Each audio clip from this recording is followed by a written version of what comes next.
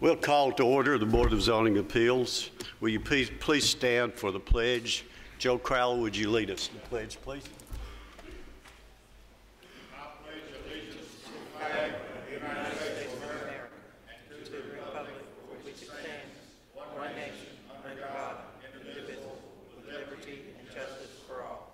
Please remain standing for a moment of silence.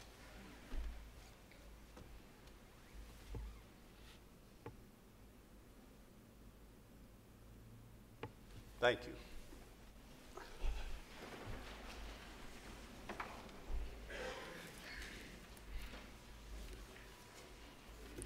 Roll call, please. He was at the beer board meeting. Here. Here. Here. Here. Here.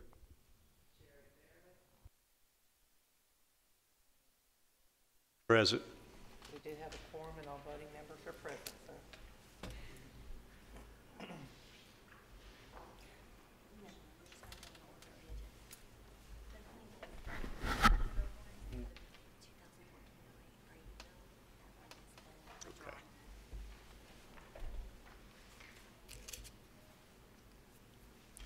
You have the minutes of the last meeting. Are there any changes or corrections to those meetings? I move to approve them. Have a motion to be approved? Second. Have a second. All those in favor say aye. Aye. Those opposed, like sign. The minutes are approved. If you happen to be here for the Bradeville Highway or I believe the Osborne Lane, both have been withdrawn. Okay. First item we have is a request by Wanda Hall. That is for a special exemption. What do you have on that, please? Application 2014-13 involves a property located at 6044 Lebanon Pike. It's a 1.60 acre parcel that's zoned commercial neighborhood. And the applicant, Wanda Hall, has been before you last year and has received Type 1 conditional use permits to operate her produce stand from this location since 2006. We've never had issues with her using the property for the produce stand. There were some signage issues that had been cleared up, but we recommend approval of the application, and this is the surrounding area. The site is also used for the temporary fireworks display or sales each year as well. So it's developed as a convenience store. It's located near the intersection of Jefferson Pike and Lebanon Highway. And it's a mixture of commercial and residential areas and development in the store. Approximate location of the stand on the property. And that concludes our presentation.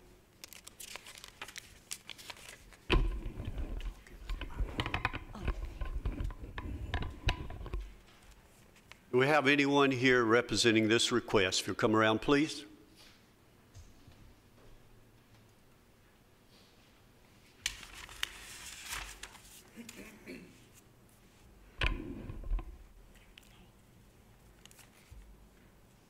Do you have any further information? Tried to keep within the, what they asked. Your name? Oh, I'm sorry, Wanda Hall, And you've operated out there for how long? 2006. Okay. Do we have any questions? Thank you. You may be seated. We'll open this for a public hearing for anyone who'd like to speak on this request. Close the public hearing. We have a motion on it. Move be approved, Mr. Have Chairman. a motion to be approved. Second. Have a second. Call the roll, please. Keith Bratcher, Yes. Yes. Yes. Yes. Yes. motion carries, sir. Okay, the next item we have is a request by Southern Garage Builders, and this is a accessory dwelling and does not meet design standards. What do you have on that, please? Thank you. Application 2014-14 involves the property located at 1002 Pinnacle Hills Drive. It's a .67 acre parcel, and Matthew Anderson is the owner, and the applicant Southern Garage Builders. They are seeking special exception approval for an accessory dwelling unit that does not meet the design standards for accessory dwelling units involving a property in the RM zone.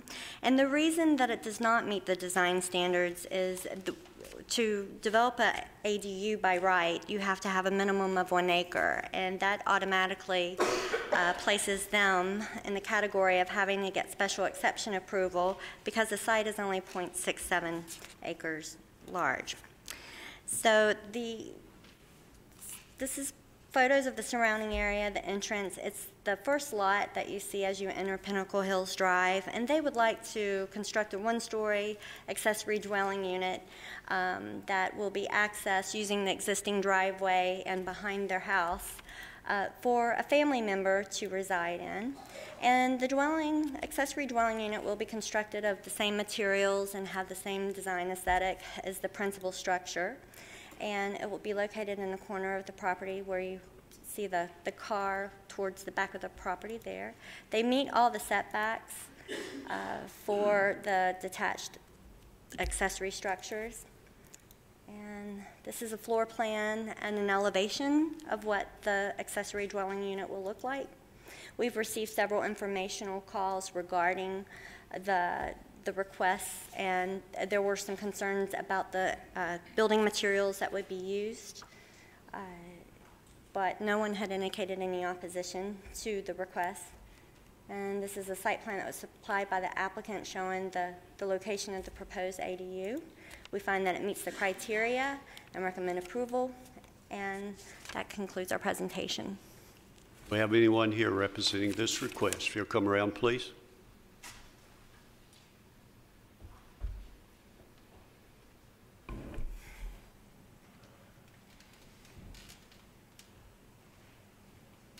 Or give us your name and any additional information you'd like to share. My name is Cody Holt with Southern Garage Builders Incorporated. I'm representing Matthew Anderson. To address the immediate concern, the building materials will be of a brick facade and vinyl siding to match the exterior of the home. The homeowner is requesting to have additional living space for the mother-in-law to help with children in the family for additional help that they need. There is no additional room in the house for her to live with them presently, so she would be residing in the accessory dwelling unit. Any questions? So this is going to be, you say, like a mother-in-law apartment, or? Yes, sir. Okay. Let me ask you this. After this no longer becomes I guess a mother-in-law apartment, what do you intend to make it like rental property or something like that? No, sir. Okay. Thank you. Any other questions? Thank you. You may be seated. We'll open this for a public hearing for anyone who'd like to speak on this request. Close the public hearing. I move to approve it. Have a motion to be approved. I second it. Have a second. Call the roll, please.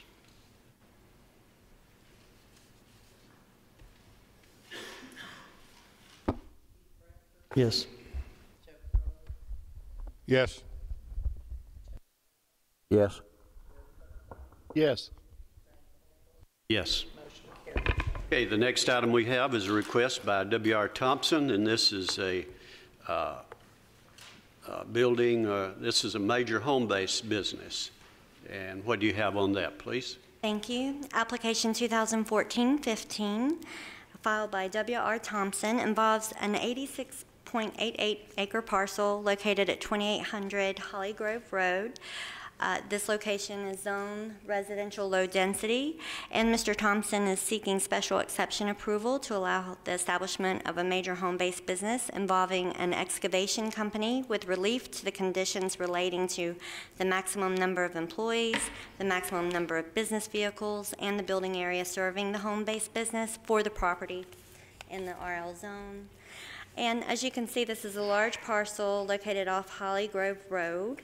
And the applicant, we were not aware that the applicant had been operating the business, and according to the applicant, from this site for 10 years. Until last year, we were notified of some activity involving an access driveway that was being constructed on the property.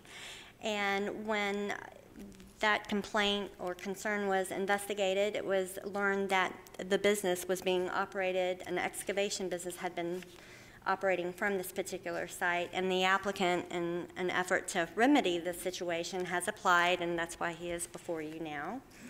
But the second access drive was being constructed on the smaller frontage portion that touches Holly Grove Road, and it's more than half a mile long to access the area of the property that's being used for vehicle storage, where the employees park, and the barn area that serves to repair the vehicles.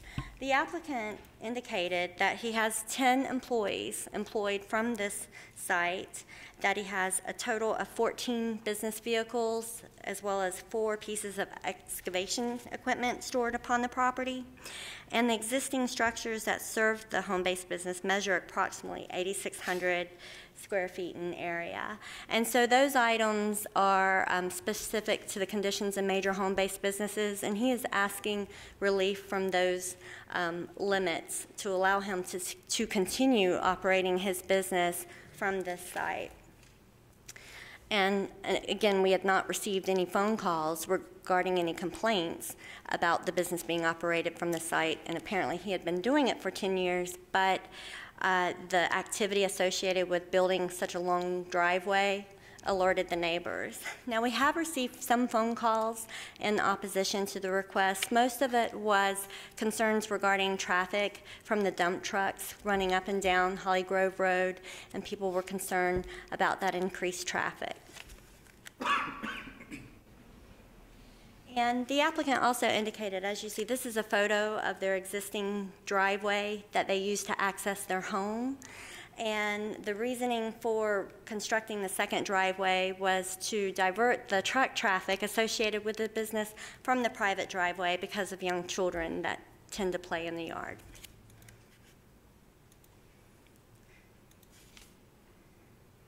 And these are just photos of the surrounding area. We posted a sign on the property.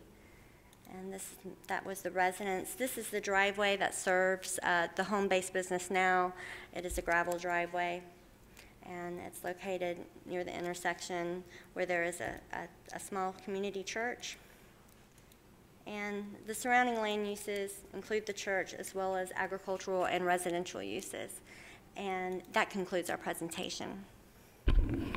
Do we have anyone here representing this request? If you'll come around, please.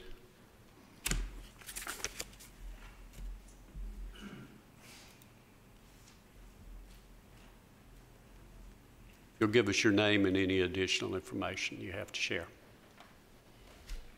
Okay, I'm W.R. Thompson. I kind of wrote this out, so I'll make it short and sweet. I'm requesting a conditional use permit for the property at 2800 Holly Grove Road in Lascassas, Tennessee. I've been a resident there for over 10 years. I've had trucks and equipment on this property for the 10 years plus that I have been there. Like she said, I own right at 87 acres. My house and buildings are approximately a half a mile from Holly Grove Road and is not visible in any way.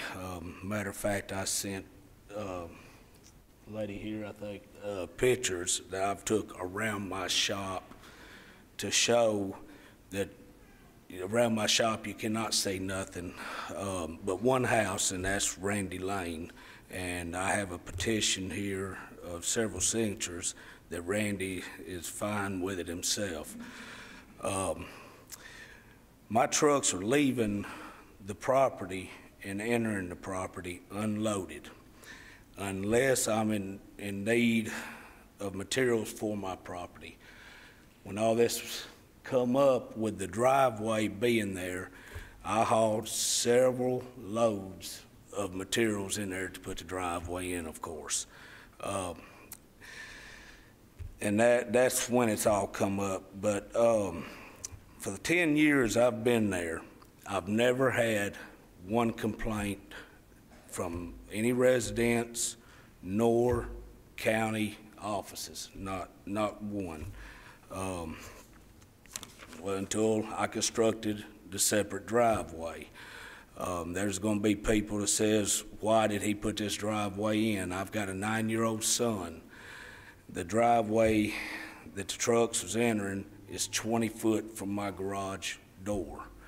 And I'm scared he's going to run out or something and not be seen and have a disaster happen. I have a petition here that, and I'd like to hand this petition out, and I've got 7 copies. I was told that's what's needed here. 58 signatures under this. My trucks, they go out in the mornings empty. They come back in the evenings empty. You know, I've heard since it's been going on, this has been going on for probably 2 months, and, you know, I've heard that, well, they are laying it down the road and all this and that. Okay, since then, I have, after I got this petition signed, I have actually talked to neighbors, and it'll read on the top of that they don't have any issues nor complaints about me having my business located at my property. What has happened since then is that I put the driveway in, and it's more of an issue about the driveway, and it's become a personal vendetta. And what's happened, so we'll know this up front, is you're going to look at the signatures that's on my petition. I went to the people and explained to them, if you have any problems with my trucks whatsoever, to my phone number, gave them my phone number to people that said, okay, if there's a problem, I'll call you. Other people said there's no problems. If there was any problems, I asked them to call me. On every one of my dump trucks, I have W.R. Thompson Excavating on the side of my dump trucks. It's got my phone number and a truck number on each and every truck. I've never had nobody call my house and have an issue with my truck. I did have a visitor come to my house when I put the driveway in, stating that it's not my property, it's an easement. And you know, it's pretty much I've been doing this for 10 years. It's never been an issue, and now it's becoming an issue. But what I would like the board to do when people come up here, and because I feel as though people has been told some negative things, and not just to address to you guys, but to address to my neighbors. I get along with my neighbors. I've never had no problems with my neighbors. And this thing here is getting where it's becoming a problem, you know, where everybody's all been good neighbors. And I want to continue being a good neighbor. When this first come up, I was contacted by Doug Damasio and, well, I can't think, David Jones. Well, to make my neighbors happy, to keep from having any conflict with my neighbors, I routed my trucks, and this has probably been since December, and don't quote me on that, that the first complaint come in. I'm sure you guys can have it.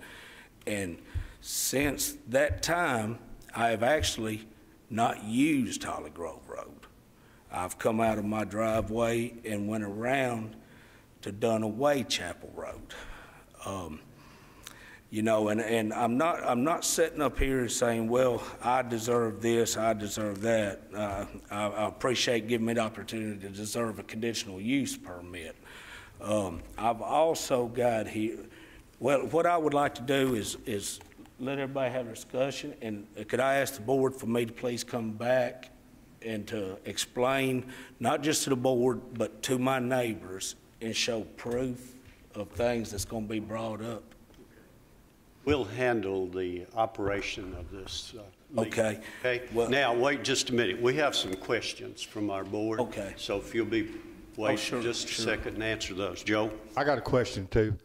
I drove out and looked your property over. Everything looked clean and neat and nice. Your driveway going back there, I didn't see any damage to that paved drive. I didn't go down the gravel road because you had no trespassing.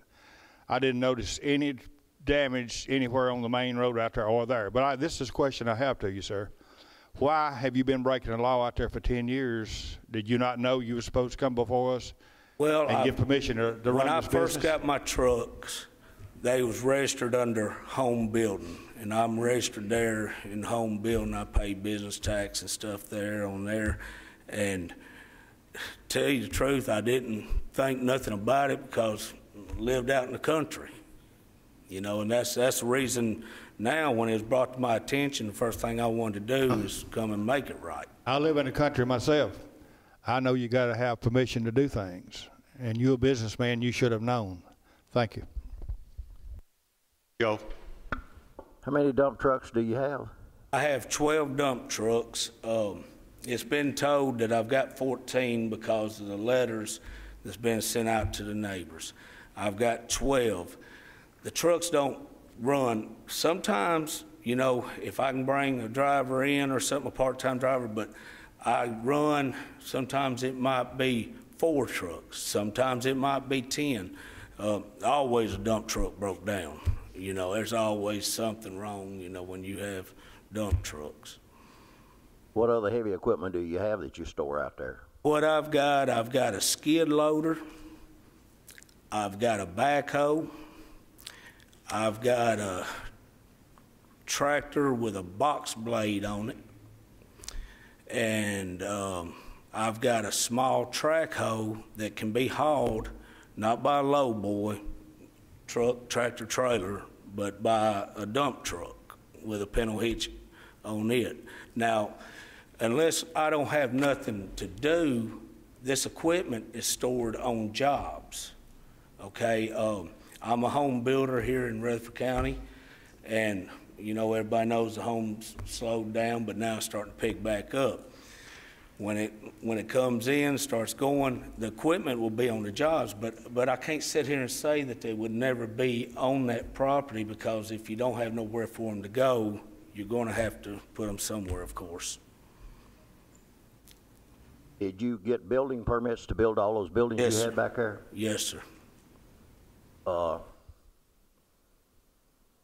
Say you've been operating for 10 years and nobody said a word till you put the driveway in. That's hard for me to believe, but anyway. That's the absolute truth, and you could be welcome to talk to the county on it, because I did make sure that what I'm telling you is correct. It's never been an issue.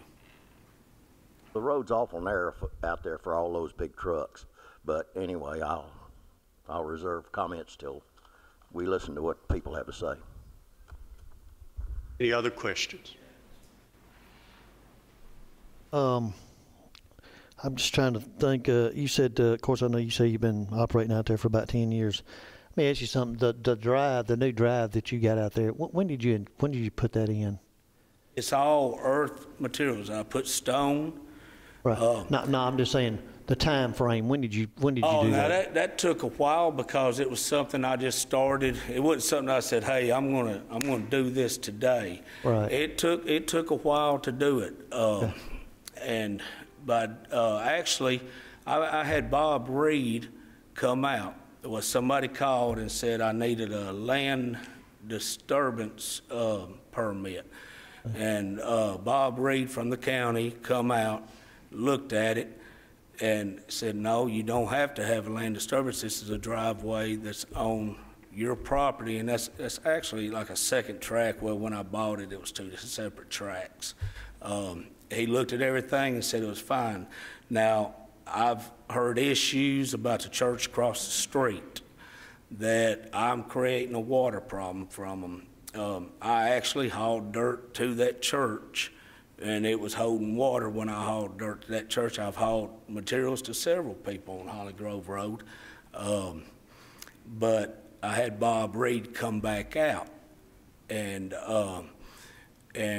he looked at it and said, "I'm not creating no drainage issues whatsoever, and I have not affected that whatsoever."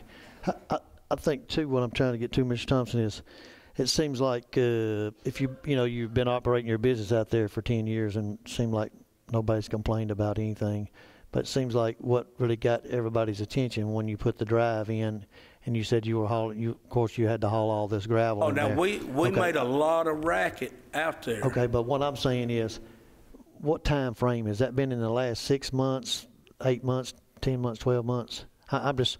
And I'm trying to think back myself. I'm going to guesstimate it's been probably going on for 6 months. Okay, is that... But now it is complete now. Okay, I understand. I didn't see in here, and maybe David, if he's here, when was the county notified about something? Well, I believe when he indicated he had called Bob Reed out, or he was contacted about the land disturbance. Okay. At that point, it was not brought to our attention that there was a business being run from the property. Okay. Because when they responded to the initial concern, they were responding to that driveway being constructed. Okay. And so when they approached the applicant, he indicated, "I'm building a driveway." So it wasn't until later phone calls from surrounding residents that, hey, there's business being operated, and I guess the investigation took a while, but he was contacted and he's come in to apply. I wanted to add something, and I'm sorry that I didn't in our presentation. I did receive a phone call from someone who indicated that they had signed both petitions in favor and in opposition, and she had indicated that she would like her and her daughter's name removed from the petition being in favor. And that is a Miss Schlegel and a Miss Deering. And also in response to some concerns brought up by David after the reports had gone out, if the board opts to approve the proposed home-based business, if you could include a condition that the existing buildings that are being used for the home-based business, and that a permit is applied for a change of occupancy, so they can inspect those buildings for the use that they're actually being used for. When they were originally permitted, they were permitted as ag buildings, which were exempt from building codes. And so that was the only concern that David Jones had indicated, that he wanted the board to incorporate that condition if it does get approved. Okay. I guess, I don't know, the thing I'm trying to get at is, I mean, I don't know, and I guess I have the questions for, I'm sure there's some folks that live out there that's going to come speak, and maybe they can answer what I'm trying to allude to. I mean, you say you had your business out there all this time, and I don't know, I don't think you indicated, Danielle, that we'd never received any complaints from anything out there. And I just want to think maybe what got everybody really concerned when he put this new drive in, and there was a lot of trucks hauling gravel there for a period of time, and now everything's back to, I guess, the way it was. They leave in the morning, come back in the evening. I mean, I don't know. I mean, I hear from the residents and see what their concerns are, but I'm just trying to get a grasp of a time frame when all this happened and what kind of got, I guess, everything kind of stirred up. So, any other questions? Thank you. You may be seated. We'll open this for a public hearing. Now, we ask that those of you who are here try to keep your comments within the 3-minute limit. And as you come to the podium, give us your name and any other information you have. And there may be some questions from the board after that. So we're open for a public hearing on this now.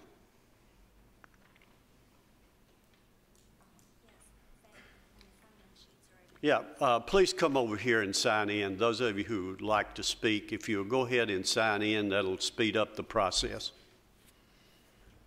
Yes.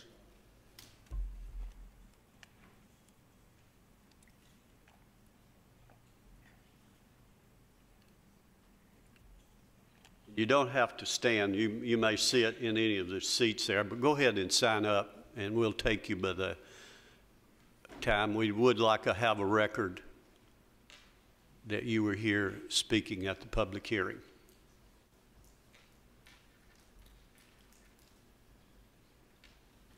Bob Johnson, 2972 Holly Grove Road. I've been there for 16 years. My driveway is approximately 300 feet from W.R. Thompson's driveway. Which driveway? The paved driveway. That's what he had used, you know. The other one is probably, I'm going to say maybe 600 or 700 feet, the gravel one, the new one, I'll put it that way. From what I know, W.R., he's been running trucks approximately 10 years. I've been there for 16, so not until recently have I had anybody complain about it. And I had one fellow complain about it. We talked about it, and anyway, like W.R. stated, I mean, the trucks come out of there in the morning, they leave empty. I guess they go to job sites or whatnot. They come back in the evening, empty. They're not running up and down Holly Grove Road or Dunaway's Chapel. And they're not loaded. The only time that I seen that they was loaded at that time when he was doing some field work, working on driveway and what have you. And they haven't been speeding, driving recklessly, or jake braking, you know. And his trucks all have mufflers on them. They're pretty quiet trucks. I mean, he's not running straight pipes. They're not out here rawhiding them. Many other trucks run our road also. I mean, I've seen BFI, you know, concrete mixers, block trucks, Lowe's, Home Depot, you name it. I mean, anything hauling wood, concrete blocks, you know, because there's been some growth out there. Well, I mean, he employs people, which I think is a good thing. At one time or another, everybody on this road right here has had a dump truck or some sort of truck with building material come in and out of their property. And I'm no different. I have too. And in the future, I might also, if I need a load of gravel or whatever. I've not seen, there were some rumors going around about his trucks were involved in a wreck or two wrecks or something on Holly Grove Road. I've not seen any evidence of that. He's running a Monday through Saturday operation. He don't run on Sunday that I know of. And I would like to say this to all the neighbors. Whatever happens here today, we're all still going to be neighbors. So, I have some questions. I got a question for you. Do you work for Mr. Thompson? no, sir. Thank you. Any other questions? Yes, sir. Now you live. Do you live? You say about 300 feet. Are you across the street, or you're beside him? I'm beside him. He Okay. lives about a half a mile back in there. Okay. And where his driveway. Go ahead. Okay. Well, no, just a question I guess I was trying to get to a while ago. Have you been there all the time, or longer than he has? And of course, you alluded to the time he's had his business there.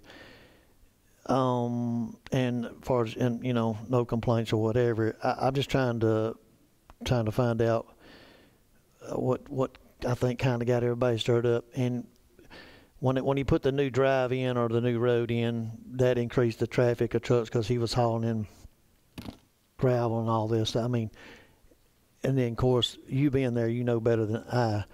Since he's constructed the road and it's done, and they hauled all the gravel in there, does it seem like, I guess, the traffic's gone back to normal as far as trucks, them leaving in the morning, going back in the evening? I mean, you being the resident there, you seen the most increased traffic when he was building the road and hauling in the gravel. Right. Okay. Right. But that's built and over with, so now he's just back to leaving in the morning, come back in the evening. On an average, about 30 minutes in the morning, trucks might be trickling out, leaving, And I'm gonna say maybe 30 minutes to an hour in the evening. I'm just guessing. You know, they don't all come in at once. They don't all leave at once, you know. Right, right. They just kind of trickle in and out. And Okay. You being 300 feet, who would you think would be the closest resident to him? a lady by the name of Miss P.J. Tyler. Okay. And she lived was, in comparison to you and her, how far closer is she than you? Drive out of W.R.'s paved driveway. You drive straight over into her driveway. Now, she lives on back up in there Right. in the woods a ways. And Right. I spoke with her. Right. But you live on the same side of the road as him, correct? Okay. Would you be the closest residence to him between you and him? Is there anybody in between y'all? Yeah, there's a couple houses back in behind me. Okay. Yeah, but kind of back that would be closer. Okay.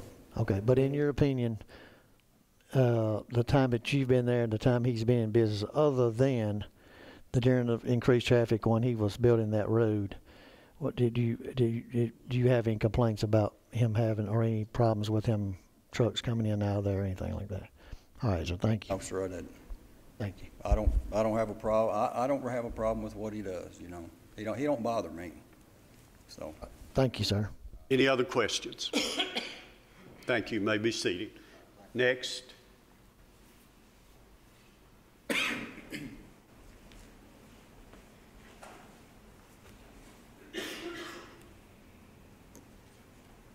My name is Dennis Harper. I'd like to say I thank you for letting me speak. I live at right next to Bob there, 38. I can't remember my address. I'm very nervous anyway.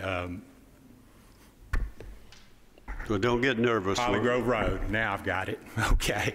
Anyway, I've lived there for 12 years. I've lived in Las Casas for 25 years. And I share 700 feet with Mr. Thompson. I'm strongly opposed to this. The reason I haven't complained is the same reason. I'm nervous. I don't want any conflict with anybody. But I've had 10 years of noise and dust. It's driving me crazy. His employee vehicles, they start coming in 4 or 5 o'clock in the morning. Most of them are loud.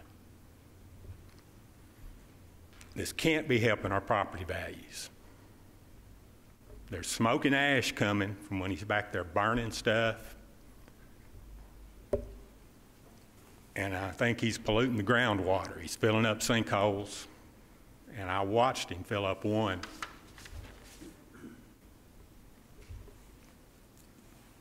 And anyway, that's the main thing I have to say about this whole thing. Well, that's well said. Thank you. And don't be nervous. There may be a couple of questions here that someone would want. While you're mentioning this, let me also follow up with what you said. Anyone can get up here and say anything, okay? It's not a sworn testimony. What you need to do, if there's problems with groundwater, give us proof, written proof, from someone who is certified there. If it's affecting the value of your property, give us written proof. People who do that for a living. Don't just get up here and tell us that. We have to have written proof. So remember that. If you ever have, hopefully you won't have to come back before the BZA again. You probably don't want, you have better things to do in your life. But it's best to have hardcore evidence, written evidence that we can put into the record. I just thought I'd share that. Well, I have no proof, and I like to mind my own business. I want to be a good neighbor. If there's anybody that I've ever done anything to or has any problem, I wish they'd tell me. But anyway, and I have no proof, and there's just one particular sinkhole that I know of that I've seen filled up. And they're always back there dumping more dirt on it, but when they did the construction of the houses back there, I saw a lot of stuff go in there with my own eyes. Thank you. Appreciate your comments. Next, please.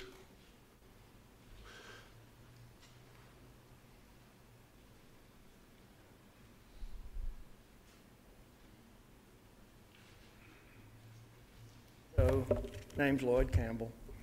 Really, all I have to say about this exemption that's being applied for is that I think that this operation has grown recently to where it's not really a home-based operation anymore.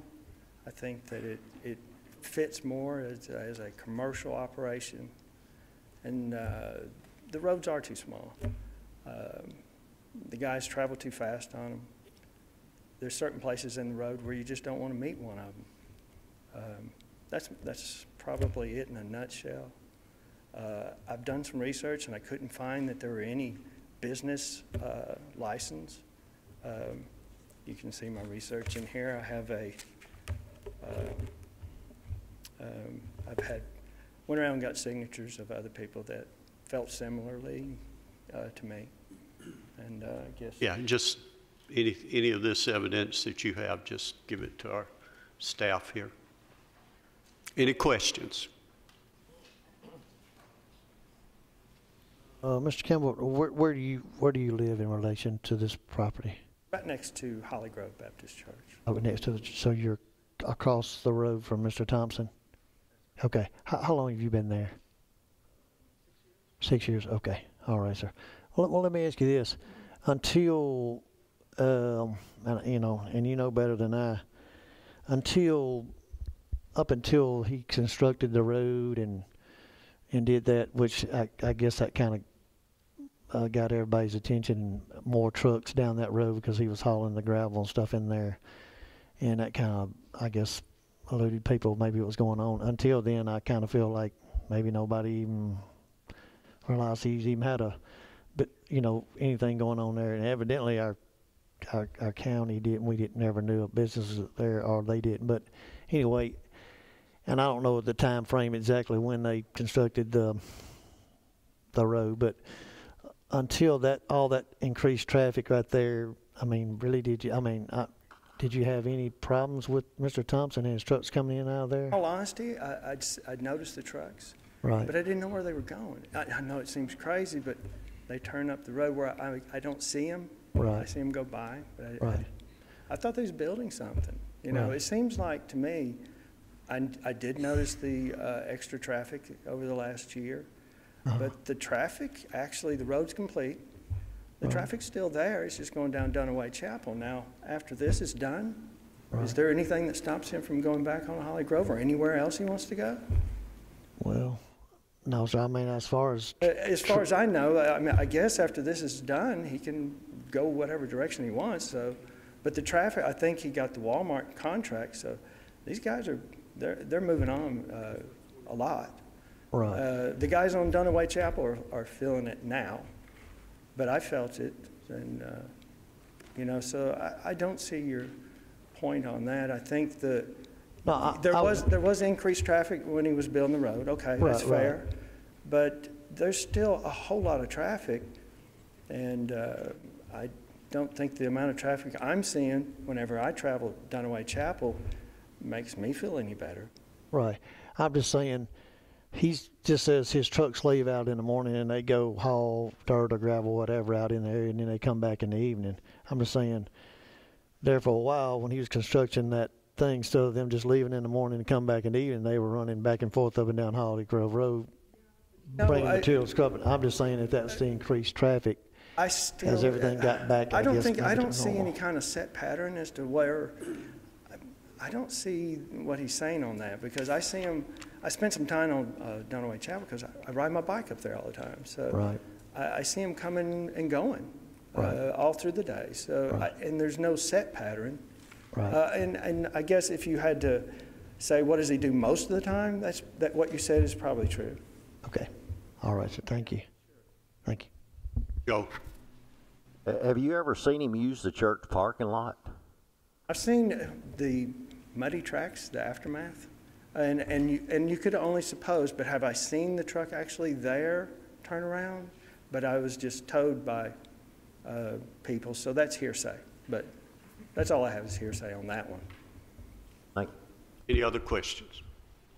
Michael?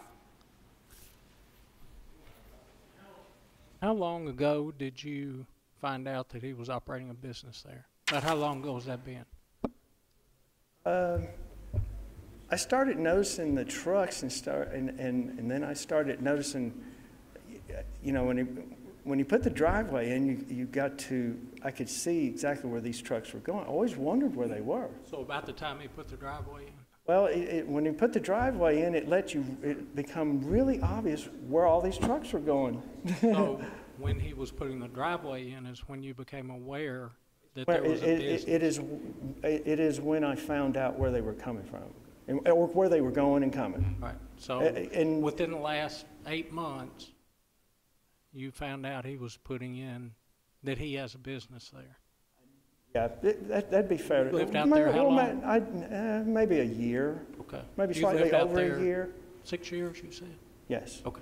Thank you. Yes. Okay. Any other questions? Thank you. You may be seated. Next.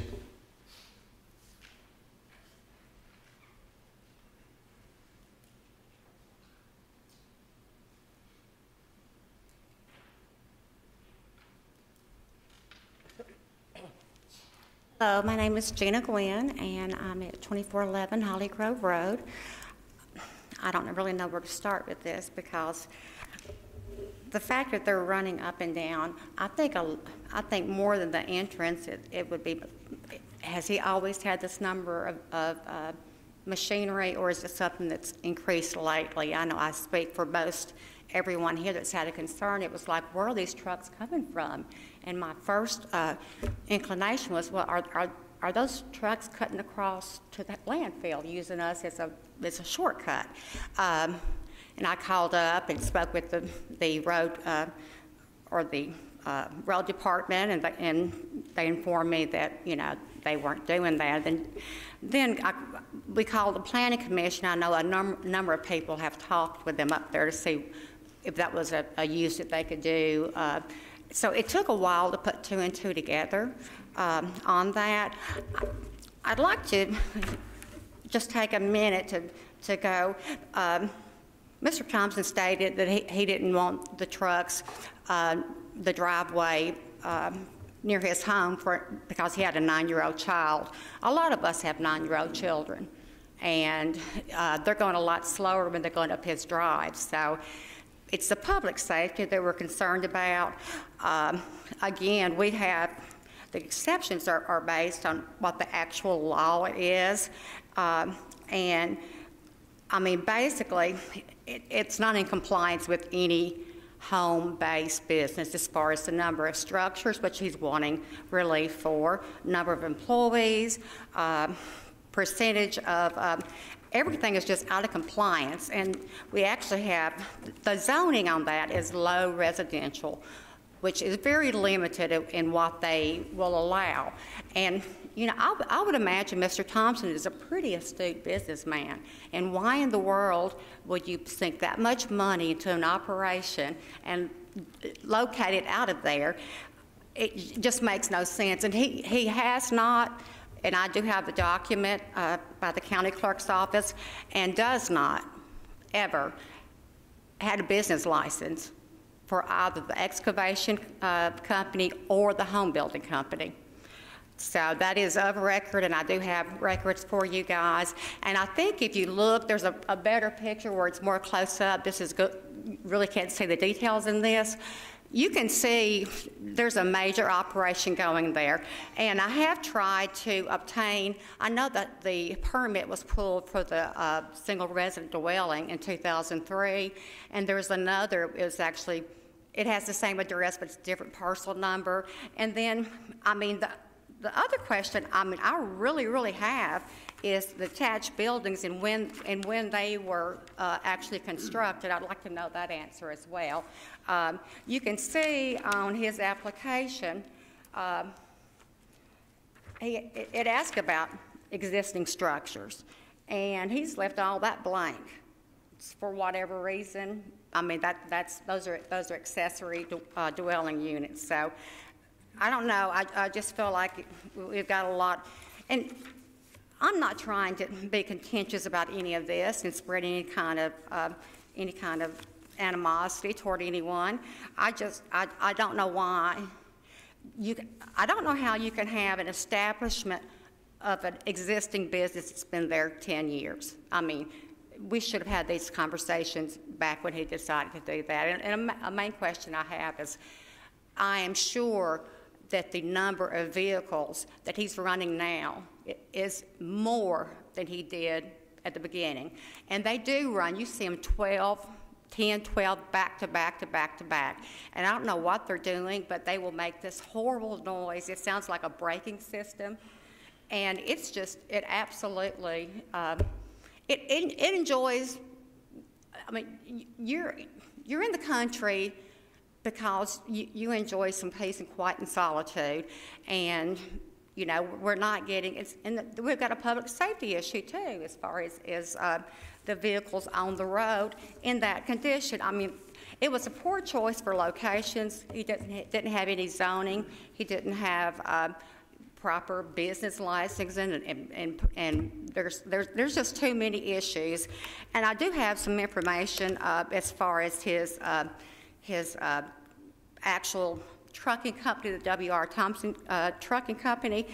It's still, as of this date, and I've got pages and pages and pages of violations that have been lodged against unsafe driving, just the vehicle maintenance. I mean, there's been several crashes, and if need be, if you want me to put all this together for you, I will, for everyone, but it's available at the Federal Motor Carrier Safety Administration. So it is of record. Something else that's of record that's kind of odd is that he is still showing his address, his physical address for his business. You can verify that through the state, is 6001 France Street in Louisiana. State of Tennessee says he does not have a state intra-state license. An intra-TRA is meaning you can operate within the state. So he does not have that per the Department of Revenue, interstate licensing. Yeah. So, and also on the 6001 France Drive, it's actually an RV park that's been in existence for 7 years, and that is still on all of his paperwork. It's his physical location, but this location is a mailing address. We may have some questions. Any questions? Okay, that's fine. Any questions? Yes, ma'am. Now, where do you live in 2411. I mean, I guess in. Okay, but right beside the church. Right beside the church. Okay. Mm-hmm. Well, that's all I have right now. Thank you. Any other questions? Thank you. You may be seated. Next.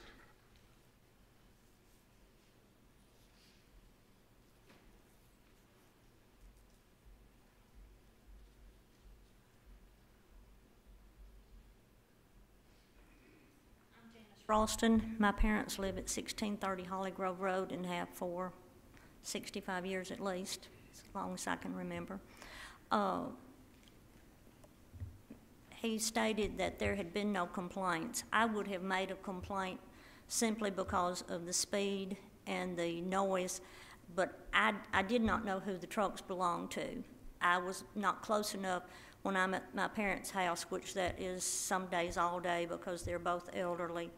I couldn't see the name on the truck nor the phone number. I have been down Holly Grove Road trying to find where these trucks were housed out of, or maybe if they were just doing excavating on farmland somewhere. But they start early in the morning and come in late at night, and maybe all during the day. Sometime I am there during the day. My sister's there during the day with my parents. My dad is 92 years old. He enjoys walking to the mailbox. I do have concern for his safety because they top the hill. There's a hill. We live about a mile, or my parents live probably a mile from this location, back towards 231. So when they top the hill and come down the hill in front of my parents' house, they're going pretty fast, and that's a pretty narrow, crooked road. And I didn't even know the man before all this came up, but I do know that the road is narrow all up and down the road. I have noticed that we did miss those trucks here for the last couple of months, and I thought maybe wherever they were coming from, whatever they were doing, they were finished. But I did find out this week that they were going out the Dunaway's Chapel Road instead of using the Holly Grove Road now. And I go down towards the church frequently, and I had not noticed the road coming out on Holly Grove Road until just this week. So I know that road hasn't been there very long out on Holly Grove Road. And that's all I have. Thank you, appreciate it. Next.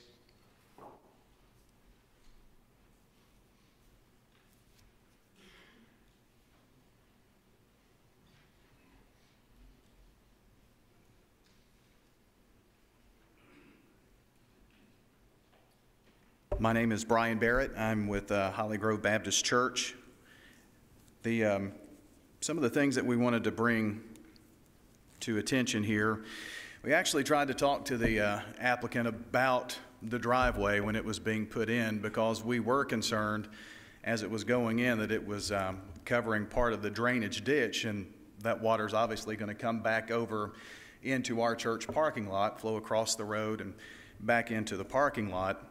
And I think our biggest concern was that when we approached Mr. Thompson about it, one of our church members, also one of our church members who lives on Holly Grove Road, we were basically told we'd have to call the road board. You know, there was no conversation about it, and that was a bit concerning to us. Disregard for our church property in terms of trucks turning around. Now, obviously, being a church, we're not there 24/7. We're there on Sunday mornings. They're not running the trucks. Wednesday evenings, it's after dark. But you can notice, obviously, muddy tire tracks in the church parking lot. Whether they're loaded or not, large dump trucks on our parking lot, it's not a good mixture there because it's, 2 or 3 inches of asphalt. So we're concerned about that. In terms of reading over the information here about the zoning request, safety, health, and welfare. Large trucks down this small country road are very concerning to some of our church members. We have several who are elderly that do live on that road. It is, as Ms. Ralston mentioned a moment ago, a narrow, crooked road with large trucks. That seems to be a definition of a safety concern. Another requirement, does it affect the property? It's right in front of our church. We're not there as during the day, obviously, but these large trucks up and down the road are kind of a concern for our congregation, especially if they're going to be running during the week and on Wednesdays when we do have a church meeting on Wednesday evenings. And I guess something that's come up here that has been mentioned is the fact that this business has been going on for 10 years and we're across the road, we didn't know. I think had we known before that, it would have been maybe a different story. We're talking about the definition of a small home-based business, but we're talking about large trucks. And I think that's part of the reason why the complaints were coming in, because we were meeting these large trucks and it took a while to determine where they were coming from. So, the application is said to meet most of the requirements.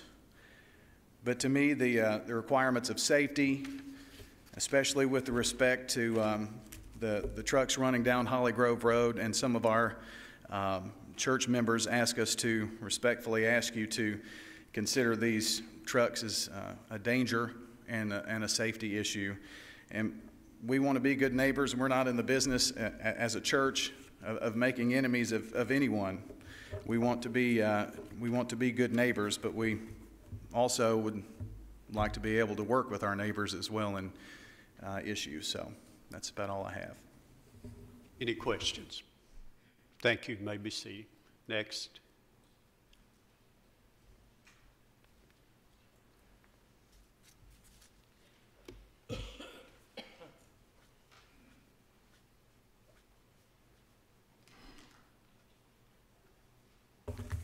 My name is Earl Lane. I live at 1897 Holly Grove Road.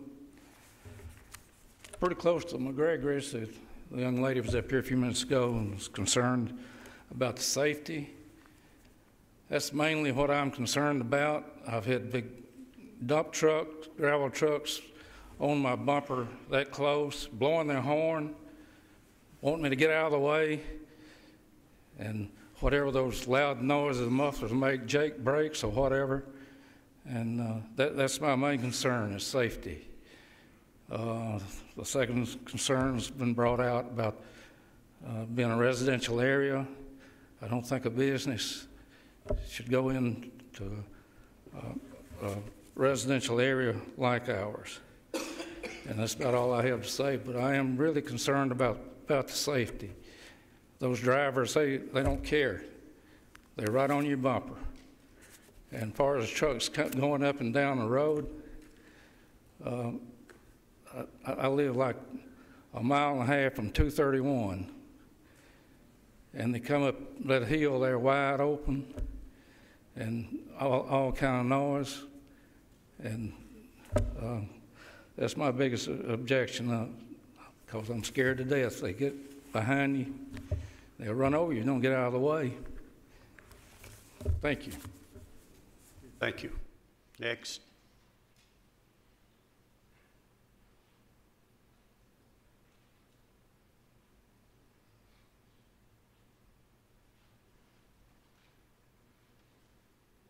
My name is Sherry Johnson. I'm at 2972 Holly Grove Road. The only thing I would like to address is they're talking about the noise.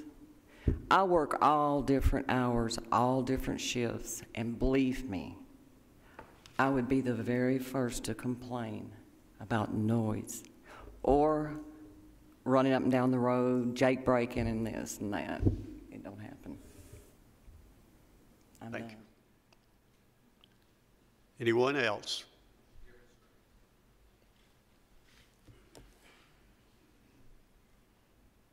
If we have others, please come around.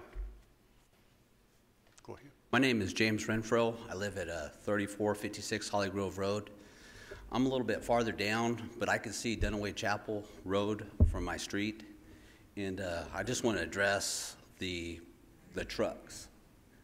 I have not seen the trucks do any honking of the horn, speeding. Our street is 45 miles an hour. I don't think I've ever seen them trucks even go close to 45, to tell you the truth.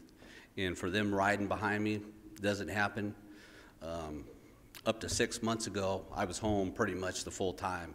I just moved there about 2 years ago, and I couldn't tell you anything different to what's happening now than when I first moved in on their vehicles.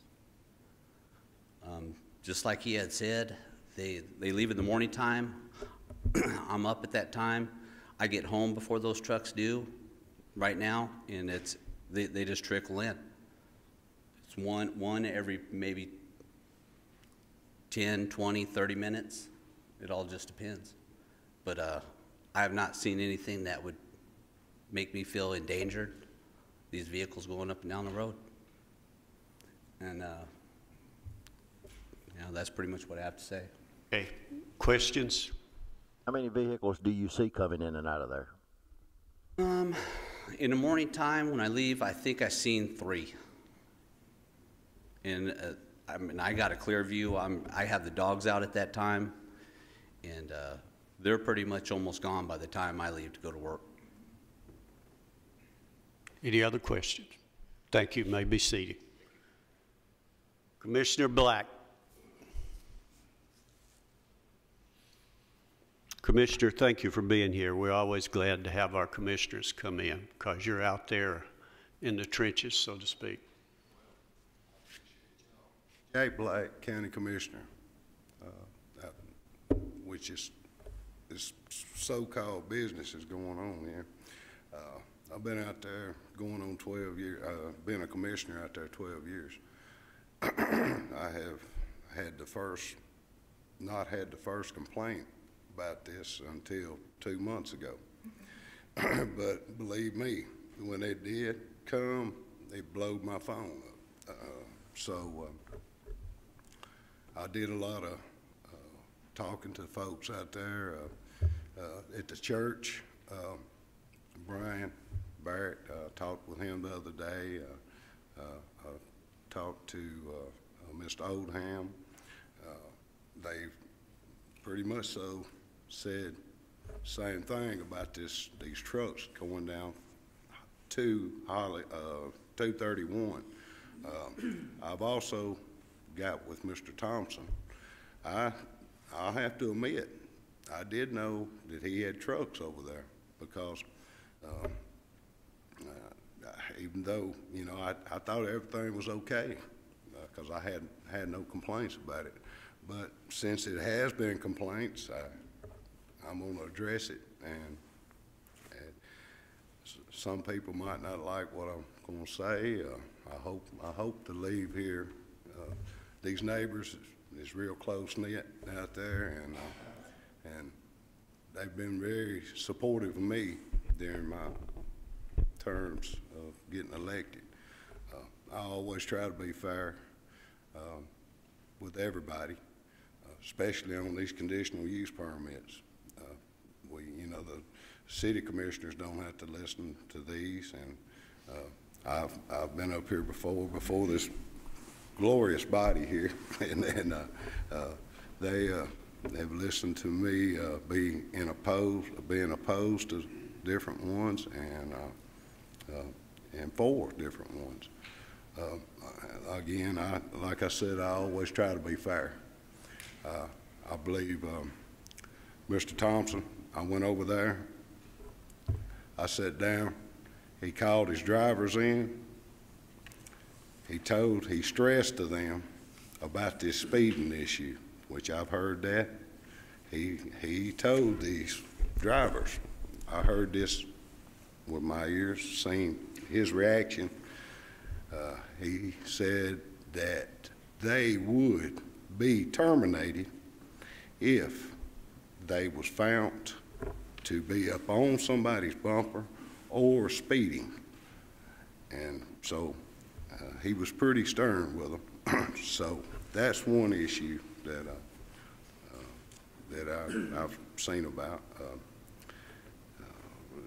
As far as the Jake brakes, I stressed to him, I know what a Jake brake is. It is aggravating. I'll say that personally because I live on Jefferson Pike.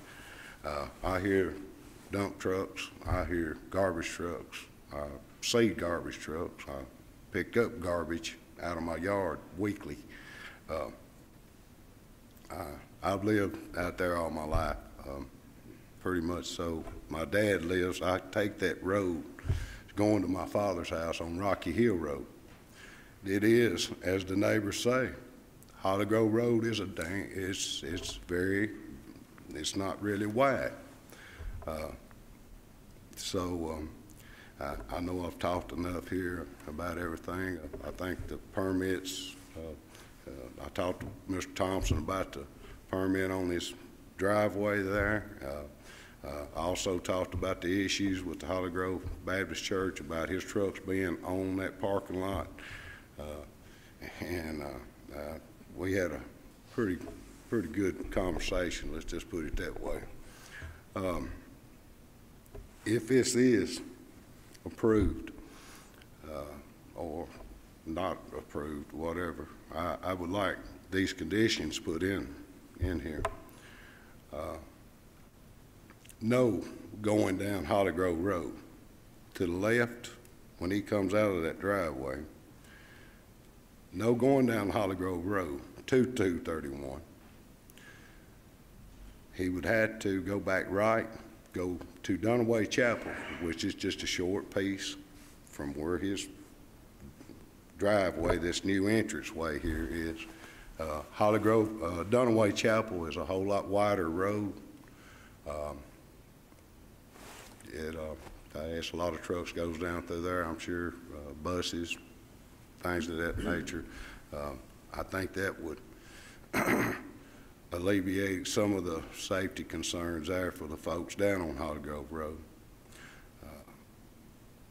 Also about the Jake brakes, and I went a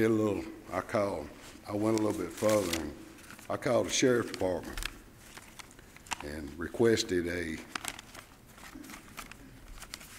record for the last year. Now, I didn't go back 10 years, but I did go last year.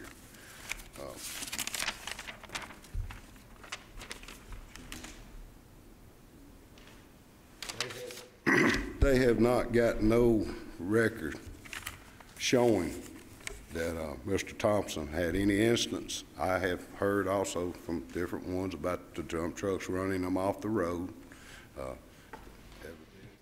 Nobody filed no complaints with the sheriff's office, according to the sheriff's office. Again, I like to give anybody a chance if they're willing to work with the neighbors. This conditional use permit, it can be easily took away. Just if it is granted, I don't know. I'm gonna say something here at the end, but it takes one written complaint. I think the chairman stressed that. One written complaint. It'll be right back up here. Matter of fact, I'll go this far. If I hear of these trucks riding on these bumpers of these cars or anything to that nature, I'll be the one that writes the complaint. And I assure you, I'll be back up here with you. Again, I believe in property rights. These conditional use permits, it's all I've heard from neighbors, both sides, across, front. Some opposed, some not opposed. So, I would politely ask this board to give this man a chance. He's got 10 employees. I look at it from also as a taxpayer. He's giving 10 employees. He's putting 10 folks to work. Also, he pays a large amount of taxes to use that road. And I would hate to see him go out of business right now, unless if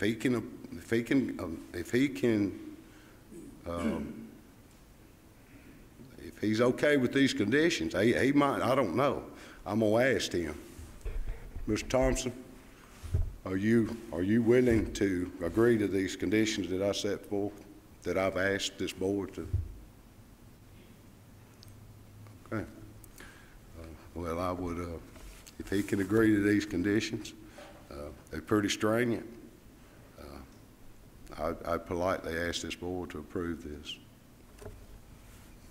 I got a question. Commissioner Black, do you realize he has no license? We have documents from Lisa Crowell's office that state they find no records of him having any form of license. I would have to let him, I didn't realize that, Mr. Crowell, but I would have to let him maybe address that. I didn't check that far about it, but I would, excuse me. That's disinformation. I'll flick up. Will you glance at it?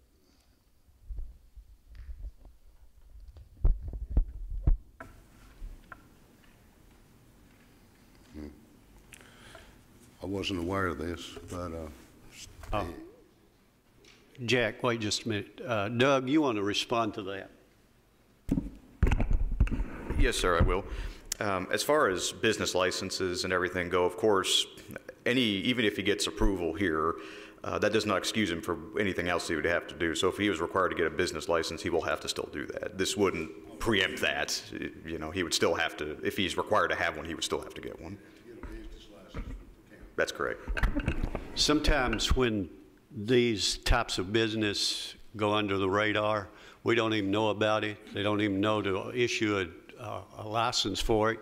And this is one way they get caught. So he's going to have to, if it is approved, whether it's approved or not now, he's still going to have a license to operate out there. So that. Any other questions? Commissioner Black, you stated that if you get one phone call, somebody's complaining that one of those trucks is tailgating them, that you would personally file that complaint. Absolutely. Reason being, these trucks, if nobody knows Mr. Thompson's trucks, he's got let's say, a distinctive color paint job on his trucks. They kind of stick out like a sore thumb. And so I would say most folks would, if they had that problem, they would know who it was. And so. Do you think it's reasonable for Mr. Thompson to expect more than just somebody calling you, telling you they were getting tailgated? You know, some evidence to the fact. I know. In my definition of somebody tailgating me may be different with somebody else. What I'm getting at is,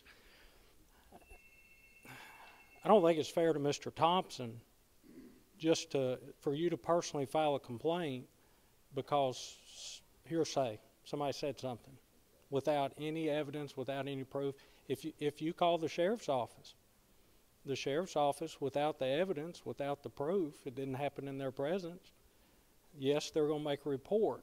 Now, that's where you get a little more teeth into it, is when those reports keep getting filed, and then there seems to be an issue out there where they can put extra patrols and maybe put an end to it.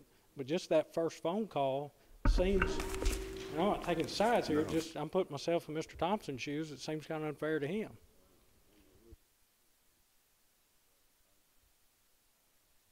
Right. I have to agree with you. You are exactly right. Because I know some folks might still have it in, or they might have a disagreement about this, and I wouldn't think that they would, but they could happen. You're right. But if it happens on a regular, gets to happening, I get 4 or 5 calls about it, because I'm sure, believe me, I know everybody knows my number out there now, because I've got their calls. If I get so many calls, yeah, we'll have Mr. Thompson back up here before this board. Well, I'll just make this suggestion if anybody wants to listen to it, and for what it's worth, maybe instead of calling you, call the sheriff's office and have a deputy show up and make even if it's just an informational report, if enough of them start getting filed, and like I said, if the extra patrols are set up, you never know, one of those trucks may be on somebody's bumper and there's a deputy right around the corner that grabs him.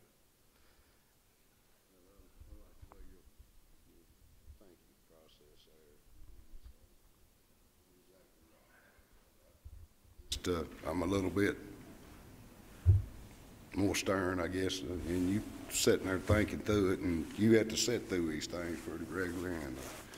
But I just want these folks out there to know that I'm going to be watching closely, and they mean a lot to me. I know a whole lot of them, can do a whole lot of them, believe me. So. Any other questions from the board? Jack, thank you. Appreciate it. Anyone else? All right, we're going to close the public hearing. Any discussion? Mr. Chairman, can we get Mr. Thompson back up? I got a couple more questions I'd like to ask. Mr. Thompson, you've been asked to come back. Public hearing's closed.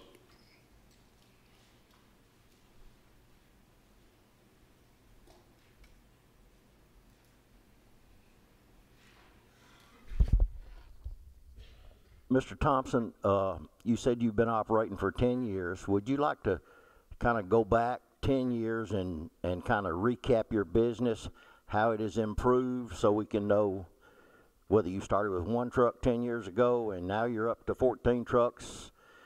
That's one of my questions. Well, how it started out, I had a couple, 3 dump trucks. They was under W.R. Thompson home building. Insurance purposes, tax purposes, I put W.R. Thompson excavating, and it's my fault. I didn't think nothing about a business license because I filed my taxes W.R. Thompson and excavating the same. And over time, what happened, the lady's talking about the Louisiana address, and that I don't have the right stuff.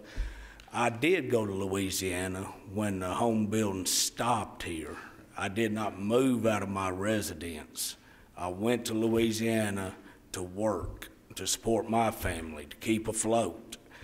And in Louisiana, I had to actually tag my trucks in Louisiana.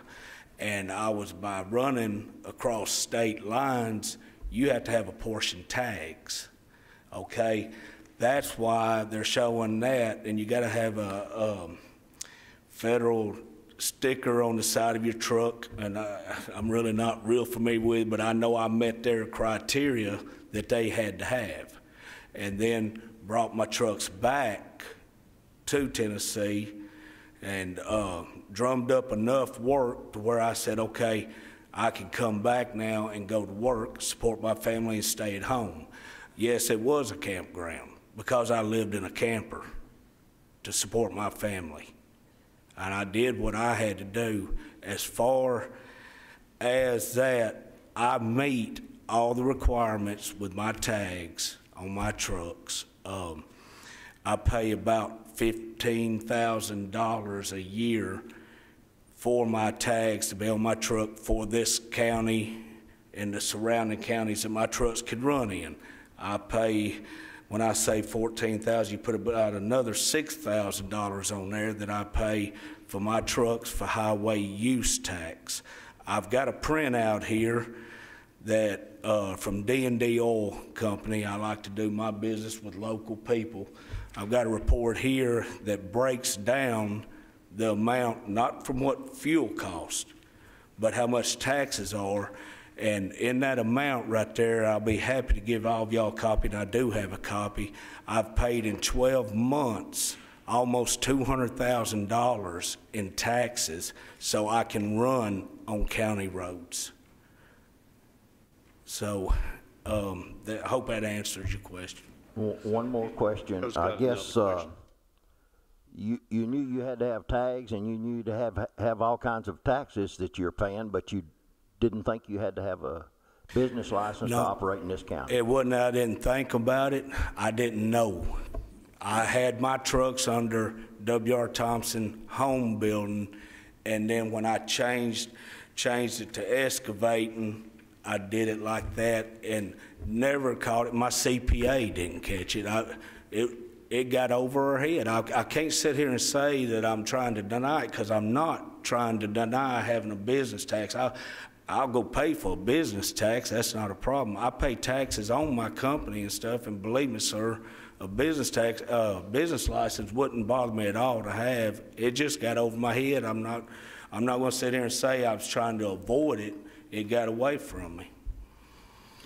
Mr. Thompson, regardless of what this board does today, in the morning, I suggest you get your license. And that's going wherever you it's going to happen no matter which way it goes. Somebody's going to be calling on you, and you're going to be in big time trouble if you don't. You have no form of license. You have no contractor's license. You have no form of license. Is that correct? Oh, yes, sir. I'm a licensed contractor in the state of Tennessee. You have no county license, okay. As far as the business license, no, sir. As far as the excavating, no, sir. Thank you. Any other questions? Thank you, Mr. Thompson. You may be seated. Thank you all. We're open now for discussion, for a motion, then discussion.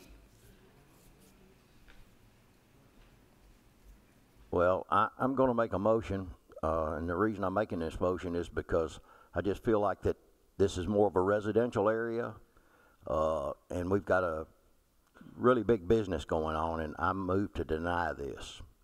I have a motion to be denied. Do we have a second?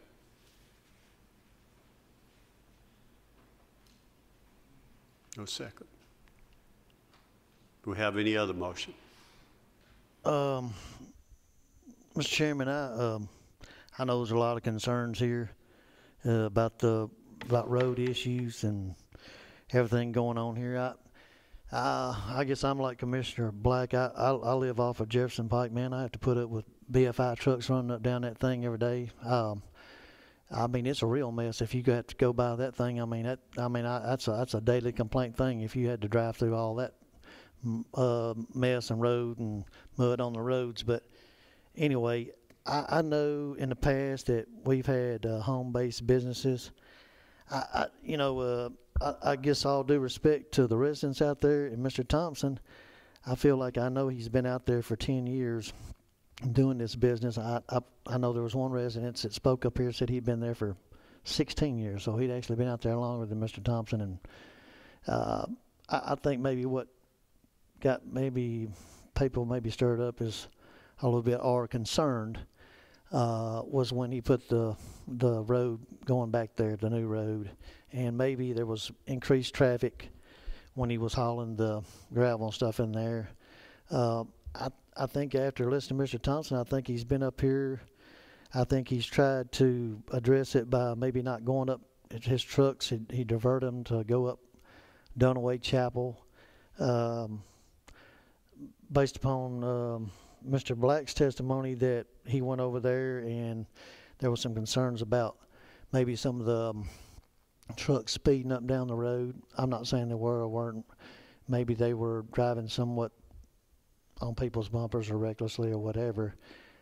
Based upon Mr. Black's testimony that he was witness to about Mr. Thompson addressing his drivers on that he wasn't going to tolerate any of his drivers and stuff driving in this manner. If he was going to address it swiftly and quickly. So I guess I've always been about somebody's property rights. I see that this is a small business man that's trying to have a business in this county and providing jobs. He pays $200-some thousand he alluded to in taxes to drive on those roads. I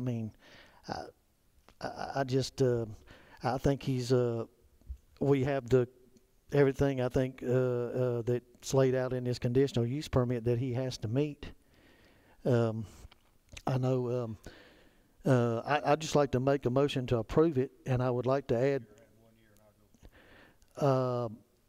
that and with the conditions that they not go up and down Holly Grove Road, that they take the Dunaway Chapel route that he's been doing, that there be no parking in the church parking lot over there. I don't know whether they have or haven't, but that would be an issue for him to make sure that those trucks are not parking over there and doing any damage to the church's parking lot. If they go down Dunaway Chapel, wouldn't that solve the... Well, it's just across I think the church is across from this entrance, so they could still possibly park there, but I'm not saying whether they have or haven't, but that that they not do that. One other thing I guess I wanted to allude to, and I think Commissioner Black made that, pointed that out very vaguely, that on any of these conditional use permits, that they are, and y'all can correct me, Doug, if I'm wrong. I think they're reviewed every 2 years, or as far as from y'all's office, not this board, but in the event that Mr. Thompson is not abiding by everything set out in the conditional use permit and the additions that we add, then if there's a written complaint that this application and Mr. Thompson would have to come back for us to address those issues and his conditional use permit. Is that correct? Mr. Chairman, can I address that? Mr. Chairman? Yes. Can I address that? Okay, thank you. As far as zoning enforcement and how that works, under the old resolution, there was something in it that said that, yes, every 2 years we would go out there to inspect conditional use permits. That's not in the new code. Quite frankly, we wouldn't limit ourselves to 2 years anyway. If we thought there was something going on, we'd need to inspect it. Generally, when it comes to zoning enforcement, what happens is if we get any kind of a complaint, be it written or even just a phone call, of course, they're routed to our zoning enforcement officials, Ms. Criswell and her folks in David Jones's office. And the first thing that we'll do, obviously, is investigate. We'll investigate any call complaint that we get. If we find that it's with merit, then we initiate contact with the property owner and say, okay, we've received this complaint. We see that there's something going on here. We give them an opportunity at that point to fix the problem. If the problem continues, or it's just either they're not taking the proper steps to fix the problem, or they're trying, it's just not working. At that point, I think if there's still an open issue, then it would come back to the Board of Zoning Appeals at that point. I don't want there to be an impression out there that the first phone call that our codes officials ever get is going to automatically result in another meeting here, because that's probably not the case. The first thing we're going to do is try to correct the problem. There was a lot of discussion about if their drivers are tailing folks. Obviously, if the first thing that we do if we get a complaint like that is to tell the owner and say, you need to take some steps to fix that, and allow him an opportunity to do that. So, but I understand where you're going with it, but I think that saying every 2 years, I mean, we're going to be continuously, we'll be available to monitor it at all times. So. Okay, so it wouldn't necessarily be on a 2-year basis. It could be any time. Correct. Yes, sir. Okay, thank you, sir. Mr. Crowell. I've been out there. I know he's got a motion, but can I talk? Go ahead. I will second it if he'll put one amendment to it. Yeah. If he'll automatically bring them back in 1 year, I'll put a second to it. He has no license. Everything looks clean out there. He has more vehicles, more employees than he's supposed to have. I will second it if Keith will go along with it. Mr. Bratcher would have to. We'll come back in 1 year. Okay. I mean, I guess I want to make sure we would be correct doing that. And I guess I have really no problem with that if we brought him back in 1 year, just to make sure that when he, that he, and I'm sure he is, I mean, he wants to remain in business, that. Let me just ask this to Mr. Crowell's question, or to his suggestion. Are you wanting another public hearing like we're having tonight? Or are you just like more of a report? Would you like that just in the form of a report, or actually have an advertised public hearing like we do tonight? Okay.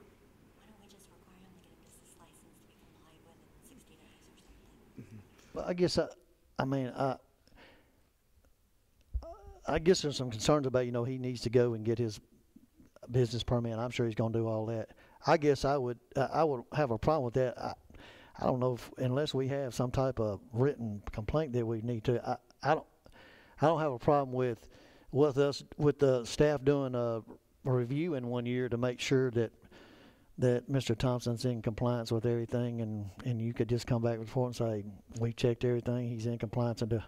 Yeah, I don't really think we need to try to put in there. I mean, I want to be fair. I don't know if we've done that on any other applications. I just don't know if we legally can. I mean, I don't know. We've not done that with anyone else. I mean, we can refer that to our attorney, but I don't know if we can legally do that. I mean. Fair and impartial. Jerry, did you have one?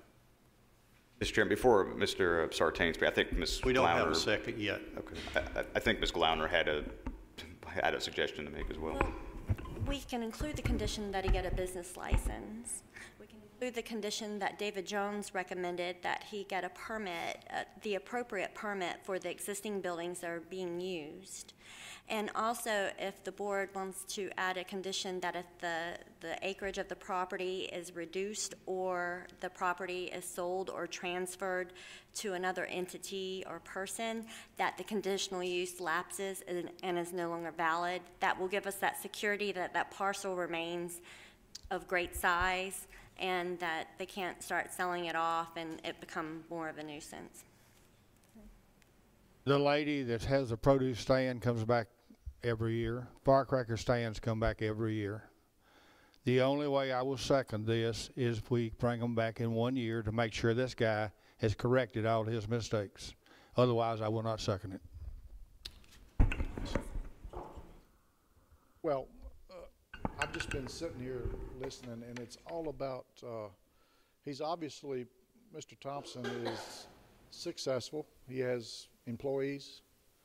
But it's about credibility. I mean, you don't run a big business without knowing what you have to do.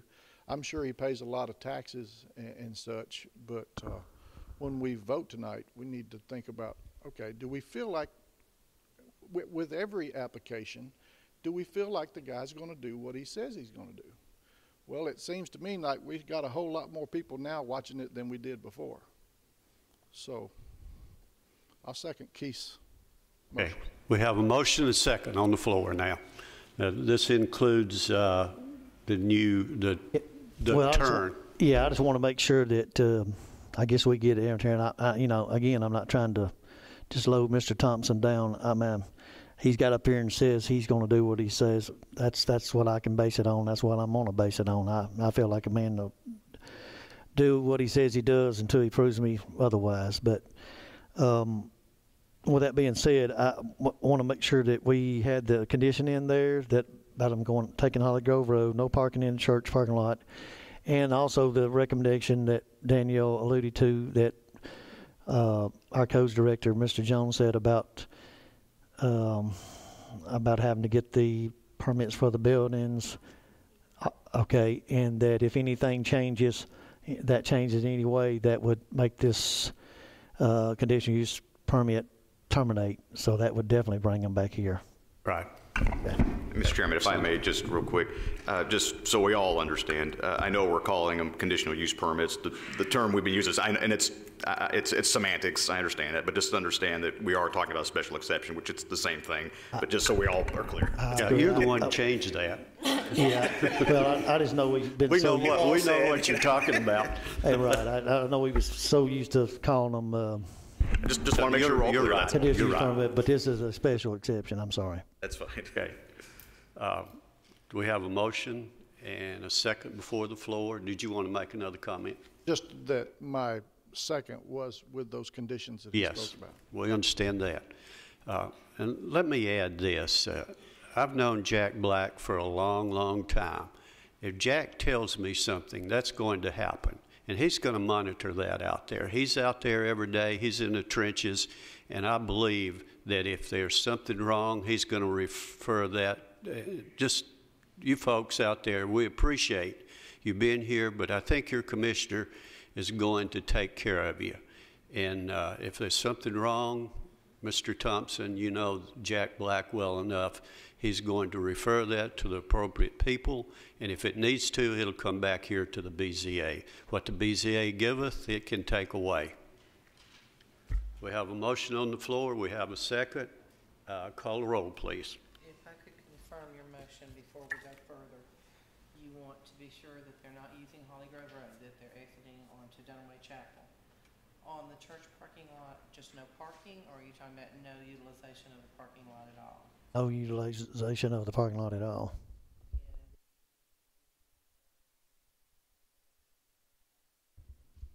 Well, I think that would be at the discretion of the planning director. I mean, he's gonna, if he gets a written complaint or a complaint, he's gonna do what he thinks the best with that, and if it needs to come before us, it will. Yes, ma'am. We'll just follow our normal protocols for that.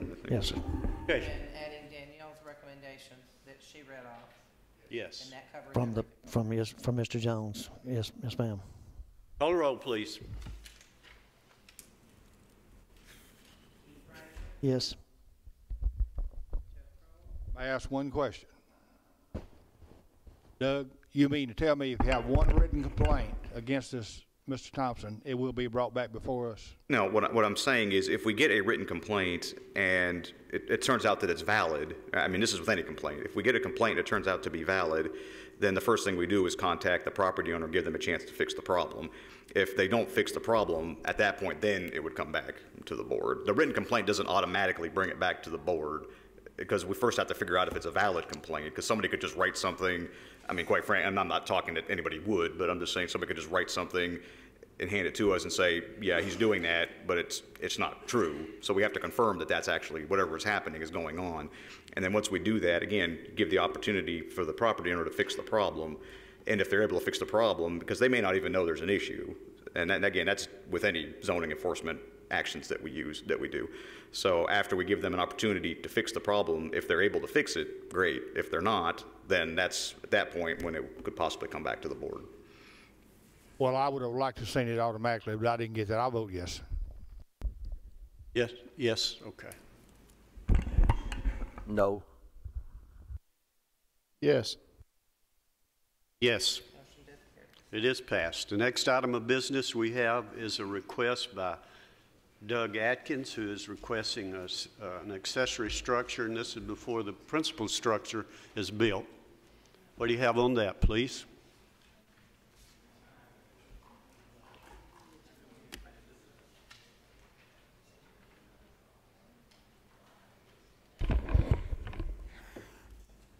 Thank you. Application 2014-16 is a request for special exception approval for the establishment of an accessory structure before a principal structure on a property located in the RL zone.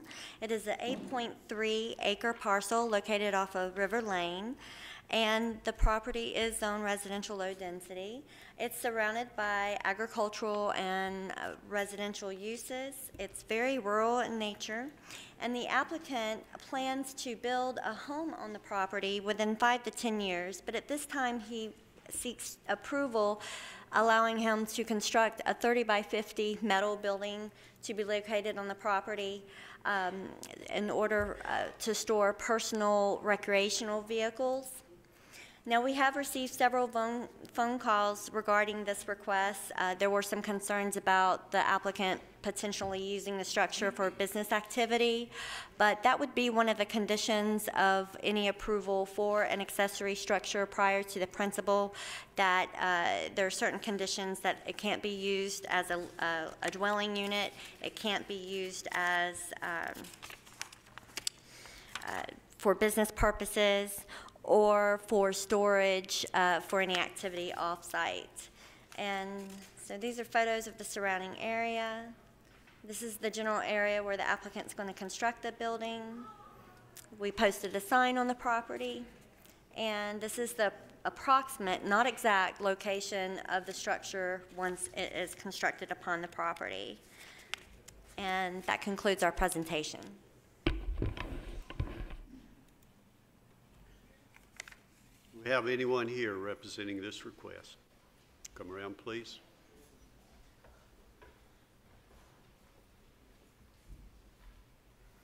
Thank you, Michael.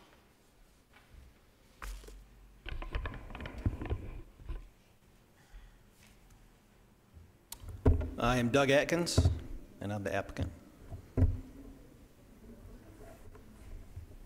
Is that all you want to say, Doug? I'm just looking to put a 30 by 50 building on the property for ATVs, ATV trailer. The land is personal use at this point, and with intentions to build in 5 to 10 years. When do you plan on start your building, your main building?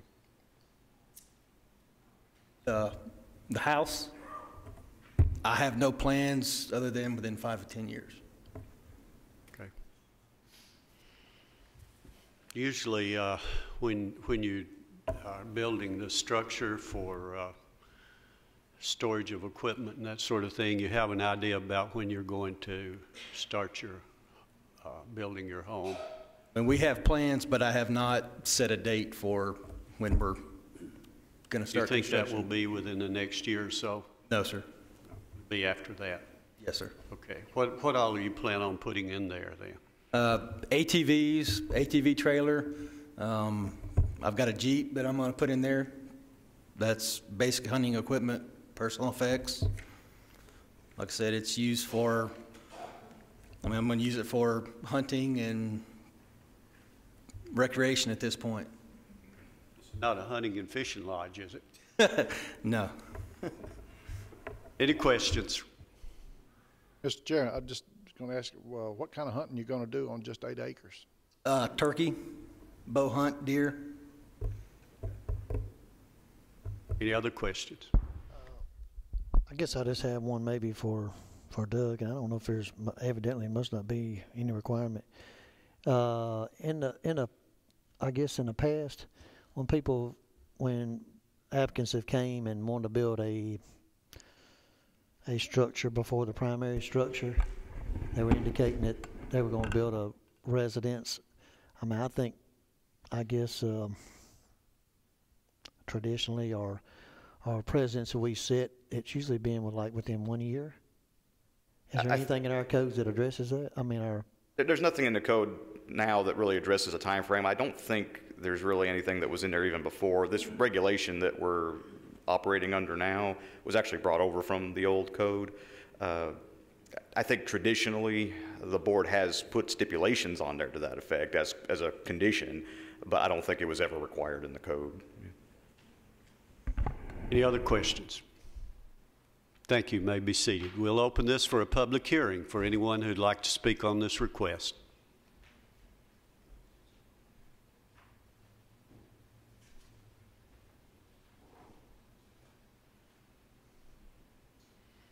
Come around, sign in.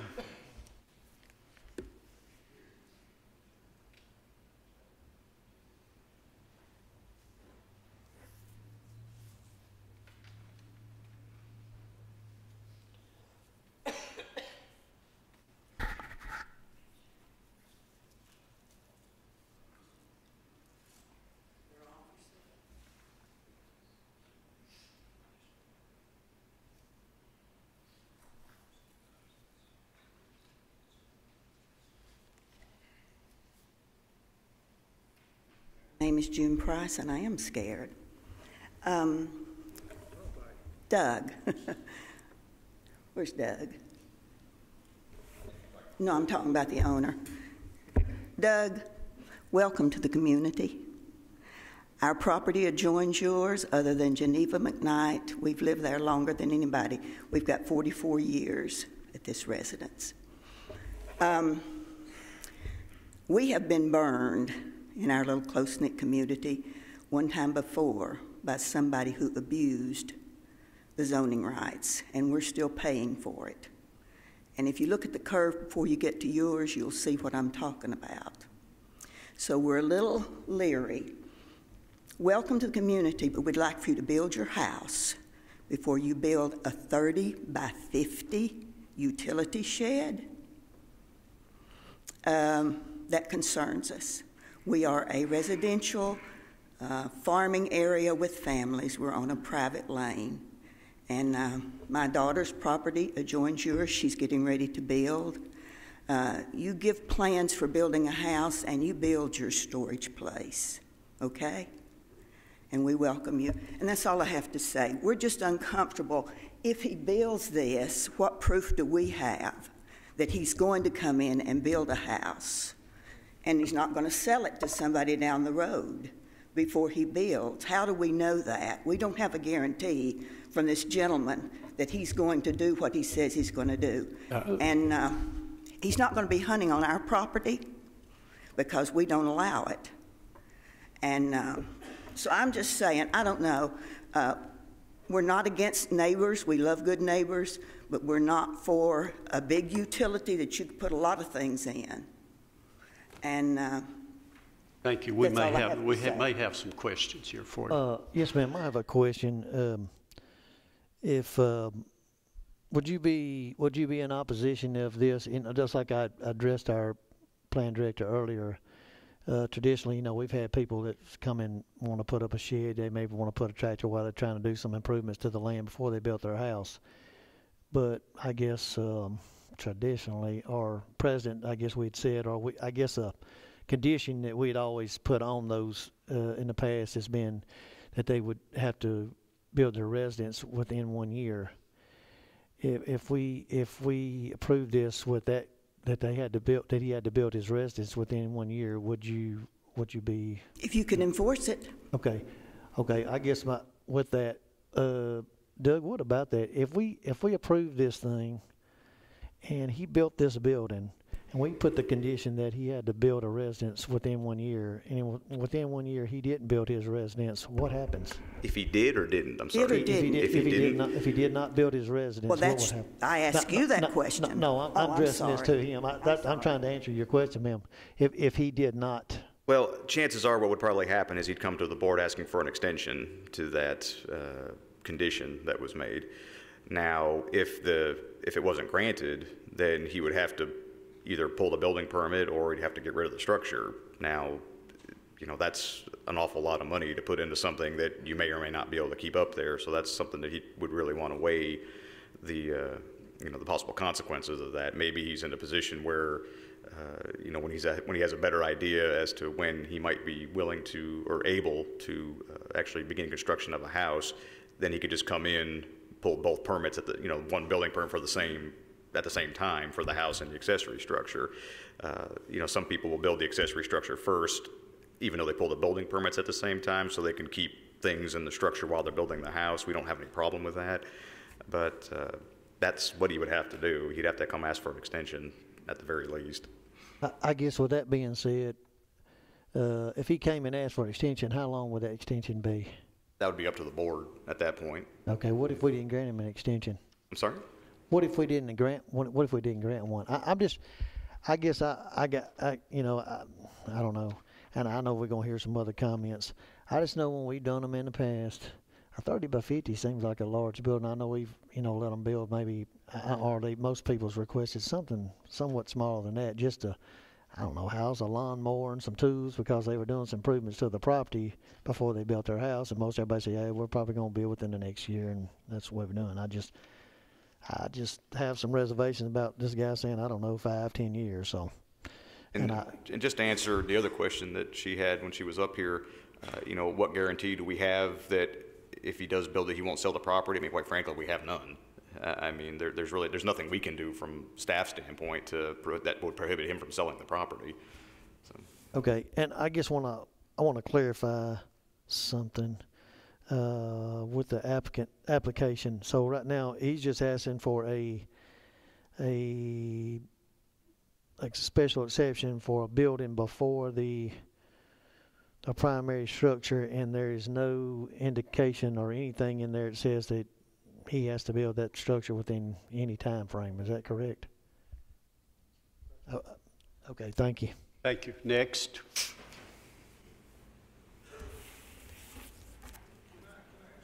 Board, a question. Can I ask Doug a question, or Daniel? Go ahead with your question. Well, the way the application is presented to us, it almost assumes that there will be a structure. Well, clearly the applicant he has no plans. 5-10 years, who knows? So how is that different from some guy who just wants to put it on there? He has no plans to ever put a house. So how is that application different?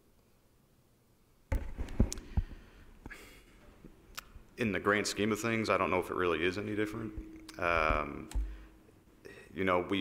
We're going by what information he's telling us. We're assuming that, yes, there's perkable area on the property. He can build a house on there. He just wants to build a structure until he gets to that point. It could turn into a situation we don't know. It could turn into a situation where 5-10 years go by and there's still no house on the property. Now, there is a second provision that does state for certain type of situation where the land just won't perk at all, that they can use it for some kind of structure. I think we've dealt with that in the past. But that's not what this is, right? Go ahead. My name is Bill Parton. I live at 3951 River Lane. I'm representing myself and my mother across the road. Basically have the same concerns she did. In my ignorance, I was under the impression that you had to have a perk site and whatnot to build a structure, period. Am I mistaken in that? If he built a house, he would have to have. Yes, I understand, but that is to build any building or my same concerns are hers and like what y'all are talking about, but I'm still not clear. Are you saying that if you grant him the permit, he can build the building? If he doesn't come back up here or we don't complain, the building stays? Is that my understanding? Well, you're taking a lot of scenarios, so yes, just tell us what you think. Okay. I oppose it unless he's going to build a home. And that is, I've only been living there about 10 years. Those people on that road have welcomed me as a neighbor, and I want to support them in any way I can. Thank you. Next.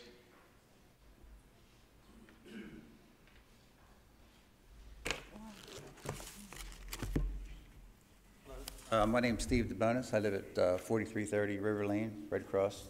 I oppose this right now because there's really not any information he's really going to build.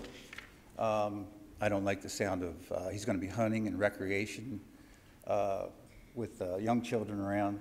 They're around, not real happy with that bow and arrow, and nobody's hunting around our homes as it is at this time. So I feel the same way. If you're going to build something, you should have some kind of plan to have a house within a short period of time. And I was questioning that too about the perk site, because when I bought a home, I had to have it perked. He would have to have a permit. Yes. Right. Now, wouldn't you do that prior to asking for this? You have to get that before you build your house. Right. So how do we know it's even going to perk? We don't know if it's perks or not. Then how can you award to put a building there and say you're going to build? Well, we can say we can. Okay.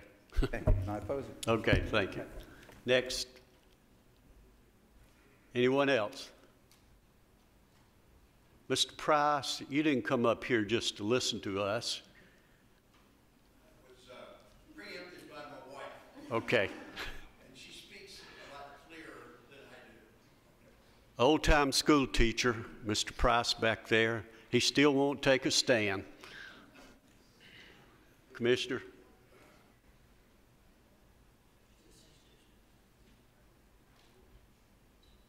Jake Black, 3388 East Jefferson Pike, Commissioner out there. I'm familiar. I apologize.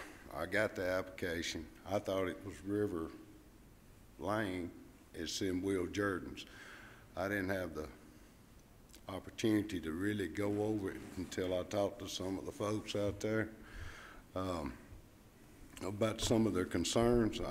I'm very aware of what they're talking about down the road, and I had several complaints about that particular situation, and I completely understand what they're concerned about.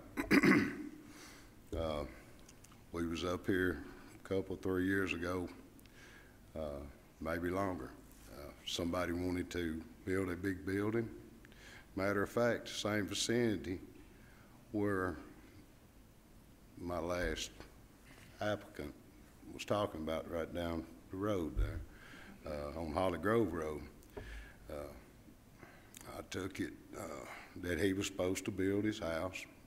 He says, unfortunately, he had some financial troubles and wasn't able to build it. Now, I've got a big structure there,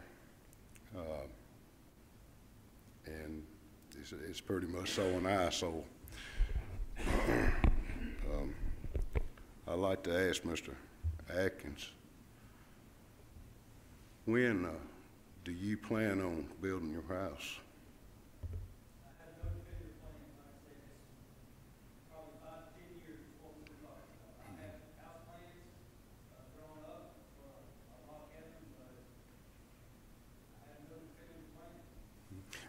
Do you have a concrete business?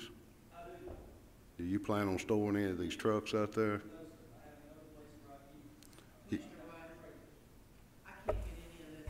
Oh, okay. Well, all right. I apologize. Well, he's just stressed that he. Bear with us just a minute. Go ahead. I apologize. Well, he said that he was going to store four-wheelers and RVs and things of that nature. I tell you what, that's an awful lot of money to be putting out there, not being there with it, which I know things can happen, but I'm a little bit concerned myself, as they are, the folks that lives out there. I'd like to have something in writing, that it be, a house be here constructed within a couple of years, before this building's erected. And that's just my recommendation to this board. Thank you. Thank you, Commissioner. Come on, Mr. Price. Anyone else? Come on up. I'm Barry Price from River Lane. We joined the land that Mr. Adkins had. And I'm going to try to be the only person today who got through in 3 minutes. But I'm opposed to this request, but I would be open to the fact that Doug built a house and then resubmitted this thing, and it would be fine. But we don't want a building out there with no house. That's it. Thank you. I've really got some reservations about this. If you remember, board members, every time that we have approved one of these, we've had a pretty good indication of when the home is going to be built. And, you know, I've got some real reservations about this and the neighbors in that community. So, and it's, if he wants to come back and give us some concrete information about this, I think we would look favorably on it. But I think under the circumstances, it may not be the best thing to do. I'll accept a motion on this time. Well, if you wanted to put a mini barn out there or something to put a tractor and a mower, but a 30 by 50 building, that's not a mini barn. So I'm going to have to say make a motion that we deny it. We have a motion that be denied. Do we have a second? Second. Have a second. Call a roll, please. See, now if we're voting yes, that yes is to deny. Okay.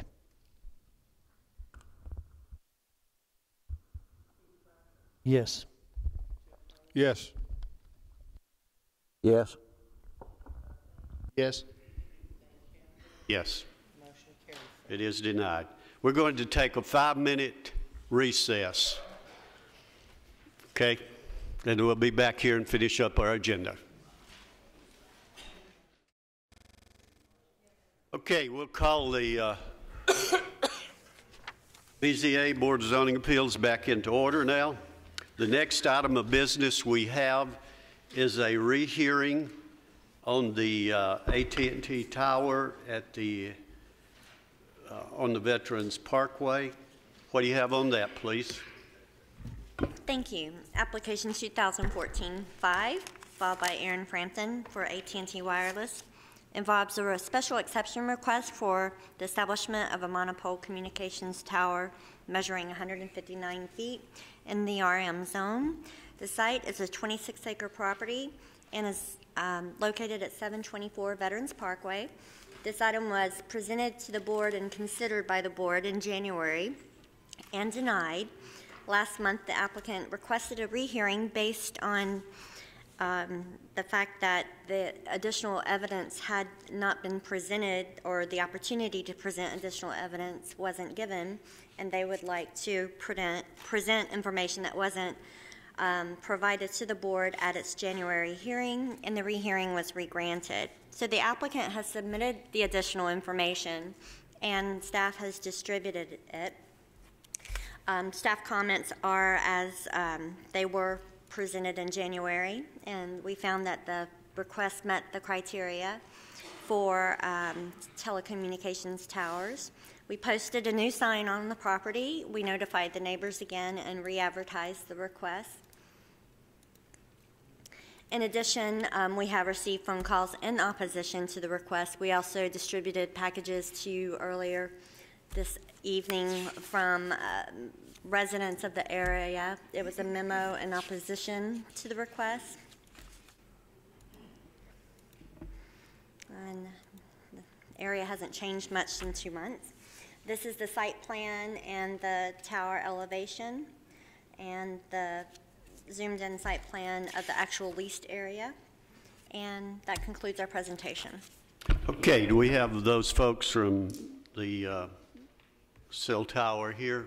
If you'll come around, please. Mr. Chairman, if I could just make one comment before the public, or before the applicant speaks. Commissioner Farley, this is his district. He had relayed to me that he wasn't going to be able to be at the meeting tonight, but wanted me to relay to the board that his concerns from last month, or the last time it was heard, were still the same. So I just wanted to alert you to that. Thank you. Good evening, Mr. Chairman and members of the board. My name is Joshua Denton. I represent New Singular Wireless, PCS, whose application this is, doing business as AT&T. And for purposes of the presentation tonight, I'll call them AT&T. So I have with me today Mr. Aaron Frampton and Mr. Stephen Kopelman of Jacobs, who handle site acquisition for AT&T. They're here with me. They may speak. I have Mr. Gerald Winters, who is an engineer for AT&T and has submitted an RF engineering report, and I'll ask him to speak on that issue as well. And then lastly, I have Mr. Harris Simpson, who is with Greystone Valuation Services, who submitted the valuation study that's been provided to you all as well. So we, as Danielle went over the history, this application was filed back in December, was heard at the January meeting and denied. We did make a rehearing request pursuant to the Rutherford County Zoning Ordinance 1405H9, which was granted in February. And so today we're here for the rehearing.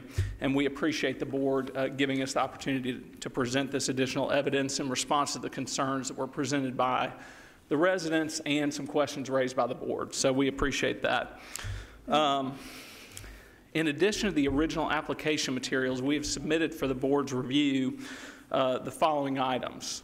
A radio frequency engineering statement that I referenced earlier that was prepared by Mr. Winters that speaks to the coverage gap in the area and how this proposed 159-foot monopole communications tower at 724 Veterans Parkway will fill that gap. We also have an alternative site analysis study which goes through multiple properties that were considered within the search ring, and then also some properties, I believe, Mr. Kroll, you had some concerns about the hills, and so we've addressed that, and those are identified and discussed in the alternative sites analysis, and we'll talk about that. We also have an FAA study. I know that it's been provided. There were issues with whether or not this monopole would have to be lighted or notice would have to be given, and that addresses that issue, and it does not. We've provided an engineer's radio frequency electromagnetic fields exposure report. Now this report evidences, and we'll talk about it, I'll walk you all through it, that this tower, the RF emissions, which we had a lot of people who came last time and were concerned about health effects. And we've pointed you to the federal statute that Congress enacted, the United States Congress enacted, that said if we are in compliance with the FCC's regulations, then it is not proper for a local body to consider these arguments about purported health effects.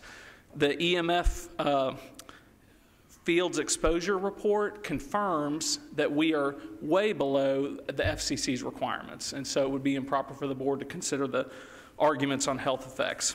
We also have a fall zone report prepared by an engineer, which we've submitted. It's in your packet as well, that speaks to how this tower would fall.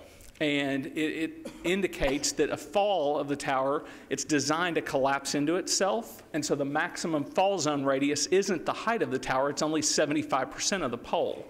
So it's less than the tower height. But I know there were some concerns expressed last time about the tower, or in the January hearing, about the tower potentially falling and maybe bouncing and falling outside the fall zone. So we've addressed that for y'all.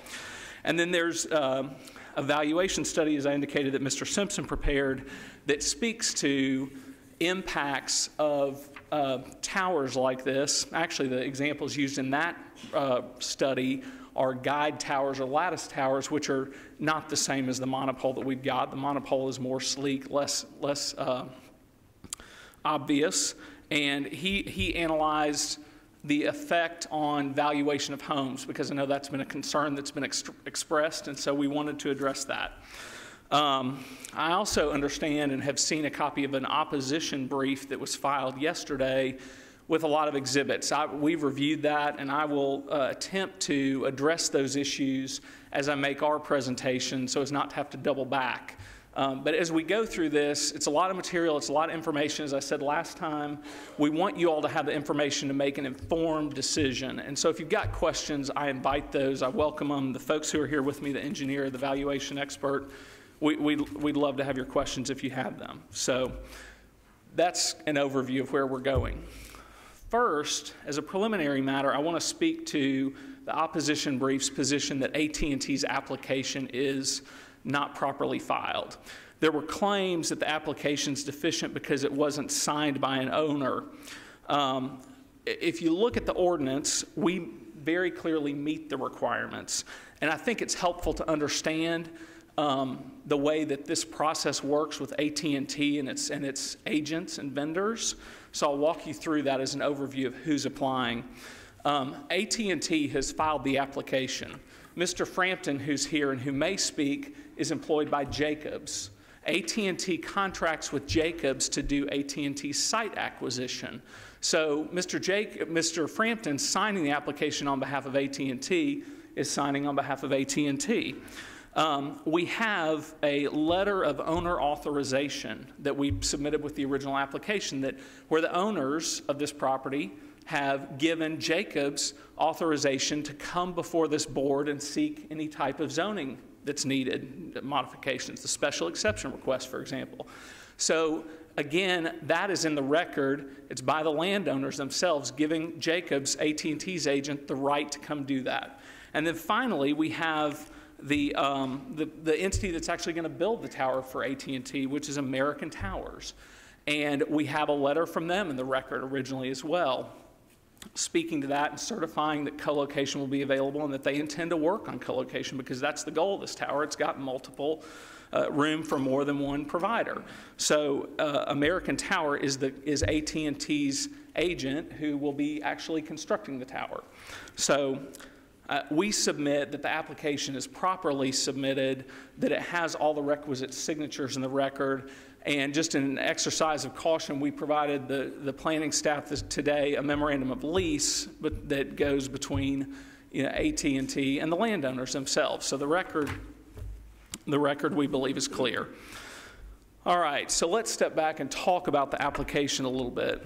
And we provided you with an analysis of the materials we submitted and the federal act, the Telecommunications Act of 1996. The act was enacted by United States Congress, and it was designed to limit the local regulation of wireless communications facilities in order to increase deployment of necessary wireless infrastructure for the whole country. So it's designed to encourage this rapid development of new communications technologies, and we've all seen this over the last years, and we'll talk about that things are really developed. The use of wireless communications is developing at an astounding pace. Mr. Winters will probably talk to you all about the fact that there's been a 30,000%, which is mind-boggling, but that's the number increase from 2007 to this year. So it's just moving very quickly, and the purpose of the federal law is to encourage that development infrastructure within the country. So that is the overview, and it does provide that if a local government decides to deny an application, it must do so in writing, and it must do so based on substantial evidence. And I'll talk about that as we go through the materials we submitted, because it's very important to understand what counts as substantial evidence under this statute and with respect to the board's authority. In addition, the act precludes a local government from taking action that would prohibit or have the effect of prohibiting personal wireless services. So we'll talk about that near the end, but that is what happens if the board finds that it has substantial evidence to deny the application. Mr. Chairman, could we, I think this board knows what we can not do. I would be interested in hearing more of the facts. I think we have a good staff that has educated us on what we're voting on. Okay, I appreciate that. Thank you. All right. That said, as a primary matter, this wireless communications facility meets the requirements of the Rutherford County Zoning Ordinance, Section 1105H. So that is the wireless communications section of the code. As a primary matter, it meets the setback requirements because it's located further from the property lines than its height. It's a 159-foot tower with the lightning rod, and it's at least 172 feet to the nearest property line. So that is met, we submit. There has been in the opposition an argument made that the property line really means the perimeter of the leased area, the area that AT&T is leasing from the landowners. I've looked through the entire zoning ordinance. For every reference to property line, I see nothing that suggests that that means the lease space, and it certainly could have been written that way. The parcel here is the parcel is what it is. The property lines are outlined in red, and we are more than 159 feet from each property line. All right. In addition, the second prong of 1105H, the leased area must be enclosed by an 8-foot tall fence approved by the planning department staff. That is in our plans. We have an 8-foot fence that's included. There must be a landscape buffer comprised of existing vegetation and additional landscaping and buffering to be approved by the county. We have included, just even though this isn't a heavily wooded area, we've included a 5-foot landscaping buffer comprised of cypress trees that will go around the perimeter. So we submit that requirement is met. The next item is the tower has to have a height that does not require approval from the our tower has a height that does not require approval from the FAA. That's tab 3 in your binder that was submitted to you, is the FAA study that shows no notice is required. The next item is that this tower will not be lighted because it's not at a height or in an area that requires that. And the final item under 1105H is it must be designed pursuant to your ordinance to accommodate co-location by 3 future carriers, and it is. It is designed as such. So we'd submit that under 1105H of the code, we meet those requirements. Now we're here on a special exception request, so we'll turn to 1408C of your ordinance, which deals with special exceptions. And the first item is that that it be designed, located, and proposed to be operated to protect public health, safety, and welfare. To the planning staff's point in the staff report, engineering plans will be required as part of a site plan, so the engineering and construction of this building will be subject to that review. And we submit that it is designed, located, and proposed to be operated such that public health and safety and welfare are protected. It meets the ordinance's requirements on the setback. It's on a large parcel, it's removed and in a wooded area, and it will be fenced and have the screening buffer and a locked fence, all those things that the ordinance requires. We do not believe that, to the second point of 1408C, that this tower will adversely affect other property in the area, and so we'll talk about the valuation study that was done that speaks to that. We also are required to have this conform to all applicable provisions of the code, including the specific standards for wireless communications facilities as detailed in the code. And as I've indicated, under 1105, we believe we've clearly met those requirements, and so we believe we're in compliance. Further, there will be a site plan with approval that will give the ability for the staff to confirm that further. Lastly, under 1408C, the structure must be located to be compatible with the surrounding area and for safe use. And again, this is a large, it's 26 plus acres. It's wooded with mature trees, and we believe that the monopole will be compatible and will be for safe use. So we'll talk about a few specifics now. First, I want to talk to the board about why there is a need for this tower here and why there is and the gap in AT&T's coverage. As I indicated before, there's been a rapid development in wireless technology and the use of wireless devices. 39.4% of American homes have only wireless devices as opposed to a landline. And those with landlines, 15.7% primarily use their cell phone. So the Americans and members of the Rutherford County community are using these wireless devices and relying on them heavily. And Mr. Winters is here. I'm going to ask him to come up now and walk you all through his report where he has set forth several things. One, the things I'm going to ask him to cover are the increased demand generally for wireless devices. I'm going to ask him to explain. Yes, sir. Okay. I'm going to ask him to explain AT&T's existing coverage in the area and the various bands and why this creates a gap in their coverage. I think it's important for the board to understand, and the problem that is facing that area with a lack of coverage in the future, and in particular, in-building high band coverage. So Mr.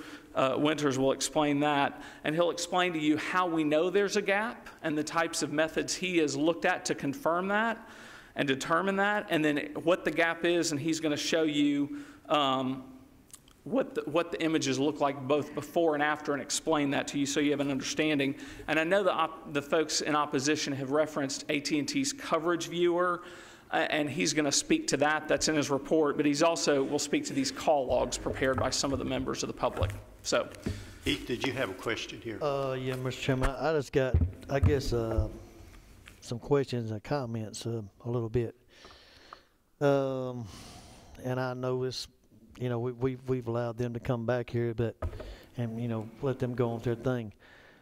I guess one question I got is, and I don't know whether this would be to Doug in planning or even Ms. Jones in codes, but I guess my question is, who do we have anybody that's with the planning department or codes that has any expertise in cell phone tower replacement, what they do? And the reason I bring this up is not to put anybody on the spot, but I'm sitting on this board and I know about pretty much about the different sections and stuff, but not totally. And here's another thing. Now I know these folks are in the cell phone business and telephone business, and they know it. I mean, like the back of their hand. I'm in the fire business. I know that like the back of my hand.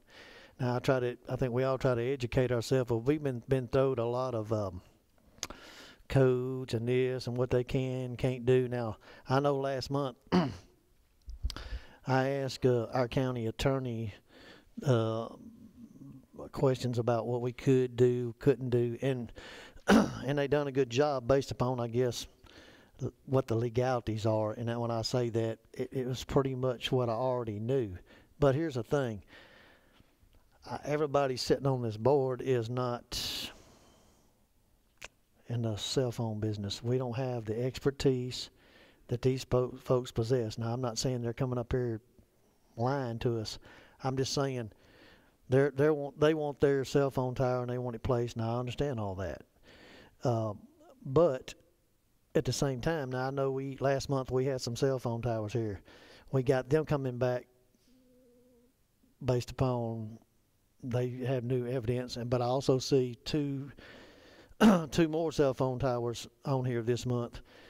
We might have 2 or 3 more come next month. I mean, I just I see, you know, this county growing. You know, I don't know, they projected 600,000 next 10 years. So I can understand these folks wanting to get ahead of the game and getting their stuff in place. I understand all that. But with all that being said, I want to make sure that we're, as this county and what we're up here doing, and what we're approving and not approving, and this seems like this is definitely going, everybody's trying to get ahead of this game. I know you, Doug, as far as, I mean, I guess I can let you answer that. You may know more about cell phone tower stuff than I'm sure you do than I do, but I'm just saying they are expertise in cell phone towers. They're in that business. Do we have anybody that works for the county that has the expertise on? And the reason I say that is I just received some literature today about it. I know they brung some case law that says we can't deny it based on da-da-da-da-da. I got some literature says in other cases that, yeah, they have done it in other areas and other parts of the country. And so I'm not saying who's wrong or who's right. I'm just saying we're here to try to approve or not approve something. And I don't know that we have anybody representing us. And when I say us, I'm talking about the county that has expertise in this, that we can say what they're saying is true or not true and what our position should be on it. And I guess one thing that this gentleman brought up was, I guess I have a question about, and what we would need to do that. It says that whenever, I guess last month when we denied this, or the month before, whenever it was that we denied this application, that it was supposed to have been done in writing. I guess I may refer this to our attorney and say, what does that mean? Does that mean I, as a board member, if I was going to vote to deny something, I would have to bring that in writing when I do that night, or that's something that would have to be submitted? And I don't understand that. And I guess I'll let you answer that. And just Sure. Well, it's our understanding the in-writing requirement under the Act would require that this board as a whole, if it chooses to deny an application for a cell phone tower, it cannot simply say denied. It'd have to give the basis and some of the reasoning behind the denial. That's the purpose of the writing component of the Act. So there'd have to be some more meat to it, if you will, if you deny it, to outline the reasoning. That's the purpose. And it's for a reviewing court to be able to see the reasoning behind a denial. That's the purpose. Okay, in other words, I don't know if that answers your question or not. Okay, well, I want to make sure I do. So in other words, if I made a motion to deny a cell phone tower, I'd have to say, I'm not making a motion to deny this based on A, B, C, and D. And with that said, if it's seconded and voted on and denied, then I guess whoever does our paperwork, or I get be under planning, they would have to submit that in writing based on what all I just that was said. Correct? That what you mean by as in writing? Sure. In a general sense, yes. The code doesn't go so far to specify that a board member has to do anything, but whenever this board as a whole makes a decision, it would be common practice for it to be based upon the language that you said or another board member said, that language would need to be included in the in-writing denial. So in practice, it would be probably the language that you stated in your denial. Okay, and I got one more question for you, and I don't mean to keep putting you on the spot. I got the memo that was sent from your office, the county attorney's office, and you all did what I requested last month. I guess my question is, in all legalities and everything that's there, if a person is sitting on this board, and like I say, everybody here, we're just all common working day people, not expertise in nothing. If we still don't feel like it's something right, I always hear the saying of, I got to vote my conscience. And I would say that people would mean by that, if I just feel for some reason in my heart that the application, I've done the best I can to look at all the evidence both ways, and I don't feel good about it, could you not make a motion to deny that based on that feeling or that thought? I guess let me make sure I understand your question. Are you saying that are you asking whether or not there's a prohibition on denying something based on, I guess, your opinion on the validity of their application? Is that sort of what you're... Or, yeah, just saying, everybody, I vote my conscience, and sometimes, you get an application and you try to weigh both sides, and there's maybe not a clear-cut way of who's right or wrong. You just say, my conscience, everything I viewed, I'm not, I want to deny based on that. Can you not deny it based on that? Well, I guess let me answer it this way. The case law and the federal act that we're all talking about doesn't speak to that specific issue or that specific basis for a denial. But I would just reiterate what I said earlier, that the courts look to whether there's substantial evidence in a record and whether there's a separate writing that outlines the basis. Now, whether or not a board member's opinion, like you're saying, would stand up in court, I can't answer that question. But I would again reiterate that the act requires there be basis laid out for the denial. I'm not against sale. If I could, I don't mean to interrupt you. I'd like Doug or somebody, if they would, to I guess speak on the first question I asked about whether if there was somebody within our county that has any expertise on cell phone towers. I'm sorry. And let me just, I'll answer it this way. Is there anybody in our office, being planning and engineering or building codes, that I'm aware of that has any what you would call expertise in this field? I think the answer was no. Our review of this, of course, is looking at, does it meet the criteria of the zoning ordinance as we have established? Now, they have professionals, like you said, that are staking their name and reputation and their professional stamps on the information that they provide to us. If there's something that's erroneous or misleading about those, I mean, other than the fact that we're acting on that information from a professional standpoint, they could be in a lot of hot water for those kind of things. So, but again, answer your question in that regard as far as do we have anybody personally on our staffs? No.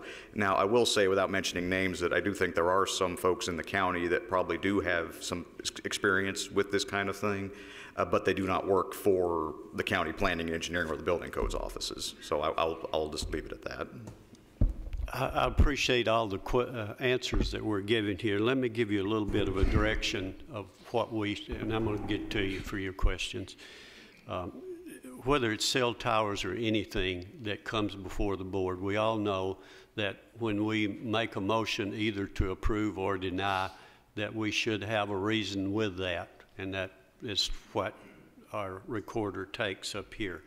So, let's look at anything, whether it's cell towers or not. If people say that this is going, or the folks who live out there say that it's going to affect the value of our property, they need to have, I keep going over this, and so do you folks too, they need to have someone to do that property assessment and hand it to us. Make that as evidence, written, signed off. Anyone can say that it's going to affect my property, but you have to prove that. One of the things we've always said, if it's going to cause a safety issue, fall on a street, fall on a road, fall on a building, fall on somebody else's property, then we have evidence of that. That is evidence that we can show. And they're probably, like it's close to the park out there, would the park officials be willing to say that this is not compatible with the park at Barfield Park? Would they sign off on that? That would be strong evidence that we could use. And there was, if you could get the people who develop those subdivisions out there say that this is not, sign off on it, that this is not compatible with the subdivision development plan, and sign off on it and give that to us, that would be evidence. But you could use that on almost anything that comes before us, and that's what it's talking about. And I might add this to all of you. We can sit here and say we deny this because I don't feel good about it. That won't hold up in court. These folks are going to court. We can turn it down, but that tower is going to be built. And let me tell you what else is going to happen. We're going to pay the court cost. We're going to pay their attorneys, and they could file for damages. And that's why I was concerned about this a couple of months ago. And I don't think the taxpayers of this county would agree with us knowing that we're going to put Rutherford County in some kind of bind. We've got all kinds of attorney fees now that we're paying. And this is what this board has got to take into consideration. So I've asked and pleaded, if you have evidence, bring that in writing to us and submit it.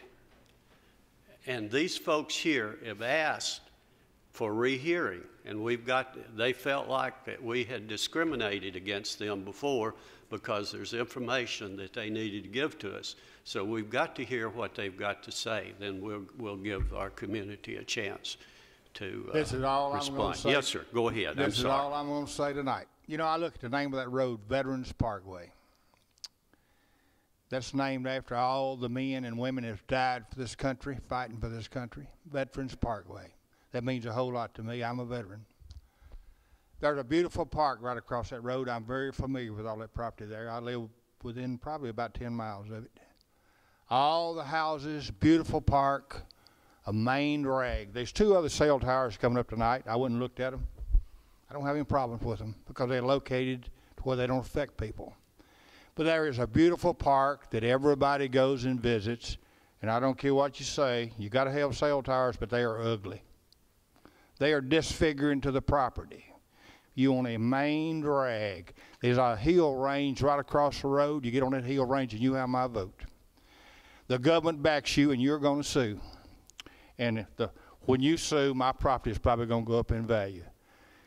All I asked you to do, you're going to be putting other towers in this county. There's 2 others coming up right behind you, and I don't favor anybody. I don't get anything out of any direction, and I'm probably going to vote for both of these cell towers because they are located in areas that don't affect a beautiful road and don't affect a large population of people. You people going right there because you run on a main road, you don't have to cut very much road to get to that tower. There's all kinds of towers on hill ranges. There's hill range right across the road over there that will get you up taller, and you probably don't even have to go the height that you're going to go, and you would have my vote. I've been to the other towers. Pardon? Wait, I'm talking up here now. You own a beautiful place with a beautiful park, and we're these 5 people right here are the only ones. The government's on your side. These 5 people right here is the only one these people back here has got to talk for. Just look and try to find a location that don't affect all these people. You know, that's all I asked you to do. I'm an old man, 77 years old. I've always honorably served general elected. I worked for general elected 35 years. I was a good employee.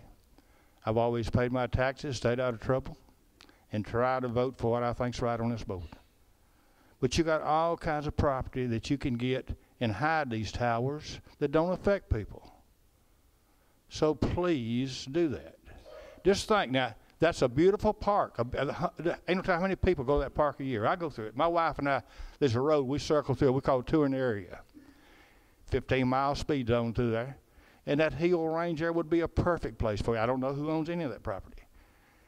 Would be a perfect place for cell towers and would get you up taller. That's all I have to say. Thank you, sir. If you'd go ahead and finish up. Yes, sir. And to speak to that, we heard you loud and clear looking at those sites on the hills that you referenced. And Mr. Winters is going to talk to you, the whole board, about what the gap is and why putting a tower on those hills will not fill the gap. So he's going to speak to that because we heard you loud and clear, and we definitely want to address your concerns and any of the concerns on the board. So I appreciate that.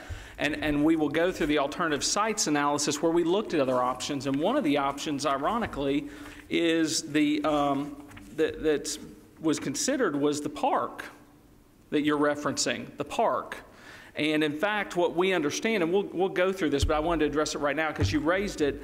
As I understand it, the city plans to construct a public safety communications tower on the park in the next couple of years. So the site you're talking about ruining the view of, I just want the board to be aware that the city has indicated that they intend to build a tower there within the next 2 to 3 years, and we inquired about co-locating on that. That's an issue for us given the timing, but my understanding is there was not an interest to allow co-location there. So we'll talk about that, but they may well, and and that's yet to be determined. But I just wanted to address that because I know you were referencing the park. As I said, Mr. Winters is an engineer for AT&T, He prepared this RF engineering statement that's before you all. He's going to walk through it, explain to you the gap and how we get there and how this monopole fills the gap, and then we'll talk about the alternative sites. So, thank you.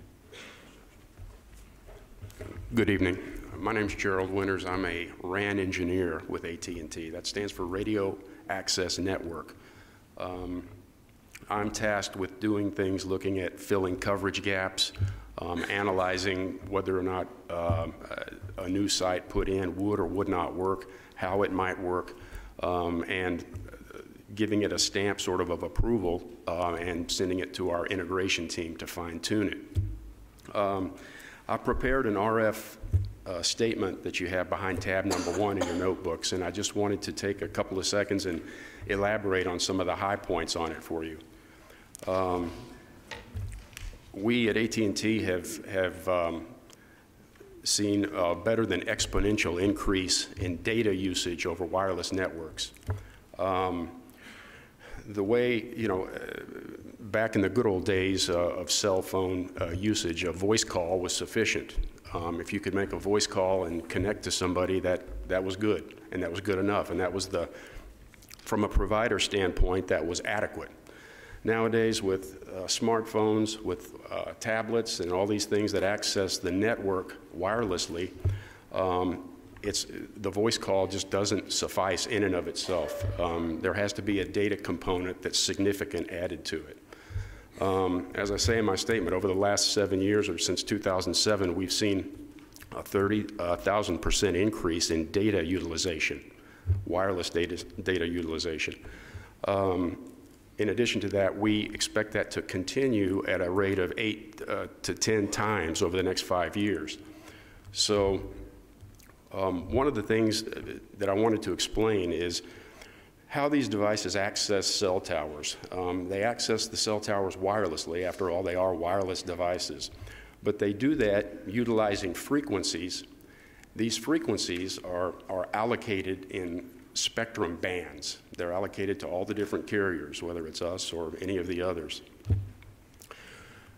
The spectrum bands have finite capacity. You can't just add more and more users to them. They run, they get full, and you have to do something else. The way we provide for that is through additional spectrum. So let me make a picture for you of a blanket, if you will, and let's call that first blanket 850. We call it our 850 spectrum. It's 850 megahertz. If you drive out on Veterans Parkway right now in the area where we're planning on putting this site, you'll be able to make a call. That call that you make is on that 850 network. We really need this site put in for a separate frequency band to go on top of the 850. So remember, I had this fundamental or foundational 850 layer, which is the base layer. When that gets full, there's nothing for us to do except go to another layer. Let's call that second layer on top 1900. It's 1900 megahertz, and we refer to it as that. We're trying to get this site passed for utilization, say, a year from now. It takes up to 2 years to get a site on air. And we don't want the fine citizens of this county having inadequate service while we try to build a site. We'd rather have it there and then let them utilize it. And I'll explain that a little bit more in just a second when we look at the map. So we've had a huge increase in data demand. I'm talking here about 2 frequency bands that we're trying to utilize, the 850 foundational layer that we have already, and this new 1900 layer. The difference in the two is 1900 megahertz doesn't transmit as far through the air. 850, you'll get a certain distance. 1900, you'll get a much less distance. So what that means is, if I have a site here and I've got 850 and I've got another site with 850 and those two can hand off to one another, as soon as I put 1900 on, I have a hole. It's a natural frequency hole right in the middle. I've got to do something. It's just the laws of physics that we can't get around. So that's the reason, the primary reason, is we're looking to get our 1900 megahertz indoor coverage better. And I'll elaborate on that in just a little bit. One of the things that I do as part of my position with AT&T is I use a propagation tool. It's a very advanced, state-of-the-art tool that uses things. It uses several databases that I import, vector databases, clutter databases, terrain databases. So when I look at a certain area, let's say Rutherford County or around Murfreesboro or Barfield, I'll zoom in on that area. I'll have all the terrain contours. I'll have a clutter database, which comprises things such as buildings and man-made objects, because those affect radio signal propagation as well. All that information gives me an RF footprint of what our existing sites will provide for a community, whether it's at 850, whether it's at 1900. I can run all those different propagations and determine where we're going to have a coverage gap. This particular site is very important along that stretch of Veterans Parkway, because when the 850 reaches saturation, that 850 band reaches saturation, you're going to be able to get on one of those sites at 1900. But when you're traveling along Veterans Parkway, remember 850 saturated, there's no way for you to hand down into it. You're going to drop.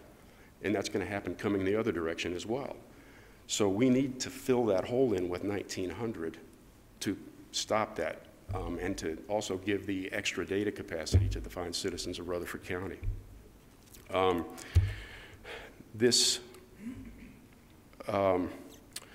If I could point you to the coverage maps, the first map is the before map, just to look at some specific you see from Shelbyville Pike all the way through to New Salem Road. There's there's some scattered green, but there's mostly red. I'd like to explain to you what this map actually symbolizes based on each color.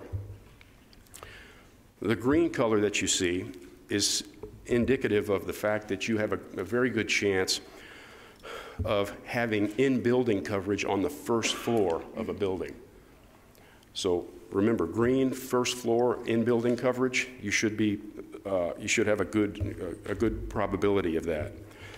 The blue is in a vehicle. So if you're in an area with blue coverage, you should have coverage when you're in a car, driving along a road, for example. The red coverage is street level coverage, which means if you're walking along a sidewalk and you're in a red area, you should have coverage, but that's on a street. If you're in a red area and you get in your car, chances are you're not going to have good coverage there to initiate even a voice call. So that's just sort of how to read this map. If you see an area of white, the white areas mean very little to no signal, period. So, and that's sort of the map legend. So you see the gap that we're trying to fill, and we want to, as much as we can, we want to marry the new site with our existing sites, so we have that contiguous 1900 block. We're trying to avoid as many gaps as we can. If you look at the second plot, which is Barfield after, you see that most of the red along Veterans Parkway is gone. In fact, Veterans Parkway is either green towards Shelbyville Pike, as well as that neighborhood right around the site, in addition to virtually all the way west, handing into our site to the west, which ends in 242. And we can fine-tweak this to, make a little bit of modifications with our integration team when we actually put it on air. So.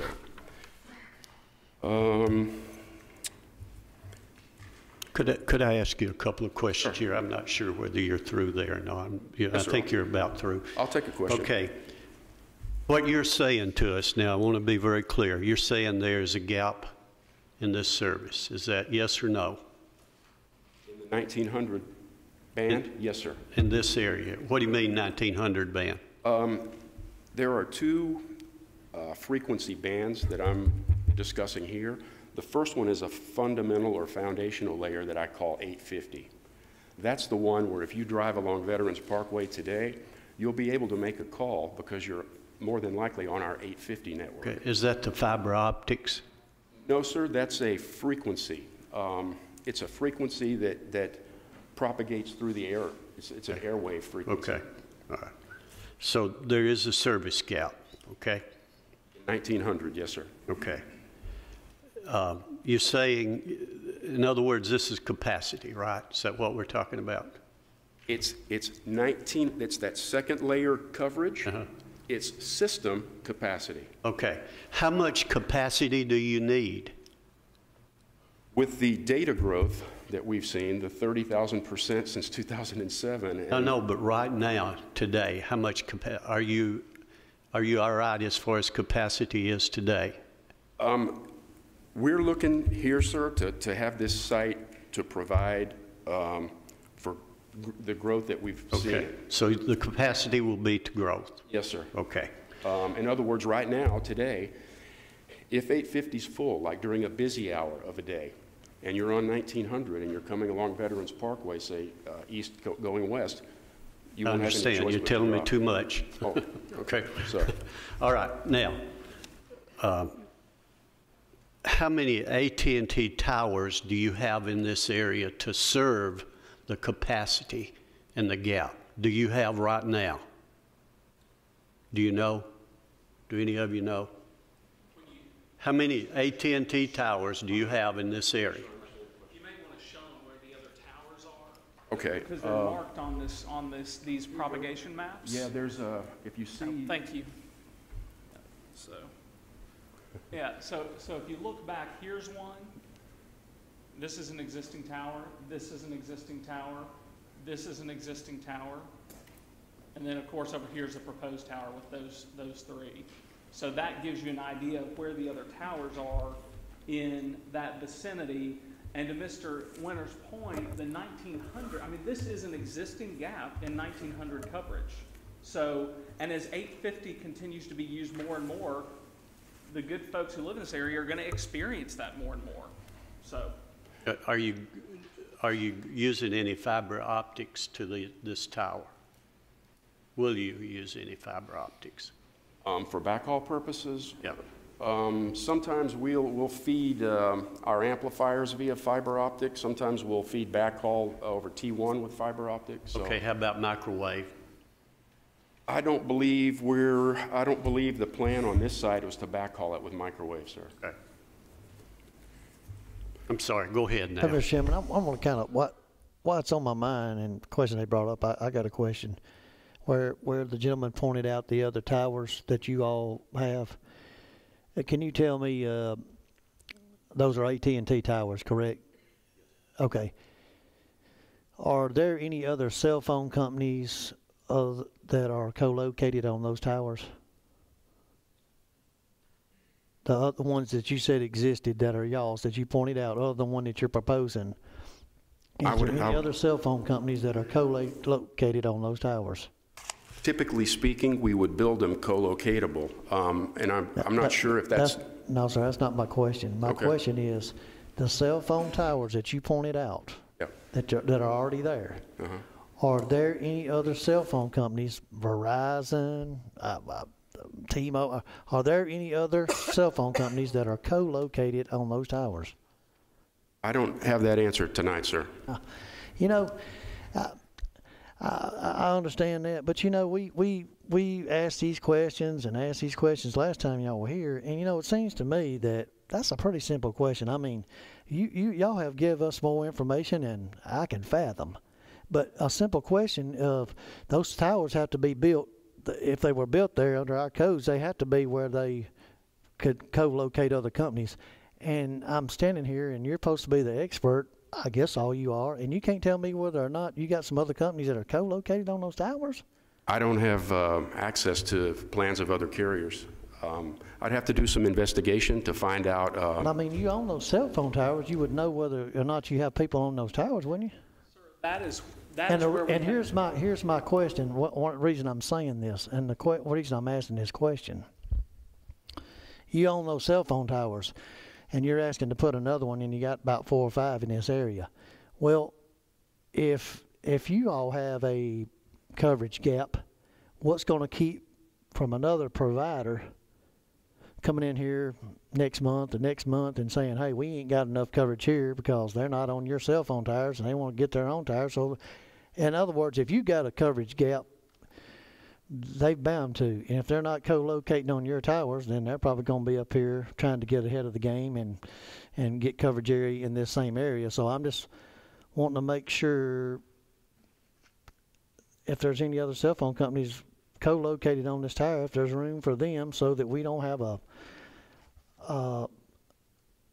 galore of cell phone towers in this area or any other areas of part of the county as this thing starts to grow. That's been my whole thing. This county is growing and everybody's trying to get ahead of the game. And if we don't make sure that everybody's co-located, I mean, man, we're going to have cell phone towers all over this county. It's going to be real ugly. Let me speak to that. This tower that we're designing, to the extent there are gaps in other carriers' coverage, this is designed for co-location pursuant to the Rutherford County's ordinance. I mean, your all's ordinance has specifically provided we have to build a tower that allows for at least 3 other locations. So there is definitely the potential to co-locate. And I'm the one who said that these are the other towers. I want to be clear, these are other locations where AT&T currently has a piece. It may be that we've co-located on somebody else's tower. I don't know the answer. We can get that answer for the board if that's important, but I don't know the answer to that standing here. Yes, sir. I got one question.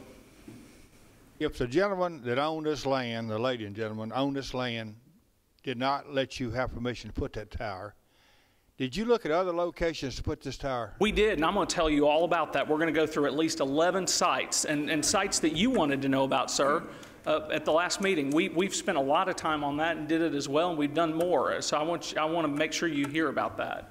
Mr. Winters. I'll just wrap up. One other question before you run off. You said all of these are AT&T towers. Do you have any other towers in this area that belong to somebody else? I want to be clear. These sites that I pointed out, AT&T may not own those. I can't tell you that sitting here. I know that we are located on those towers as I understand it. So it may be that it's somebody else's tower that we've co-located on. I don't have the detailed information on that particular tower standing here today. But we are located, my understanding is we are located on those towers. Mr. Winters can correct me if I'm wrong, but we have our service there. Go ahead and continue. Okay. It was brought to my attention that there was a question about the coverage viewer for AT&T coverage. There's a coverage viewer you can view online. It shows a very high level of AT&T coverage. It doesn't go anywhere near the granularity that my propagation tool does. So take that coverage viewer, don't utilize it to say, oh, well, I'm standing here and I should be able to make a call because the coverage viewer says so. When you really drill down to this type of resolution, you'll start to get a better picture for it. So I would just caution people about that, using that for that reason. The opposition had submitted a list of call logs, persons who had made voice calls successfully. And I just wanted to explain something about that. In this area, I'm very happy that they were able to make those successful voice calls, first of all. They were doing it on our 850 band, that fundamental band. So with that in mind, that's great for today.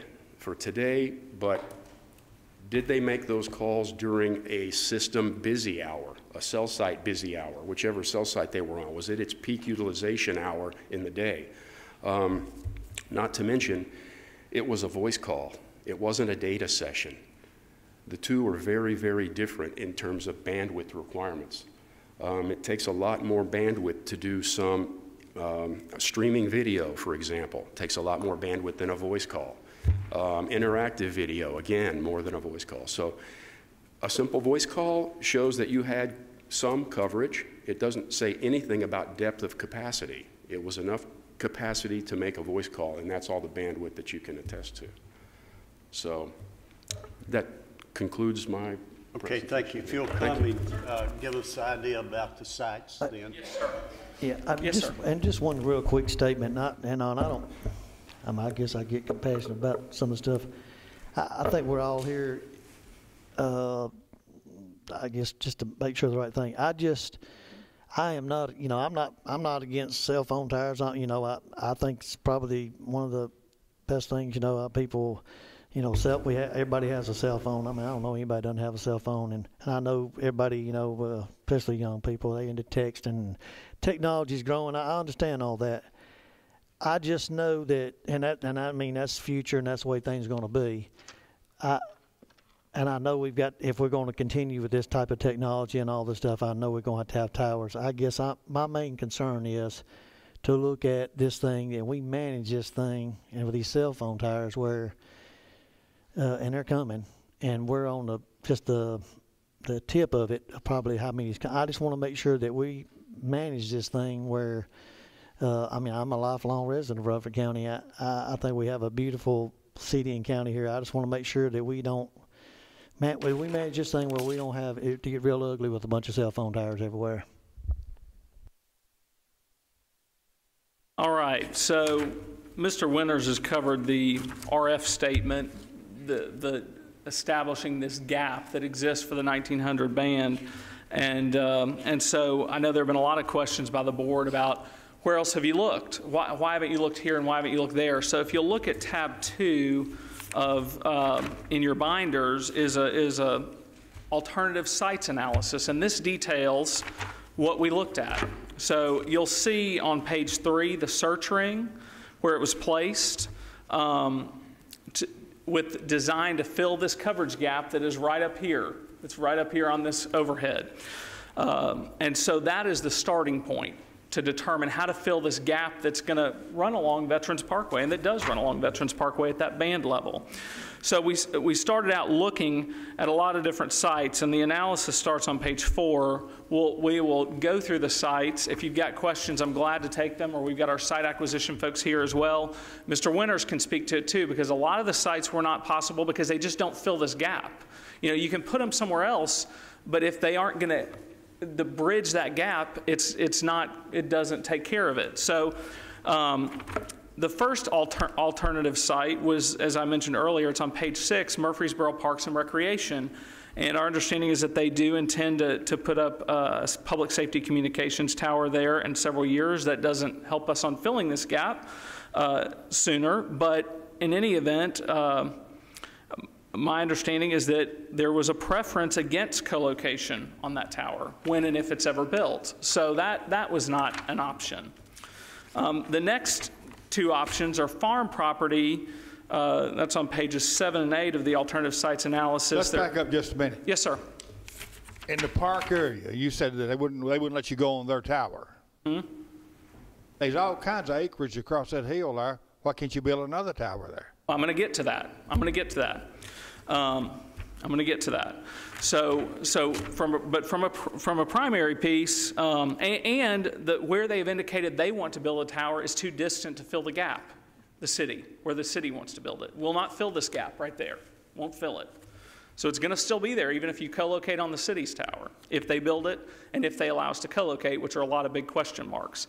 The next 2 alternative sites are farm property.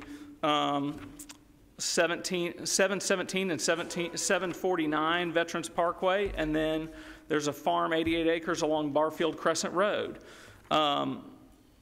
The first one is a historic century farm, and the property owner was contacted and told AT&T that he was not interested in leasing the property. So he didn't want to engage in that. He didn't want a cell tower on his farm. That's not an option for us. The second one is also a historic century farm, and when contacted, same owner as the second alternative I just told you about, not interested. So those are not, while those are, would have been viable options, they're not available. The next one on alternative 4 is County Parcel 550 on Veterans Parkway. It was determined that this site is not feasible because of the setback requirements. It's too narrow. So under your ordinances, the Rutherford County zoning ordinances, site number 4 would not work. It's not possible.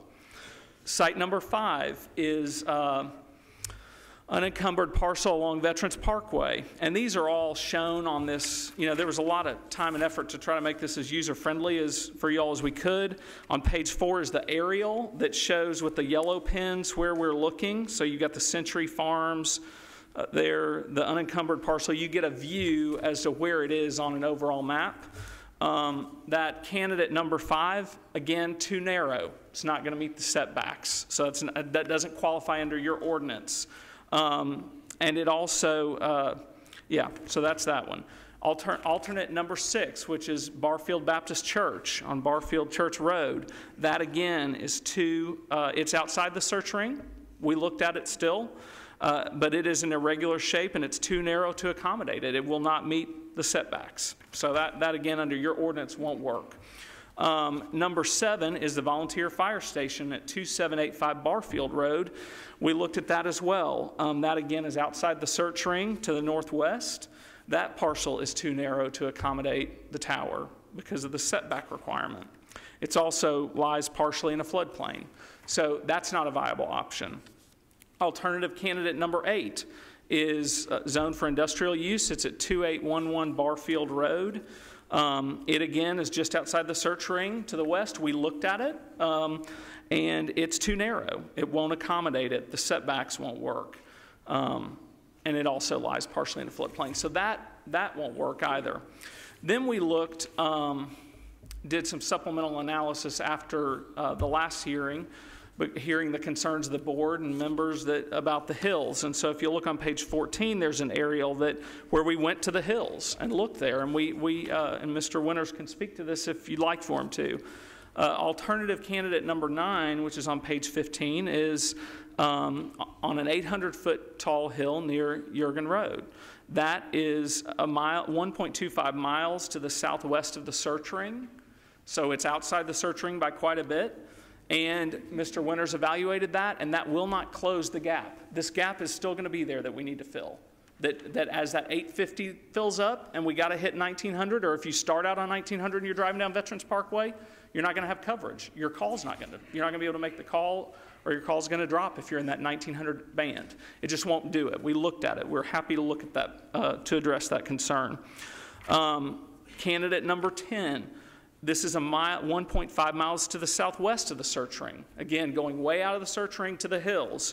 It's an 805-foot tall hill, and that will not close the gap. Mr. Winters is available to answer questions on that. It just will not close it. And then we also looked at a 770-foot tall hill near Volunteer Road. This site is in Barfield Crescent Park, and it's 2/3 of a mile to the southeast of the search ring.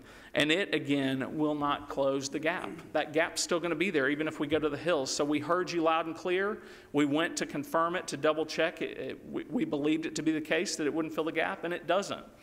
So that is just where we are on that. And to fill this gap, we have looked trying to find the least intrusive alternative, and this is it. This is it. So we have the opposition, in their various emails that were submitted with their briefings, suggested some other areas. They suggested those hills of Barfield Crescent Park. Again, alternative site analysis candidate 11 are the hills of Barfield Crescent Park. It will not fill the gap.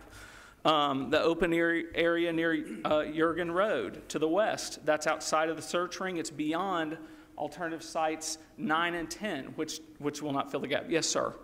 I do not understand. I don't know the towers.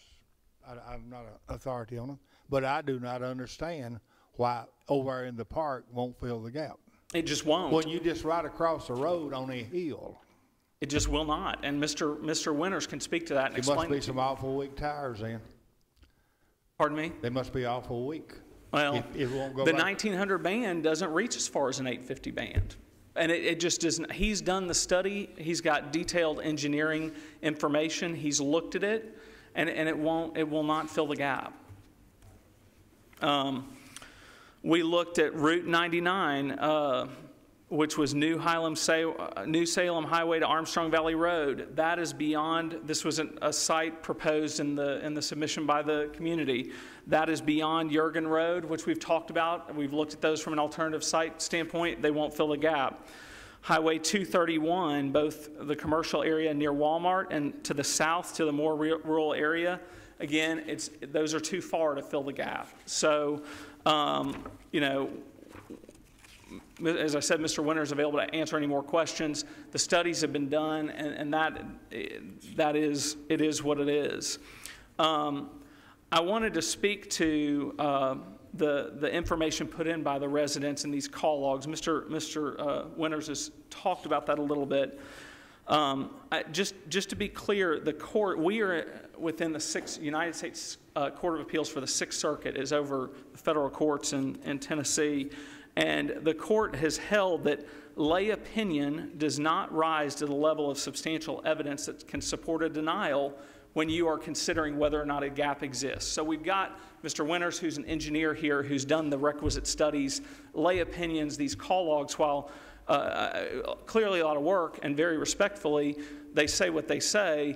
Mr. Winters has addressed those, and that does amount to lay opinion that the board, according to the Sixth Circuit, cannot use to deny that there's a need to fill a coverage gap.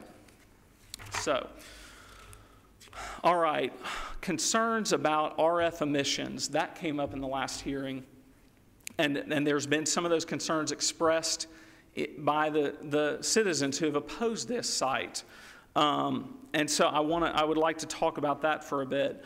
Tab 4 in your binder is a radio frequency electromagnetic fields exposure report. We call that an EMF study. And if you look at page 12, it's signed by an engineer, and it was done specifically for this site. And he has concluded that our tower will be compliant with FCC's RF safety guidelines. And under the federal statute, if we are compliant with and we are compliant by a lot. I mean, it's not borderline if you look at the analysis. But we are, and we've got an engineer saying that. If that's the case, under the federal statute, the board cannot consider arguments about RF emissions and health effects.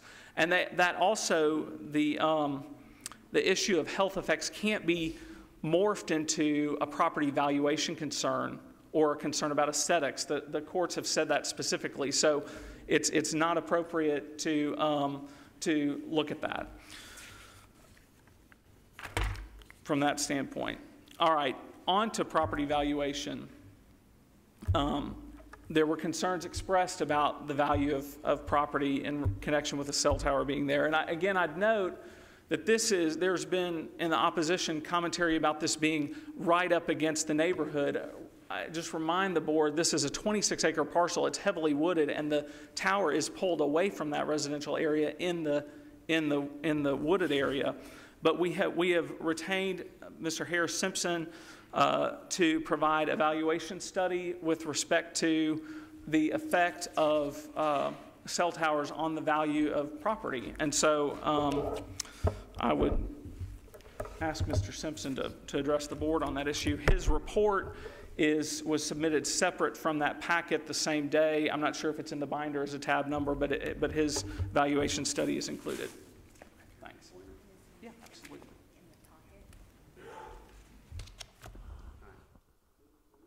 Backup that has the subject site. My name is Harris Simpson, and I've been in real estate work for over 25 years.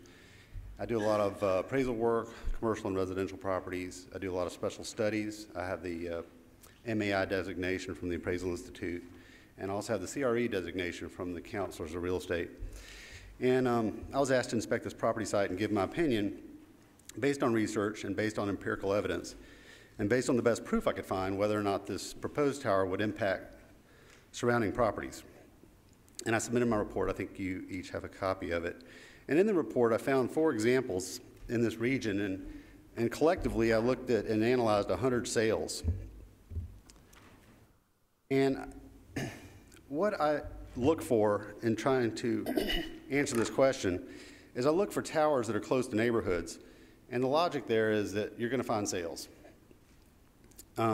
If there's no neighborhoods nearby, there's usually not enough sales to analyze. So we look for that, and furthermore, we like to find a new neighborhood, and we feel like in that situation you have a lot of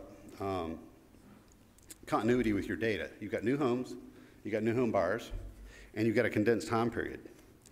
And so that's what we look for. So if there is an impact, then the homes close to the tower should show that somehow. Now, what I would like to say these we have 4 profiles that are attached to the report as exhibits, and one thing I'd like to just point out is the profiles we found usually are a lot more intrusive than this one that's being proposed. And I will just show you, for example, most of the ones that I analyzed, the tower would be right there, right up against the property line, right up against another subdivision. And in one case, we found one that's in the subdivision, which is starting to happen. You know, historically, this wouldn't happen. Historically, they go to a lot of trouble to put them out of the way so they don't have to have, you know, upset neighbors. And of course, they want to do it the way that is easiest, and it costs the least. But as the systems mature and fill out, we find ourselves in these conversations where they're put in residential areas, and sometimes they're put. And as a matter of fact, we see more and more often where a tower exists, and this might happen here. And later somebody wants to put a subdivision here, and they'll just put it around that tower. And they'll sell those houses, and they'll just keep going. And one of the examples I found was like that.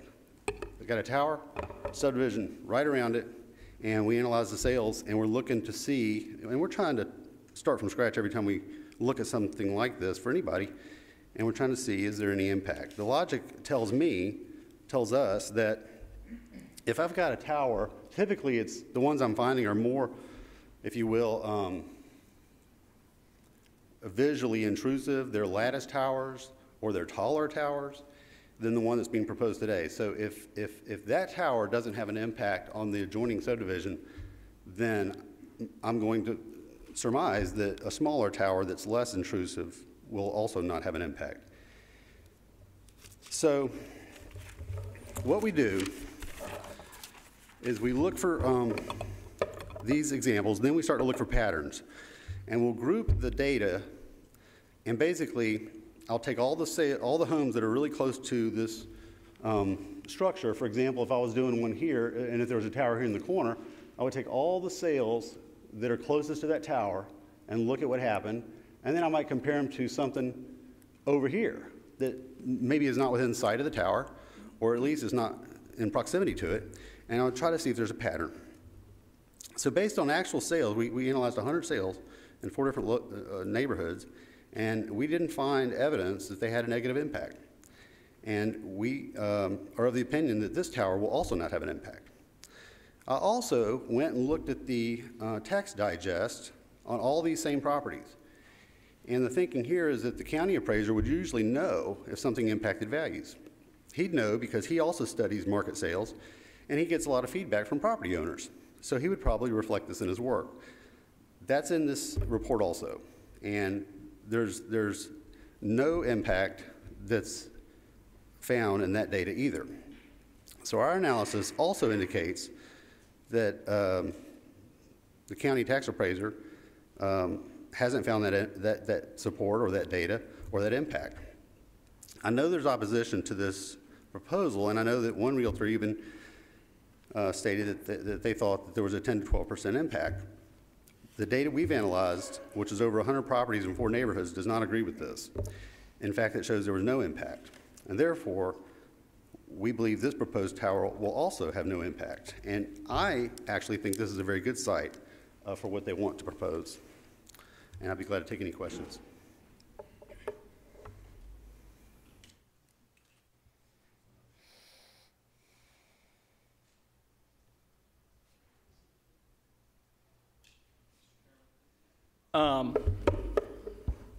following on that, Mr. Simpson referenced that in the opposition materials there was some information submitted in some of the emails, and there was a letter. There was a retired broker who talked about the potential effect, although she said she could not document her opinion. And the other letter provided was a one-paragraph summary that gave a blanket decrease, but with no data supporting that. It was just a paragraph. So we'd submit that the valuation study prepared by Mr. Simpson shows that there is no impact on the value of properties around towers similar to this. And to the extent that residents, and there were a lot of comments about residents being concerned this type of tower being in their backyard, the view, those types of things. You know, the courts have held that aesthetic complaints about not in my backyard are not going to amount to substantial evidence. And the Sixth Circuit Court of Appeals, for example, spoke to that and saying that generalized complaints effectively about not in my backyard, they don't amount to substantial evidence. And in that case, the type of concerns were those expressed by very similar to... We're pretty, I don't mean to interrupt you, but yes, this sir. could go on all night. We're pretty well familiar with what the law says now. Okay. Okay. Can you finish up? Yes. Yes. What you need to do. We want to give you all the opportunity to give us any new information. Sure. Sure. But there's no point going over the same kind of information that we've had before. Okay. I appreciate that. A couple of, just because to address some of those things in their opposition, some of the folks highlighted the RF emissions, some highlighted the fact that the tower is going to be lighted. This tower is not going to be lighted, so we spoke to that. And then I guess I will just end on the note that we believe this tower meets the requirements of your all's code. We've taken great efforts to try to provide you with the detailed information to show that to you. And to the extent that the board disagrees, we would just, remind the board that in that event, given that we've established this gap, we are entitled to avoid and effectively prohibiting the ability to fill the coverage gap. We are entitled under the law to be provided with an available and feasible alternative that the board contends is less intrusive. I got one question. Yes, sir. If that couple hadn't let you have this property, what would you have done? That's not the facts we're presented with. What would you have done? I mean, that's not the facts we're presented with. They did agree, and they've signed a lease to that effect. What I'm saying though is, you couldn't find any other place. You know, the commissioner asked us to vote against this last meeting. Commissioner for Gary Farley. He spoke for his group of people. He asked us to vote against it. Tonight, Mr. DeMasi made a statement that Farley still felt the same way. But if those people hadn't had, I mean, you say you can't find a place, any other fitting place. If they hadn't let you have that, you'd have been in trouble, wouldn't you? Well, they did let us have it, sir. But they did, though. They did. Joe. Yes. Joe. I got one more question. You're proposing a monopole, but they also have a stealth that kind of looks like a tree. Yes, sir. Would you consider putting something like that in there? That has not been, nobody's suggested that. I'm sure that my folks would consider that. It would look better if that's something that we've got to do. I mean, that's just something I'm throwing out. Other questions before he sits down? Go. Got another question here. What other question? If the government forces us to let you put it there, why can't you center that in line with that other acreage tract of woods? You back all the way up in the center of that tract in line with that. If the government forces us to let you put it there, you ever think about that? I mean, I don't know that we would be opposed to moving that over a little bit. That's never. I hear you. Yes, I do, and I don't. That's not been proposed before. I don't know that we would be opposed to that. You got all kinds of people come up here against you, and even the commissioner is against you. And us five poor little old people here, we're the only thing stands between you and the government. And you're going to sue if we pass it. You're going to sue, and then they're going to raise our property taxes. I don't even know why they brought it before us if we can't turn you down.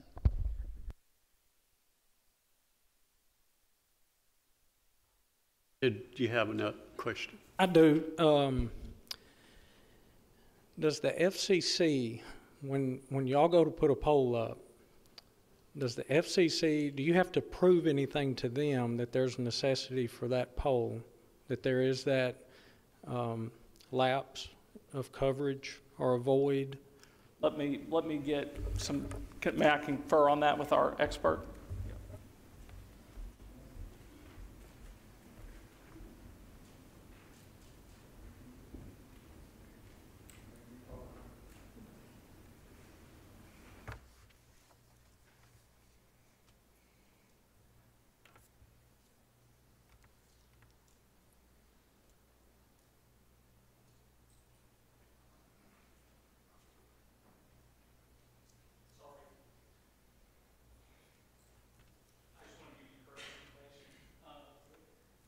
My understanding is that choosing the site of this pole is not something we have to get approval from the FCC, but then once it is placed there, it would have to be registered with the FCC.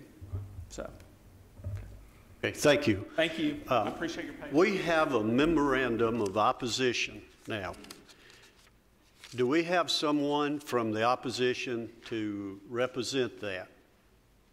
The memorandum of opposition that's been filed. Do we have someone, if you'll come around at this time, to represent you folks?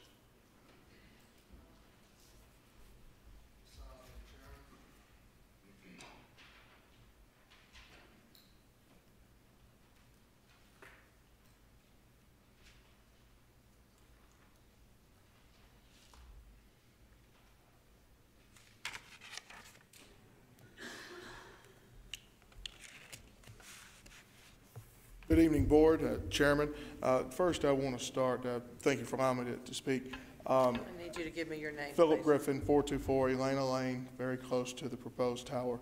The first thing I'll ask, I am the spokesperson for the group who is here, so I'm going to ask that I may, in other words, let them yield their time to me that they would consider in the event that I go above 3 minutes. We're not going to hold you to 3 minutes. Thank you, sir. Okay. As you saw, we have the memorandum there. The first thing I want to do actually is, on behalf of those who have signed the petition, to present that to you. It is the same one that Commissioner Gary Farley presented in January, but since the time has passed, I wanted to represent that again. So I'm going to begin here, and again, I appreciate the opportunity to address this.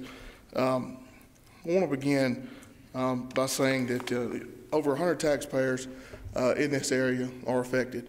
We've had several meetings, and again, like I say, they asked me to appear before you and address this. Commissioner Farley gave you 2 reasons to deny this in January, and I want to reiterate those reasons, expand on them a little further, and then give some more information that we have ascertained since that time. The first reason he outlined was the number one reason that we're concerned with, and that's safety. It is a safety hazard. It's a 159-foot pole being placed in the heart of a residential neighborhood, and it poses a safety hazard if it were to fall. The second reason he offered was the exceptional coverage that already exists in this area. Now, I know we've heard a lot tonight about the coverage map that's presented by AT&T to their potential customers. They say that may not be accurate. Well, let me tell you, I travel this entire county. I'm a business owner. I travel this entire county and use my phone daily. My wife works on the other end of the county. Hers works fine. My son's phone works fine, and again, my business phones. It's not just phone calls we use. We use them for text messages. We use them for data.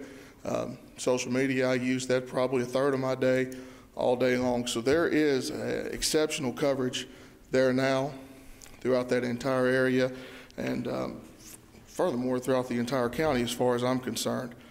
Several additional points that I'd like to submit is that this tower will not comply or be compatible to this neighborhood or this area it's proposed to be in. A lot of talk about the tree coverage. Well, the trees are roughly 50 foot at best. It's a 159-foot tower. So we all here can do the math. The tower is still going to be towering above this neighborhood. above a park that's been mentioned that several people use, and it's just going to be an eyesore. Now, additionally, a review of similar towers shows that they're placed outside of residential areas. Why would this one be put in a residential area? That's one of our concerns. Another review shows that towers across the country, when they do catch on fire, ice gets on them.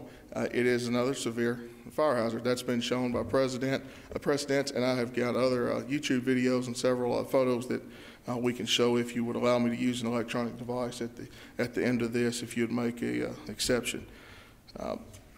Again, there's a 99.7% call and text success rate in this area already. The tower will be entirely inconsistent and incompatible with the neighborhood, and it will have an adverse aesthetic impact in addition to the safety hazards. And again, it will reduce the values of more than 30 homes that will be situated. There's been a lot of talk tonight about how if we have an opinion, don't offer the opinion without professional advice. Have it in writing. So I want to submit 2 letters from realtors in Rutherford County, not from somewhere else, that have worked with taxpayers in Rutherford County, sold homes in Rutherford County. Those letters, the first one I will read to you, it was contained in this memorandum from Sheila Lunsford, principal broker with over a decade of experience. And she writes, "My name is Sheila Lunsford, and I'm the principal broker for Benchmark Realty in Murfreesboro. I've been a licensed broker for 11 years, and in my professional opinion, the proposed installation of a monopole cell tower at 724 Veterans Parkway will cause a reduction in surrounding home values in the range of 10 to 12%. The installation of such a tower will certainly decrease desire for those properties, which will result in an increase of days on the market as well." The second is from Larry Sims, and this one contains a very important component at the end of it I want to make sure we pay attention to, because it regards another additional safety hazard in addition to the ones we've already outlined. "Dear Sir, Madam, Darrell Johnson asked me to review the proposal to place a cell phone tower at 724 Veterans Parkway in Murfreesboro, a property in the vicinity of Mr. Johnson's parcel. In my view," Mr. Sims writes again, "in my view, the tower could detrimentally affect the property values of the scores of homeowners in its immediate vicinity, since the proposed site is not remote. Some might consider it an eyesore. Also, the structure apparently would be located near an existing sinkhole. A further investigation into the consequences of construction at that location may be worthy of consideration." Also, in the previous meetings, and in this one as well, the chairman, we've made references to how we can legally and within TCA and other requirements deny cell phone towers if that's the choice that this body makes, if they choose to make the same decision as we did in January. Within that are several points and outlines how to deny that. So I'd like you to make sure that you take a careful look at that. The written decision requirement and the substantial evidence requirement. We can, there's been a lot of talk about courts and some talk that would possibly and probably be defeated in court. There are precedents for this where the counties have lost, but because they did not deny it the right way. We have here the proper way for you to deny it if you so side with the taxpayers in this area. Additionally, there was a statement made, it's included in the first meeting, and discussed that the need for the tower. Several customers or potential customers had submitted that they had a desire for increased coverage. However, I think it's important to note that those customers were from Laverne, Smyrna, and the other areas of Murfreesboro not near this. So again, I don't think that where they presented that as a further detail of how they needed additional service, I don't think that goes any further to explain why we need to place it in this area. So as far as the placement of the tower, I believe Mr. Crowell's already outlined that enough. I don't need to say it again. I think he's made a crystal clear point on placement of the towers. As far as one thing I want to add, and then I will let you get back to your decisions. Representatives from AT&T tonight mentioned that the letters that we've received from the realtors do not give specific information on as to why there would be a decrease in property value.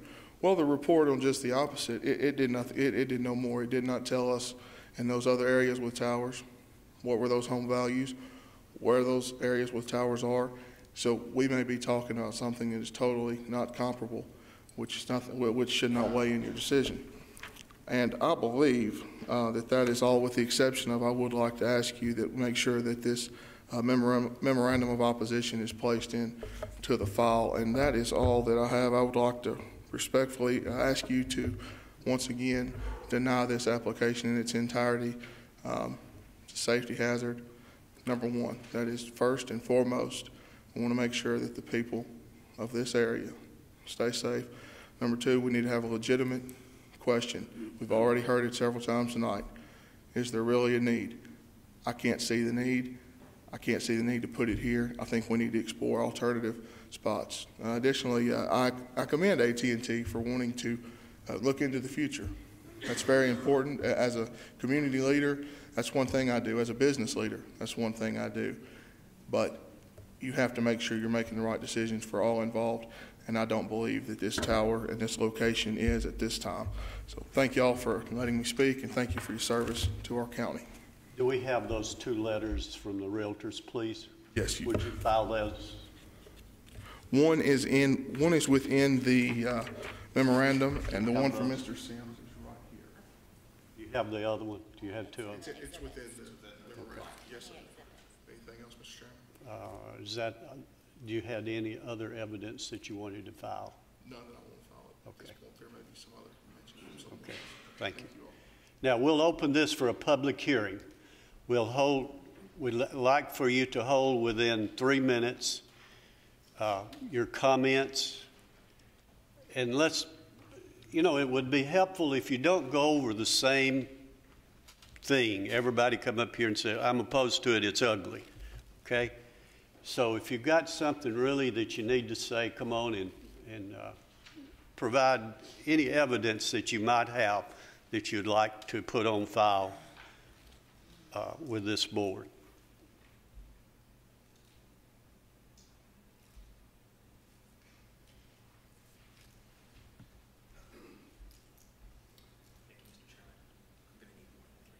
Pardon? Okay, go ahead. If it gets too long, I'll cut you. Okay. All right, thank you. Good evening, gentlemen. I'm a resident of Rutherford County. I reside at 2700 Barfield Road, which is fairly close to this cell tower. State your name. My name is Misha Namath, and I reside at 2700 Barfield Road. I'm a resident of Rutherford County. I frequent the Barfield Crescent Park. I'm a beekeeper. I've got honeybees that fly up and down that river to gather nectar. I would like if the county is going to get into a lawsuit with AT&T about these particular towers, I would really like to see the county win, and that's why I'm speaking tonight. Because I've done I've done lots and lots of research with regard to case law. Now, AT&T's got an excellent attorney. Joshua Denton's done a great job proposing this. The county's going to have the equivalent of a Josh Denton if you want to be able to regulate the placement of cell towers in our community. Now, what I'm starting to see is cell towers about every single mile. And we've got one on the corner of Barfield Road, Old Barfield Road, and New Salem Highway. The proposals we've also got one almost every single mile on Rutherford Boulevard. I think that we should be able to, that the county government should be able to regulate the placement of these towers to some extent. And that's why I'm speaking tonight, because I want to help you guys do that. The FCC law of 1996 was established when about 1% of the population had cell phones. Now 100% of the population has cell phones. I think it's time that law is revisited. But that's federal. So I think it's important to ask the right questions, and I think it's also important to get the right information from your attorney. I pay a lot of taxes. I carried 52 lots through the recession. I pay a lot of property taxes. And I don't want to see our county attorney lose another big lawsuit and our taxes go up again. So I think it's really important for your attorney to come prepared to these sorts of meetings, having done research in case law. He can find that in New York. He can find that in Oregon, where AT&T lost a case against a city in Oregon when they tried to put the tower in the park. They sued the city won. It was appealed to the Federal District Court of Appeals, and the federal district judges ruled that the city was right in denying it based on aesthetics because they tried to put it in a park, you see. So that case can be found if you just, and it's simple to do this research. It's AT&T, Oregon, and they basically lost that lawsuit. They also lost a suit. It would be really good for your attorney to read the actual reasons why the judge ruled the way he ruled, because we're going to have some of those same reasons if this goes to court. You're going to have to feed ammunition to your attorney, and the attorney is going to have to feed that to the judge, and then the judge is going to make the proper decision. If you do turn this down based on cancer or danger or the fact that we already have service, you'll lose. You're just setting yourself up to lose there. The federal precedents, there's an interesting case, T-Mobile versus the town of Islip, I-S-L-I-P, or maybe it's I-S-L-I-Y. And that judge, that T-Mobile sued, they lost at the local level, T-Mobile sued the town, and it went to federal court again. T-Mobile lost. The townspeople won. This is what the judge said. He said the cell tower does not conform to the aesthetic of the surrounding community. He said the Board of Zoning Appeals made the right decision when they denied this particular cell tower in this location because the cell tower does not conform to the aesthetic of the surrounding community. The location of the cell tower within close proximity to our homes will greatly diminish the value of the property. The tower is intrusive upon the community, and we did not believe the applicant did their best to find an alternative site that was less intrusive. Now, that's probably not the case here. It seems like they did do their best, but that's what this judge said. Also, you can deny. There are some additional things as well, though. We've got a rich history in artifacts and Civil War.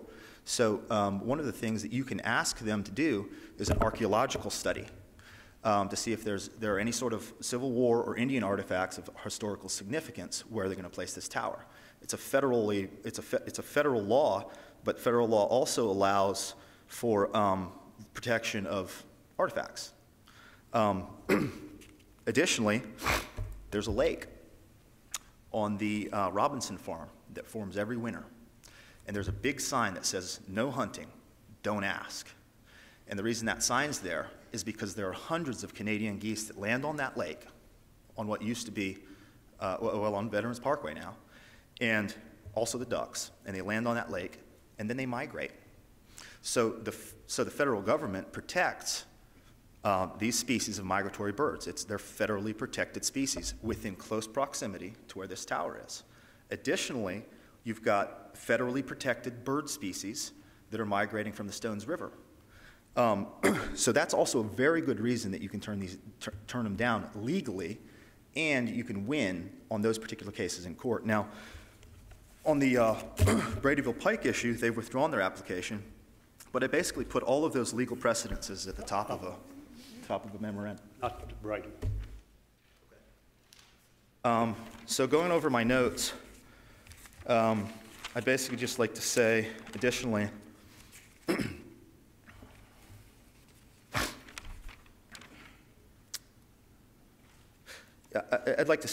that you had a really good question when you said, "What would you have done?" And that's a question that they didn't want to answer. You said, "What would you have done if you couldn't get the tower in this location?"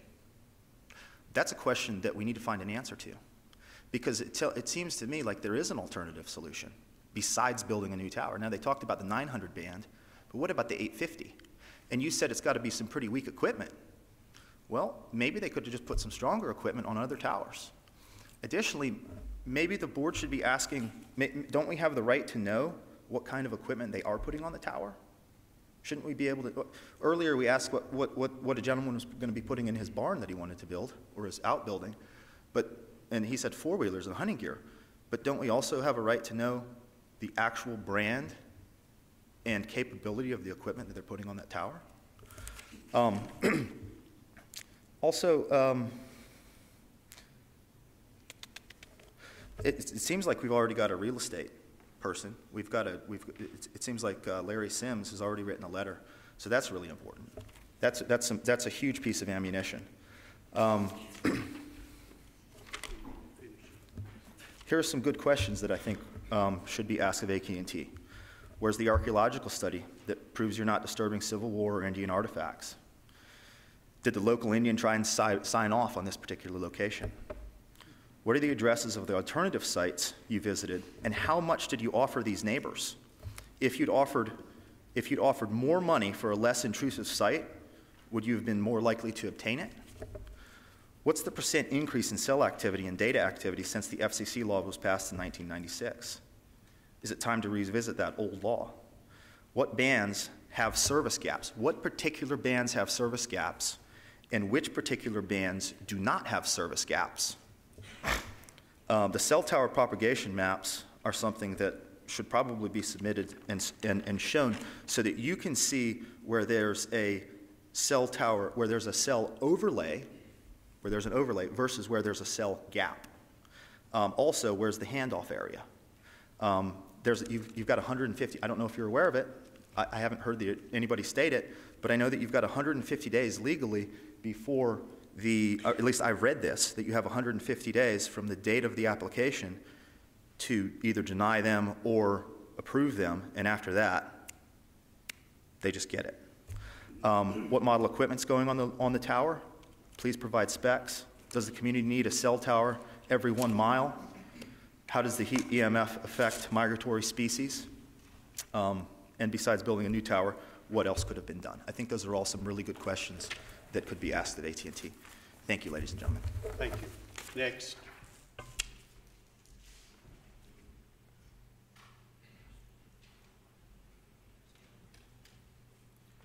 Thank you. My name is Ron Cleaver, and I live at 550 Veterans Parkway. I'm closest to him than anybody. I'm even closer than David White, who's going to lease his property to him. And I know I don't think any of you would like sitting out on your front porch for a cup of coffee and have this tower looming over you. And the property value is a very real thing to me, since I actually have my property for sale right now, and it's going to diminish its value, hopefully based on these letters. Now, I want to go back about a quarter of a century ago. I think Fred Fair and Bobby Francis and Alan Jones got together and created FF&J, and the Southridge subdivision was their dream. And they had to sell something on it to get it kicked off. And it just so happened that it was me. It could have been any one of you, but it was me that bought those 2 5-acre lots just to the right of that red line where the tower is, and it goes back into the trees. Now, when we had when my now deceased wife and I put this contract on this property in February of '93, they couldn't do our footer because the county came back and said, this subdivision has to drain into that sinkhole. So they proceeded and they dug for the tile 21 foot deep right down that green strip that goes right by that red line. And the 21 foot deep at the crest there, and it goes right down there, and the culvert drains into that sinkhole, which is an easement. Now, they won't let David White or anybody else build anything on that easement, yet these people have somehow got their way into doing it. It's an easement. Now, when it rains real hard, I've got up to 2 feet of water down there in the bottom area of my land. And when it did it the first time, they had to split off and make some of the drainage go back into the creek on the other side along Barfield Road, and they successfully did that. So we've fixed some of the drainage issues, but that sinkhole fills up to the top and actually goes onto that service road on a heavy rain sometimes. Now, that right there, if they're going to disturb the drainage of this, then we got an issue. So I would like for you to carefully look at that part, and then the fact that it definitely is going to diminish my property value as I'm trying to sell it. So, and I thank you very much for your time, and I hope that Thank you. helps. Appreciate it. Hey, Mr. Chairman, I got a question for this gentleman. Based upon your property, where the red line is and where the red... Got your pointer there? I don't have one. Maybe I can show you. My property, see the grove of trees there? Yes. That's mine. Okay. I'm kind of shaky. It might embarrass me. Okay. My property line goes up here and across there and back down to here. Okay. Now the drainage, there's a ditch here and it goes across there, and then right here it buries and goes all the way down here to the sinkhole. This road right here, when they built that, it's a roadbed, and it's used as a service road so that FF&J could get into the subdivision to do the construction without destroying South Ridge Boulevard. Okay. I guess my question is so where is the sinkhole located on that property that you know of? Right there. Okay. Okay. Well, I guess let me ask you this. It's a beautiful You may spot not- when it's empty. Yeah, you may not know this. Now But you're saying water backs all the way up into your property when you get a big rain? It does. They put a tile under the road right about here. Okay. So Right- in right other about words, let me ask you this: if that sinkhole is where you say it is, and the water backs up into your property, where that proposed tower is, the bottom of that would be covered with water, right? It could be. Okay. Okay.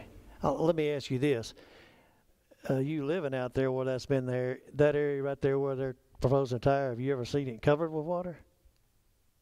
I've seen this road covered. I've seen water over the top of that road before and spill over into this property. Okay, and you're saying but there's a drainage pipe that runs on that cleared area there, correct? Right about there, there's a tile underneath this, what we call as a service road. It's an easement. Okay. The county easement. And what that did, that allowed the water that flows off of here to drain under the road and go into the sinkhole. Okay. All right, sir. All right, thank you. And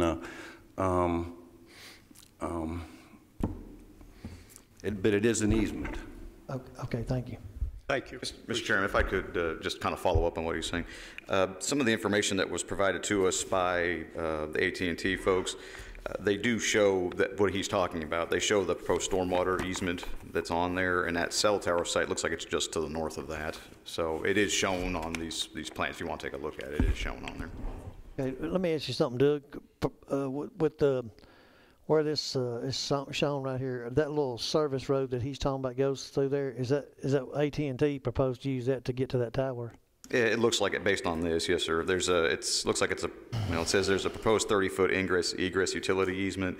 Now, if this is approved, and of course we don't know that yet, but if this is approved, whenever they'll have to submit a site plan to our office for our full review to the Planning Commission.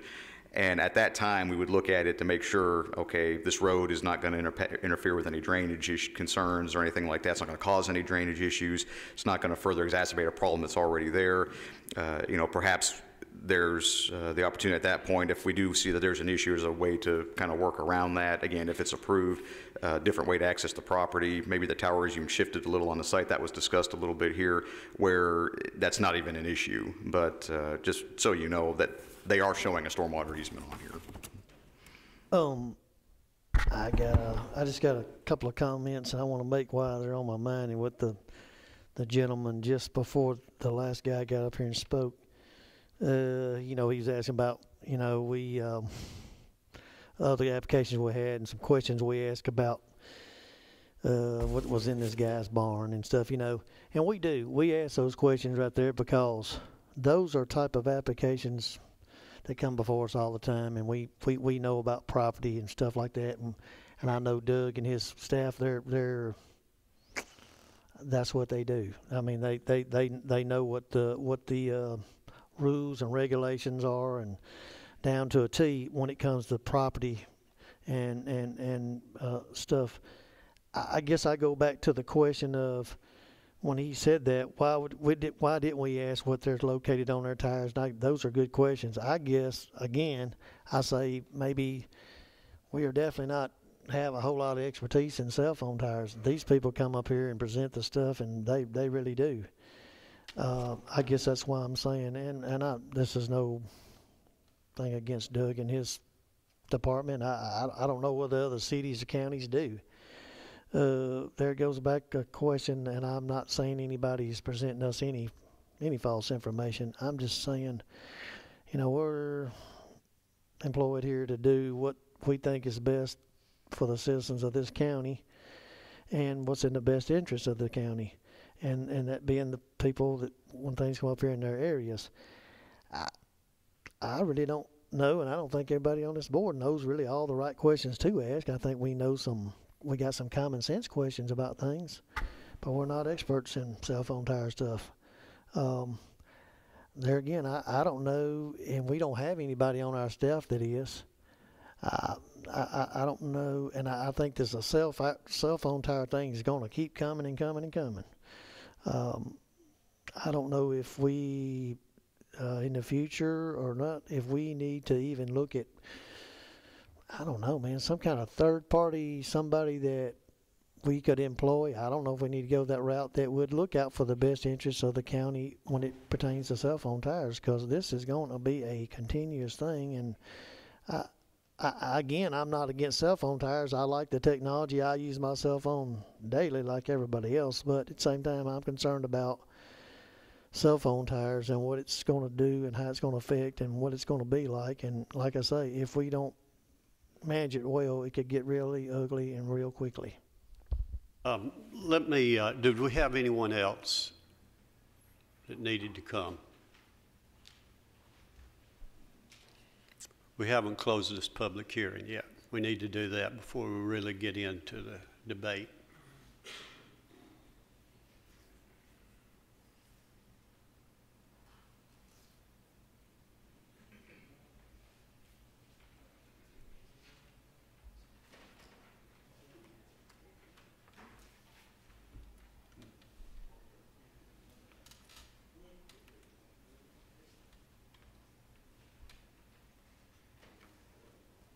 Try to hold your comments in 3 minutes, okay?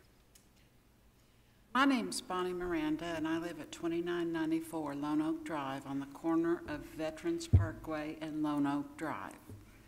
I've owned my home for 30 years, and my husband and I raised 3 children there, and I have a 32-year mortgage banking background in Murfreesboro.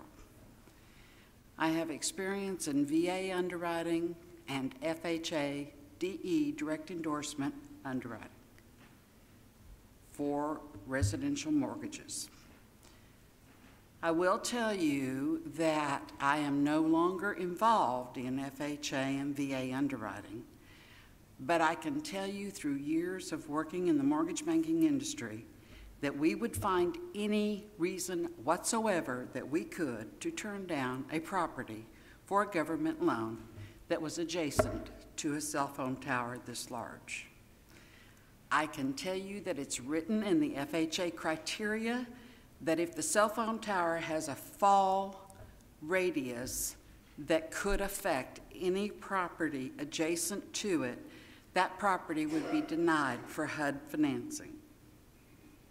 I can also tell you that I had a 15-year real estate license, and as a realtor, beyond a shadow of a doubt, it affects the value of property.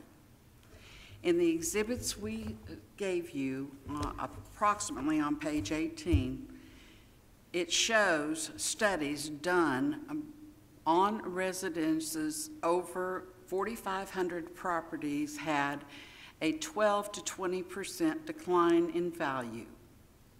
Now, we have an MAI appraiser here, and I respect that, being in the real estate and mortgage business for years.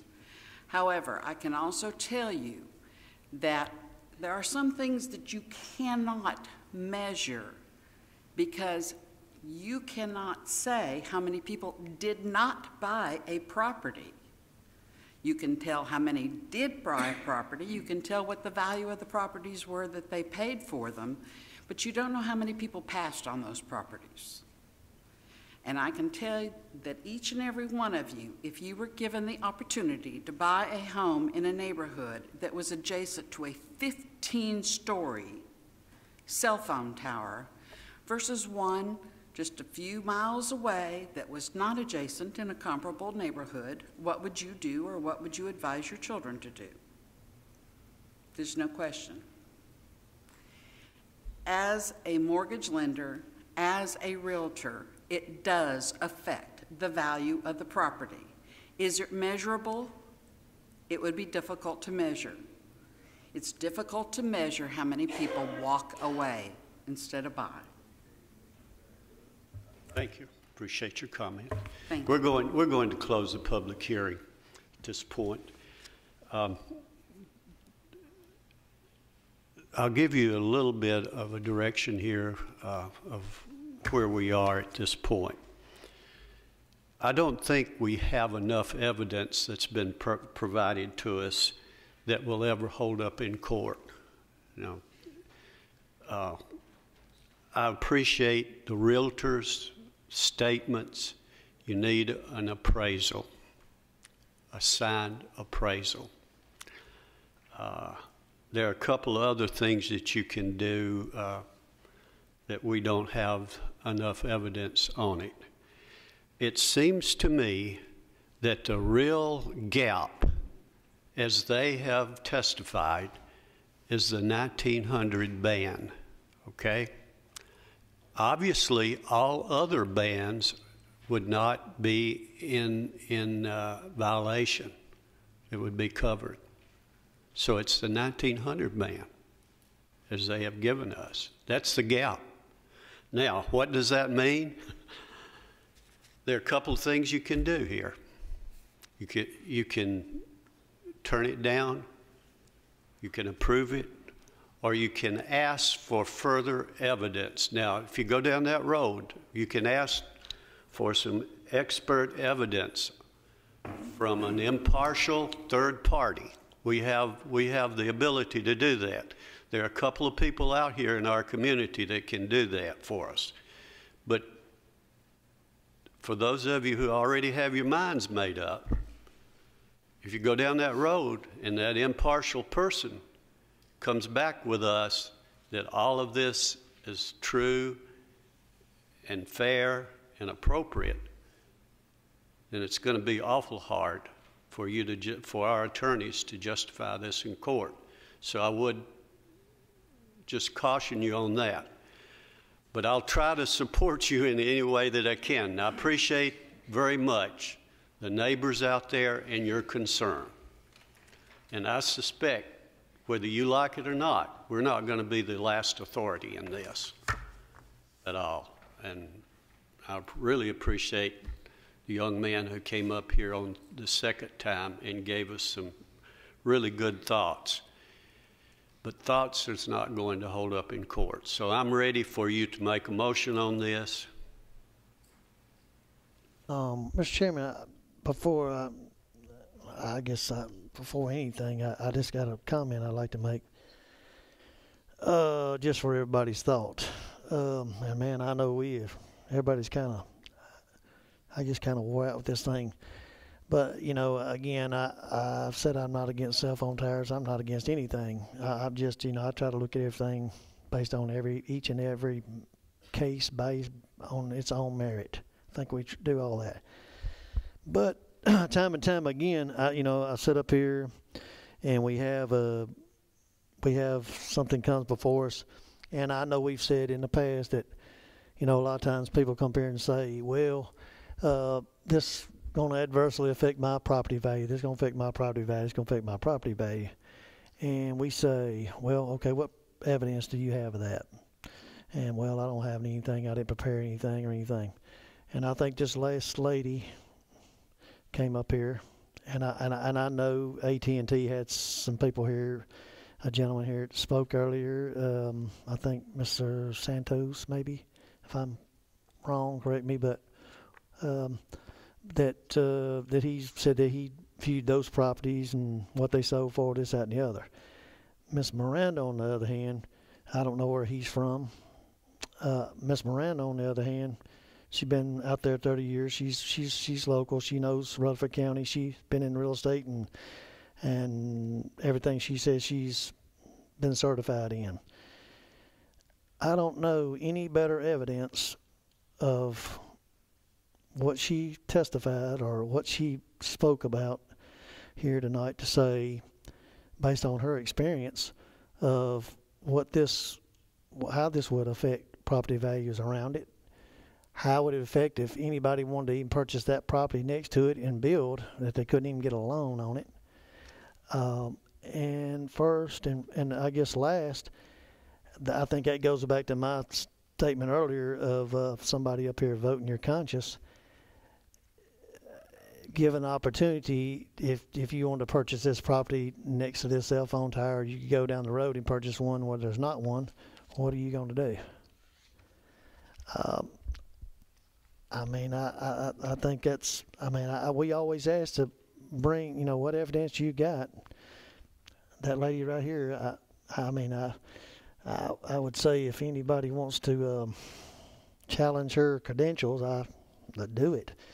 I don't know her personally, but I believe in what she says, and she says what she believes, and what she tells me, and all her experience is this would affect. This cell phone tower, this would affect property values around there. This would affect somebody if they bought that property adjacent to it to get a loan. So, in my opinion, and based on her testimony, it would affect it. So, we always say bring some evidence. Well, in my opinion, she didn't write it out, but they brought her. So, yeah, and I guess to remind you, there was a couple of more letters. I forgot about those. And Mr. Larry Sims, everybody knows him. He's been in real estate business and auction business around here for years and years and years. So I think we've had some people that have spoke to this property, and in my opinion, they live in Rutherford County. They're Rutherford County residents. Have been here a long time. They know Rutherford County. They definitely probably know this property, and they know real estate. So, based upon their testimony and their letters, we got something in writing, and we got somebody that came up here and took their time to speak on it. That, to me, is I guess, for lack of a better word, expert in real estate. They got 30 years experience, she does, and I'd say Mr. Sims does too. So, I mean, I don't know what, if we did, I'm not saying if we did or don't, but I'm saying if we denied this thing, they did sue, we go to court. I mean, what better evidence that we got than a letter from somebody and a lady that testified up here that this adversely is going to affect it based upon their experience of business and real estate. So, I'm just putting it out there for thought. It's getting close. I'll have to grant you that. If she would also sign a letter to that effect, that would certainly be some support. I'm still not sure that it's enough. So, Joe, go ahead. Okay. Misha Nemeth is also a contractor here that spoke tonight. That's been in real estate for years. And I would consider him an expert. Okay.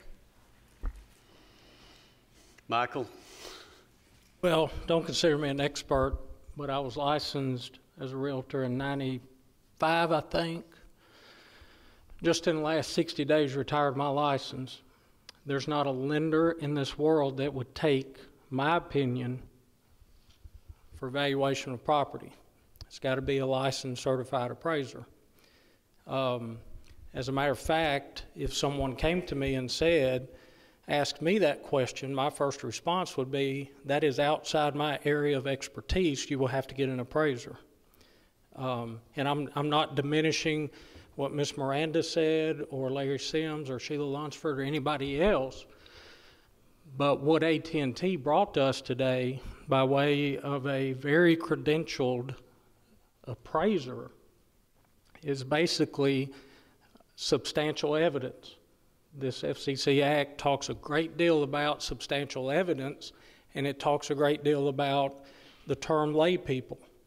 And I'm just really concerned that when this does go to court, if we deny it, that realtors making those comments, voicing their opinions, are going to be considered lay people in terms of valuing property, because the people that value property are appraisers.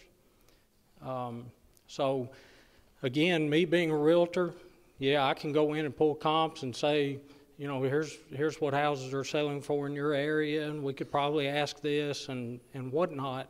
But if someone came to me and said, is this cell phone tower going to diminish my property values? I don't know. I'm not the one to tell you. I'm just a realtor.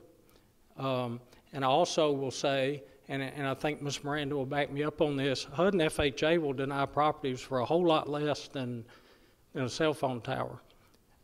There are certain properties that you can't get a loan on because it's on a major road. Sits so many feet off a major road.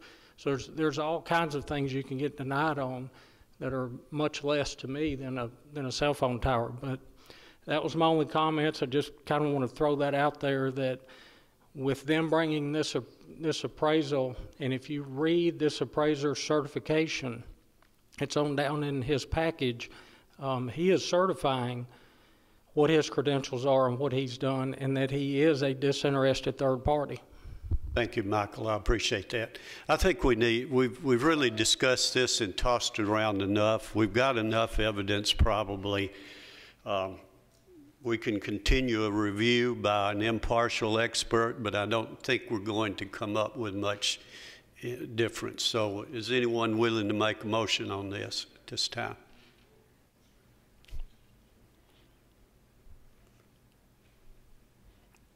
We need to give everybody an answer.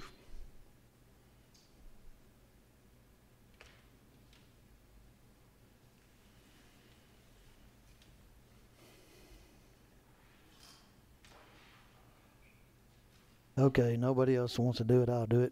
I want to make a motion that this be denied based upon, I think it's safety. I think it's not a need. I think aesthetics. I think that it's, I think that it will adversely affect the property values in this area. That's my motion. Have a motion on the floor. Motion. Got a second.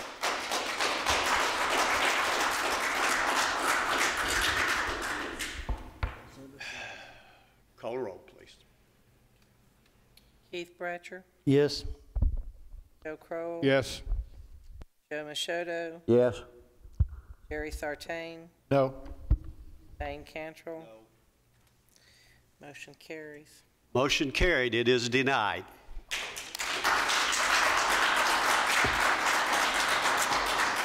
We've got two more items. You're welcome to stay, or you can ease out quietly if you'd like to. I know everybody's been here for a long time.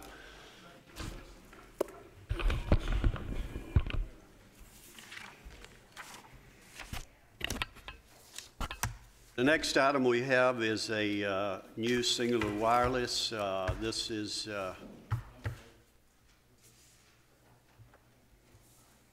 communication tower. So what do you have on that, please?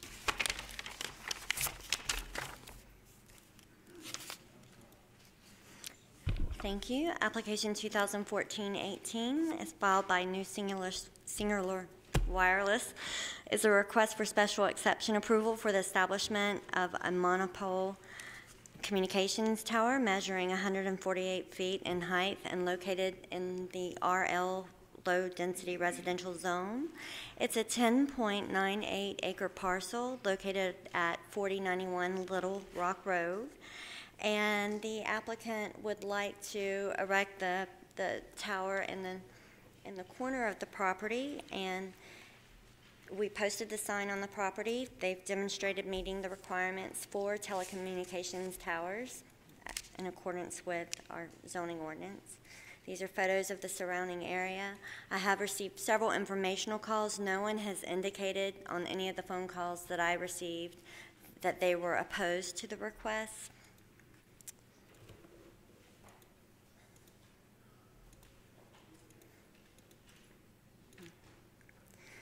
This is the site plan and the elevation of the tower.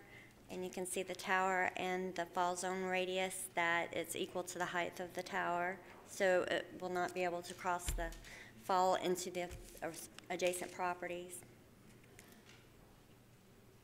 And that concludes our presentation. Have anyone here representing this request? Will come around, please.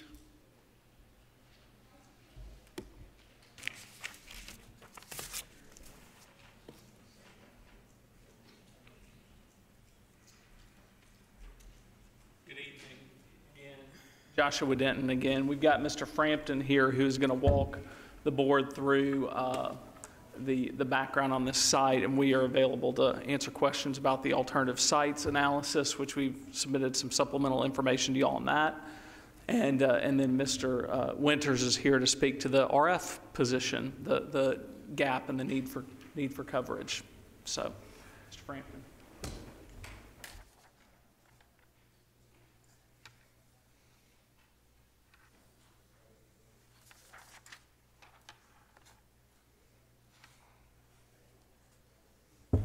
Good evening. Aaron Frampton, Zoning Manager with Jacobs. I'm sure you're all familiar with my face. I'm here to speak on behalf of AT&T's special exception application for a 144-foot monopole located at 4091 Little Rock Road. The primary focus of this new facility is to improve coverage in the vicinity of Rocky Glade Road, Little Rock Road, and New Salem Highway, in addition to the surrounding roads, commercial areas, and residential neighborhoods. AT&T is proposing this new support structure after extensive search efforts were unable to identify a viable co-location alternative. This specific proposed site location was selected because it is situated in an area suitable to fill the specific band coverage gap illustrated on the attached RF affidavit. It is in a predominantly rural area and heavily wooded. This monopole facility meets setback requirements and will be built capable of accommodating 3 additional carriers. It will not be lighted and will conform to all county, state, and federal requirements. In addition, the compound will be enclosed with an 8-foot security fence and landscape screening. In your packets, you will find a series of maps that illustrate our efforts within the search ring, the proximity of nearby towers, and an RF propagation map overlaid with the search ring for scale and context. And if Danielle will be so kind to put that up there. In response to some of our past applications, we felt the need to really illustrate more clearly the extents of the search ring, where we conducted our search.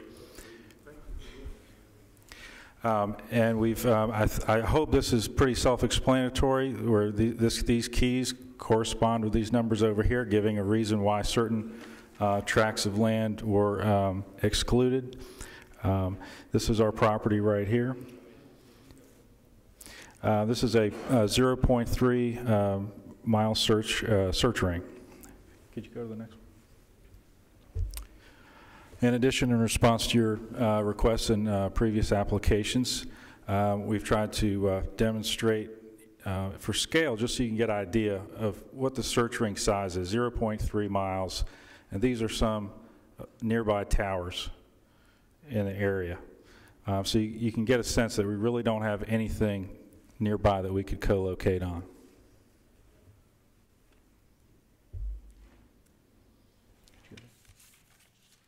Again, this is, I think you've stared at these a lot today, so I think you've got a pretty good idea, and I won't go through all that again. I know it's late.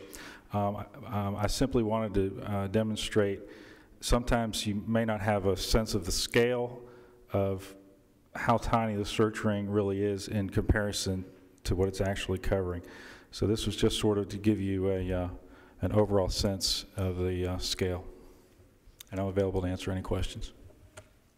I got one question real quick, and maybe somebody else can answer it. It says here it's New Singular Wireless. You said AT&T. Expand on that, please. I can handle that. New Singular Wireless does business as AT&T. So it's that's like the last application is New Singular Wireless doing business as AT&T. New Singular is its formal name. It goes by AT&T. Does that make sense? Which one's AT&T and which one's New It's Singular one and the Wireless? same All there. in one. Yeah, Okay. that is. So when I've talked in the last presentation about AT&T, the formal name is New Singular Wireless. So that's the issue.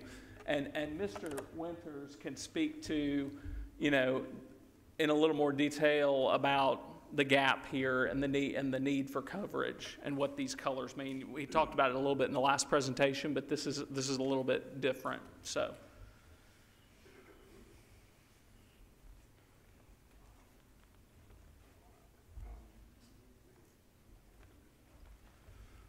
Hello. This particular site is a... Need to get you to state your name for the I'm record sorry. again. My name is Gerald Winters. I'm a radio access engineer with AT&T. I made this RF report for you this evening, and would just like to explain a little bit about the coverage differences. In the first one, you can see that we have a gap in the green area. The reason that I showed this like this is these plots were done at 700 megahertz. So we have low band, which is 700 and 850, two different low bands, but they're called low band. And we have high band, which comprises 3 different bands, 1900 megahertz, 2100 megahertz, and 23 megahertz. So it's 2 and 3, the low band section and the high band section. This is the most fundamental level of 700 megahertz. So these frequencies propagate the furthest through air of any of them that we have in our spectrum. And so this is a coverage gap for indoor at 700 at the most fundamental level. And that's what these before and after plots represent, if that makes any sense. One question for you, sir. Yes, sir. You're an engineer. What type of engineering degree do you have? I have a Bachelor of Science in Electrical Engineering and a Master of Science in Electrical Engineering from Southern Methodist University in Dallas, Texas. Did you study extensively about radio frequencies during your engineering degree? Yes, sir. I studied many, many things. Radio frequencies, propagation of radio waves, attenuation of radio waves, scatter of radio waves, and how to predict those mathematically. Thank you. You're welcome.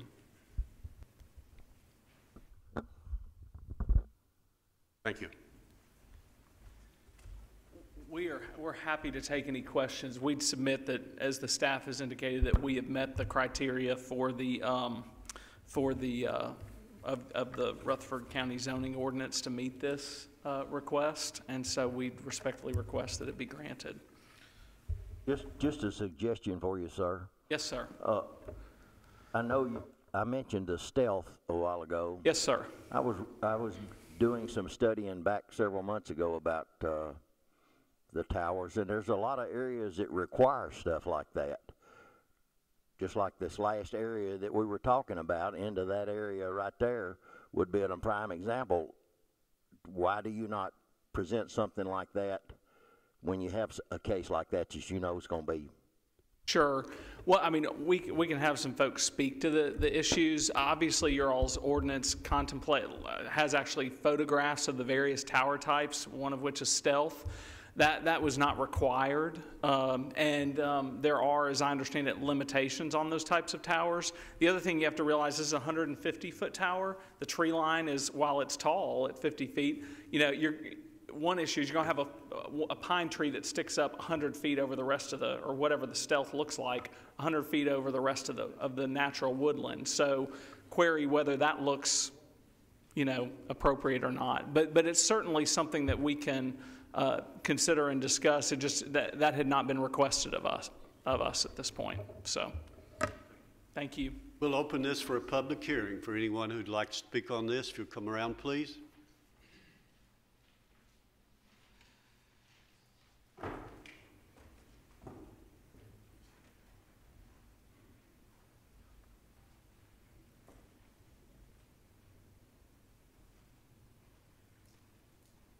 Are there any others? If you'll come around, sign, be ready.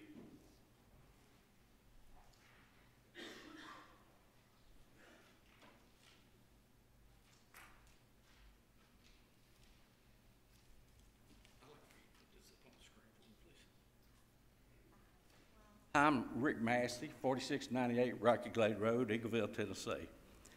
For one thing, I've been sitting here all night listening to this, and I know most of y'all, and ain't none of y'all electronic engineer. As a matter of fact, there ain't even neither one of you electrician.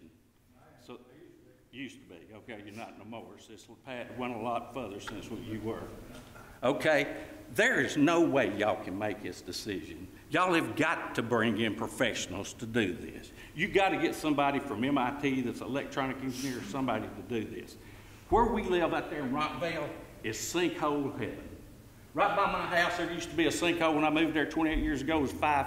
Sir, I need you to step back to the microphone and stay there, please. A 5-gallon bucket to fit in it. Now 3,000 square foot house to fit in it. Over there where they're going to put this tower, same thing. We don't have rivers, lakes, creeks, streams, and none of that. We have sinkholes that handle all our water. And if you disturb that, you also disturb our wells because most of us are on wells. It's also, just like we had before, you're going to destroy our property. That's my property right over there beside it. You're going to destroy it. Do you know where the storms come from? The storms come right from that. Now, I want these hot rods here that's up here with these suits on and stuff that get paid all the money to come up here and show us where these towers fall and land. Y'all have said, I'm sure every one of y'all has watched TV and seen where they bring down these casinos in Las Vegas and all this. They supposed to fall on top. They don't always do it. Boom, boom. So we don't know where that tower's going. All right, this area where y'all at, there is 35. You couldn't put it up there? Okay. Y'all got this? Do y'all have this? All right. In this, according to y'all's little thing down here, it's roughly about 2,500, about 3,000 feet. Okay? Y'all agree? No? Okay. Well, I was asking you. I thought I didn't know whether y'all understood or not. All right. In there, there's 35 homes in there that we live in. Now, you go a quarter of a mile any way from where we're at, and houses don't go hundreds of feet apart. They go thousands of feet apart to even miles apart. Now, another thing, this thing where, you know, these people get paid $2,000 to $3,000 a month to put this on their property. You know, I don't want their money. I got plenty of money. I'm lucky. I work my tail off. Okay? But these poor farmers, when I moved out there 28 years ago, there was 6 farmers by me that milk cows and stuff. You know how many I got now? 0. You know why? Couldn't make a living at it. There is land all out there around us, North Road, I can't think of the Swamp Road. All these that are farms that are not even being used. They're not growing soybeans, wheat, cotton, nothing. They're sitting there. Now we can put those towers there. Now I'm gonna tell you another thing. These guys back here are singular cell phones and they're AT&T. They're not Verizon. I have Verizon right there. I get 4G network. So why not buy Verizon?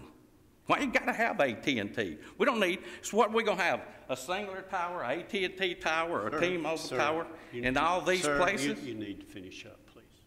Well, I'm just telling you, it's the same as what y'all did a few minutes ago. All y'all doing is destroying my property.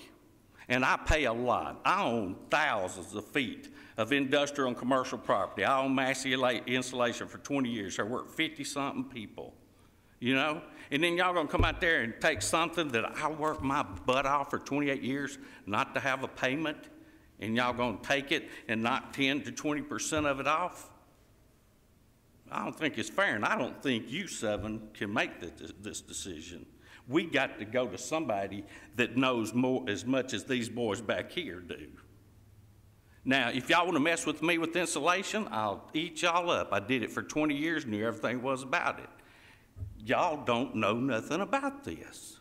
So don't go and make a stupid mistake because you don't understand it. Let's put this off or whatever we have to do to get professionals in here to do it. I know I'm taking too much, but look, this is my property and this is my life. Understand? Thank you. All right. Let's see if there's anything else I want to go over. Oh, Lucky Lad Farms. Let's hit one good one. I come in here against Lucky Lad Farms. Y'all approve Lucky Lad Farms, a quarter of a mile from my house, right by this tower. 3,000 people a day, 7 days a month come in there. Yes, sir.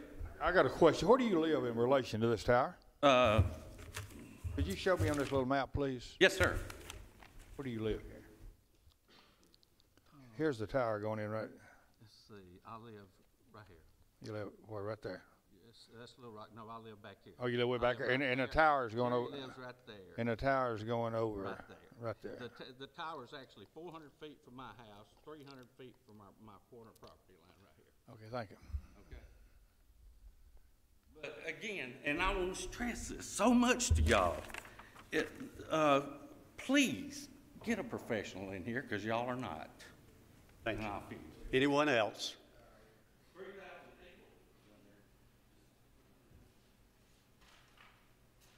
Close the public hearing.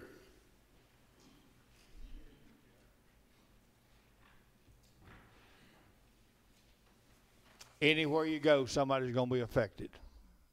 I don't know any of these people. But this is hardly, there's only, what, I say one, about 4 or 5. I'm going to make a motion to approve. I have a motion to be approved. Do we have a second?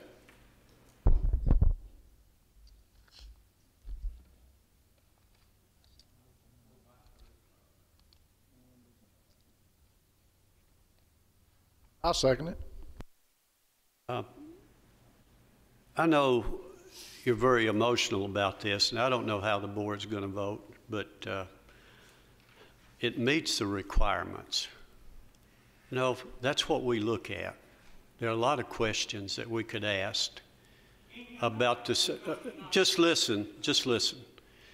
When an item meets the requirements, we're not going to be the final say on whether that cell tower is going to be out there. I guarantee you the one that we just turned down, it's going to be built. It's going to be built exactly where they want it if they pursue it. We don't have a lot of leverage on cell towers. They have lobbied the General Assembly and the federal government, and they have it down pat. And if you were up here, you would make the decision that we have to make, and the only one we have to make is a legal decision. And I'm sorry about that. When they tell us that it meets the requirements of our zoning laws, then we don't have much of an option, either with the local government or local courts or the federal courts. We have a motion and we have a second. Call the roll, please. Keith Bratcher, No. Joe Crowell, Yes. Joe Machoto, Yes. Jerry Sartain, Yes. Thane Cantrell. Yes. Motion carries. Next item we have is the cell tower, which is located on Campbell Road. Thank you. Application 2000. Around, please.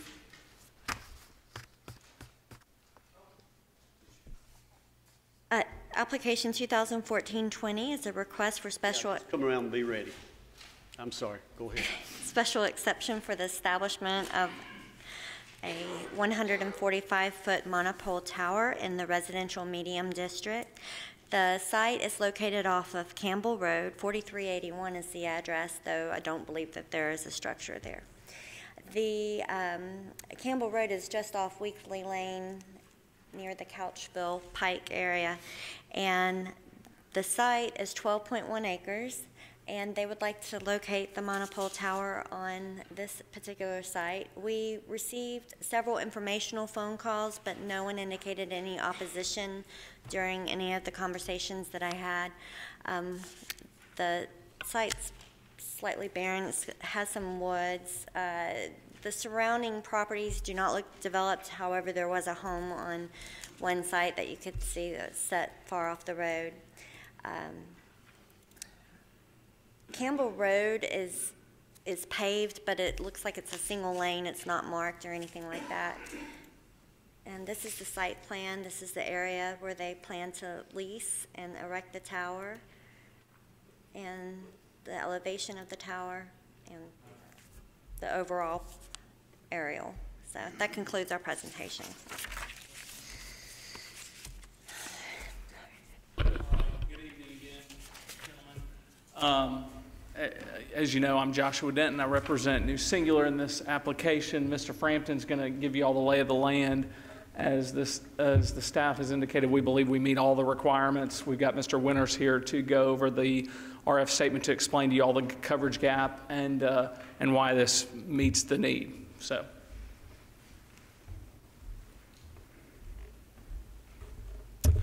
Good evening. Very similar in many respects to the last application in terms of setting. Mr. Frampton, we all know you, but if I could get you to state your name. Aaron Frampton, zoning manager with Jacobs. Here to speak on behalf of strangers up here tonight. Just here to speak on behalf of this application for 145-foot monopole at 4381 Campbell Road. The areas that we're trying to cover on this tower are the vicinity of Weekly Lane and Couchville Pike in northern Rutherford County, in addition to the surrounding roads, commercial areas, and residential neighborhoods. Again, similar to the last application, we were unable to find a viable support structure that we could co-locate upon. This specific site location was selected because it is situated in an area suitable to fill the specific band coverage gap illustrated on the attached RF affidavit that's in your packet. It is a predominantly rural area and mostly wooded. This monopole facility does meet setbacks. It will be built capable of accommodating 3 additional carriers. It will not be lighted and will conform to all county, state, and federal requirements. Again, I've provided you with a similar packet that I described in the last application, going over the search ring, the proximity of towers in the area, and a contextual RF propagation map.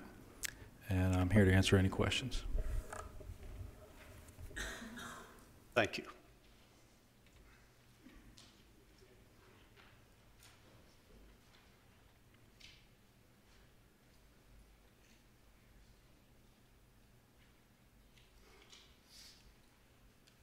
Again, my name is Gerald Winters. I'm a RAN engineer with AT&T. I hope you have the propagation plots that I did for this site. They're done at the low band. So again, remembering our low band, our fundamental layer, if you will. So this isn't a capacity site. This is a coverage site. And as you can see from the propagation plots, it's to provide low band coverage in between the Weekly Lane area all the way over to the lake and including some of the lake area.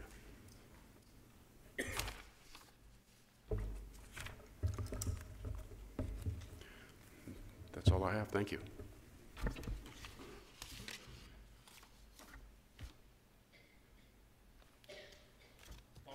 Questions? Again, we believe it meets the. Yes, sir. Before you sit down, I got something. Yes, sir. Before you sit down. Okay. We submit it meets the requirements under the ordinance and would respectfully request that this be approved. I'm going to challenge you. I'm going to give you my support if you'll get AT&T to pull the one off the Veterans Parkway. You've had 2 pretty good locations here. You haven't affected very many people. And I'm going to challenge you to use you do a very good job, by the way.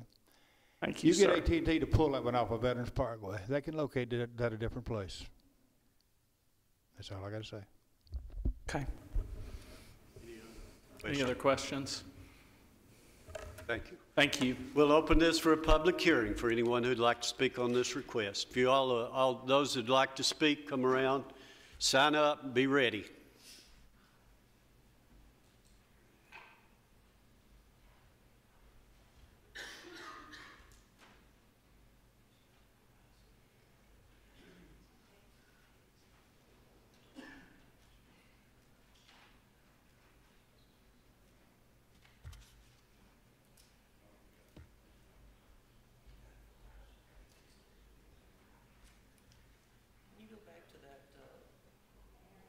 If you give us your name first, please. Derek Dunnigan. I own the property across Campbell Lane from this proposed site.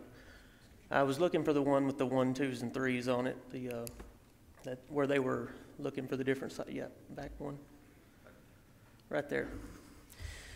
In listening to all of tonight's conversations on the 3 different sites, they said if a homeowner or a property owner told them no, that was the end of it. They had to move on. But they're coming in here with their high-paid lawyers telling you what you have to do. And from one veteran to another, I mean, I appreciate what you're trying to do, help the masses by getting it away from the park. But I bought that property on Campbell Lane, the one directly across here, the long 5-acre tract, with intention to build a house for my family. And I'm not going to subject my kids to living that close to an RF emitter. I don't care what the FCC says about what's tolerable, what's not. But you've basically rendered, if you pass this, my property useless for my intention when I bought it. Thank you. Appreciate it. Next.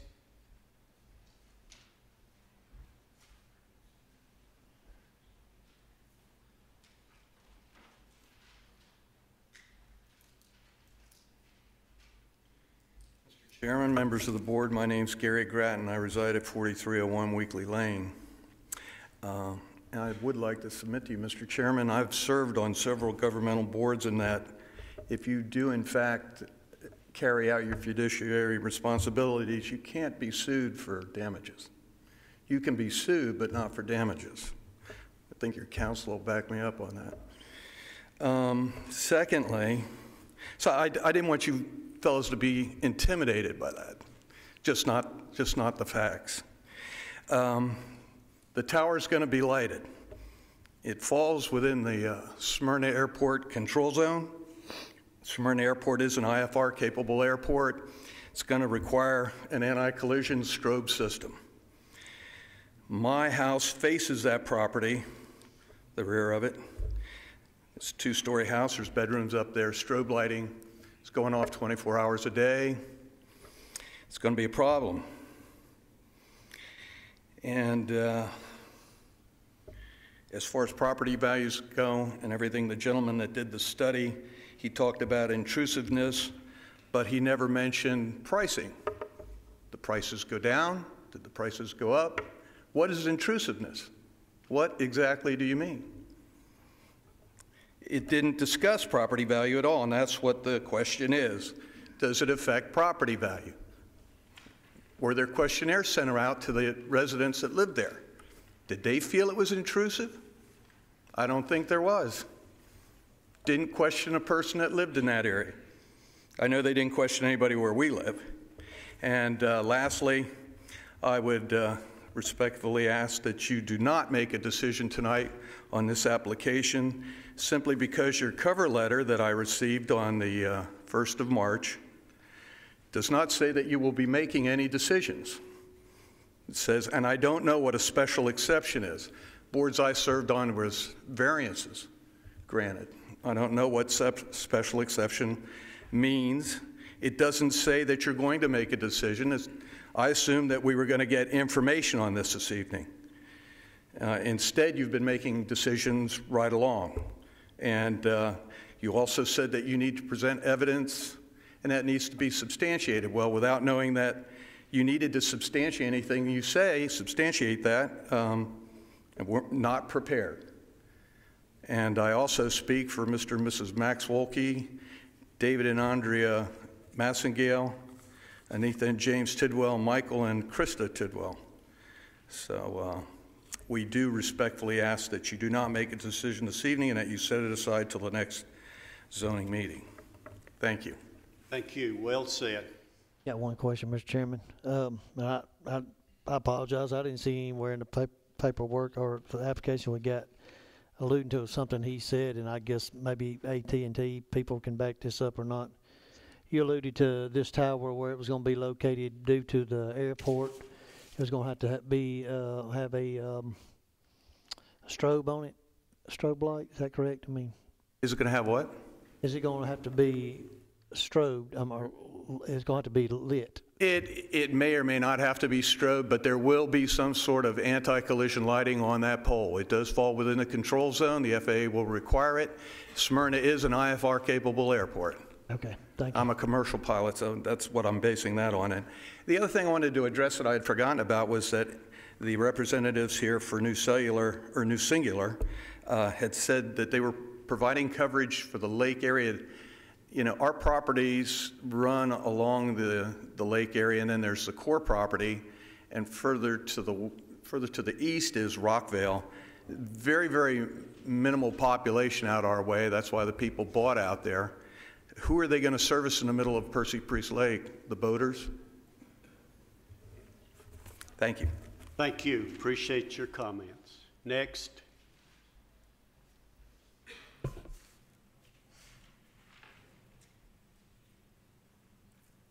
evening. My name is Gary Norris. My wife, Marie, we have the property that's right next door to Campbell Road where the proposed tower is going to be.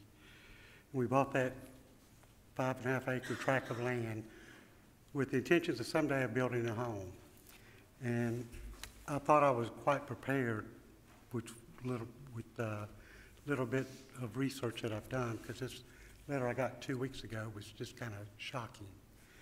So I've tried to read and do a lot about this I thought had some pretty good points, but to save you guys time, it seems like we've heard it all about the dangers, the risk of some people believing about the microwave radiation, and so I don't want to hash through all that.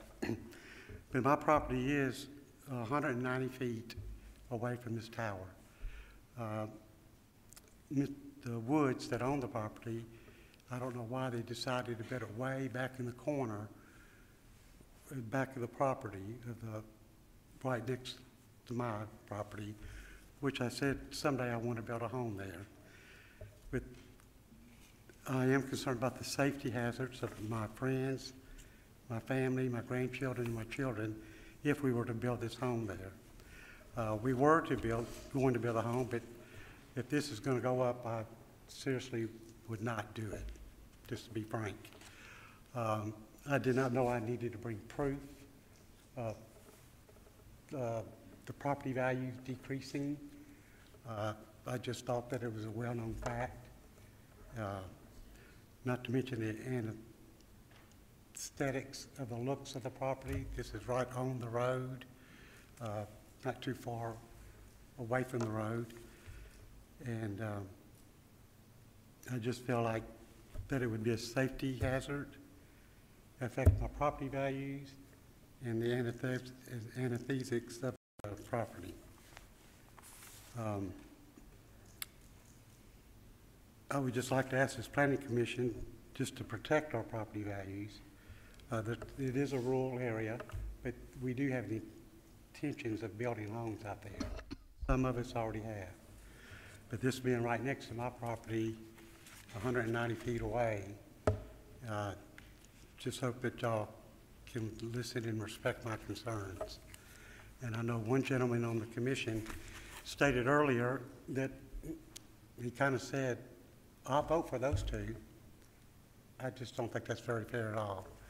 And I'd just like for the commission to deny this based on the same reasons that you denied the previous one, for all the same reasons. It's not as pretty property, it's rural, but we do intend on building our home. Let me tell you, may I say something? Let me tell you my views, sir, on that. Cell towers are going to go someplace. They're going to go. And I looked at the one that we just passed. I went out there, walked to where the site's going to be. I do not know who owned the property. I'm not connected in any way. They're going to put cell towers in this county, in this state, in this country. And if you locate them to where they don't, I know it affects someone. I understand that. And I probably wouldn't want it in my house. But where you're at there, it affects hardly very few. That's my views. I'm not in favor. They're going to put the towers all over this county. You're not going to stop them. They're here. They're coming. But there, it affects hardly nobody. Thank you. Thank you. We appreciate your comments. Anyone else? Well, in response to what he said, I don't think I think more studies ought to be done on where they're putting them. Giving me 2 weeks' notice to prepare for something like this. If you need a letter from an appraisal, maybe you can postpone this till I can get an appraiser out there. I mean, I would do anything to help my case, and I'm just practicing my First Amendment. Thank you, sir. Appreciate it. Anyone else? Close the public hearing. We have a motion on this.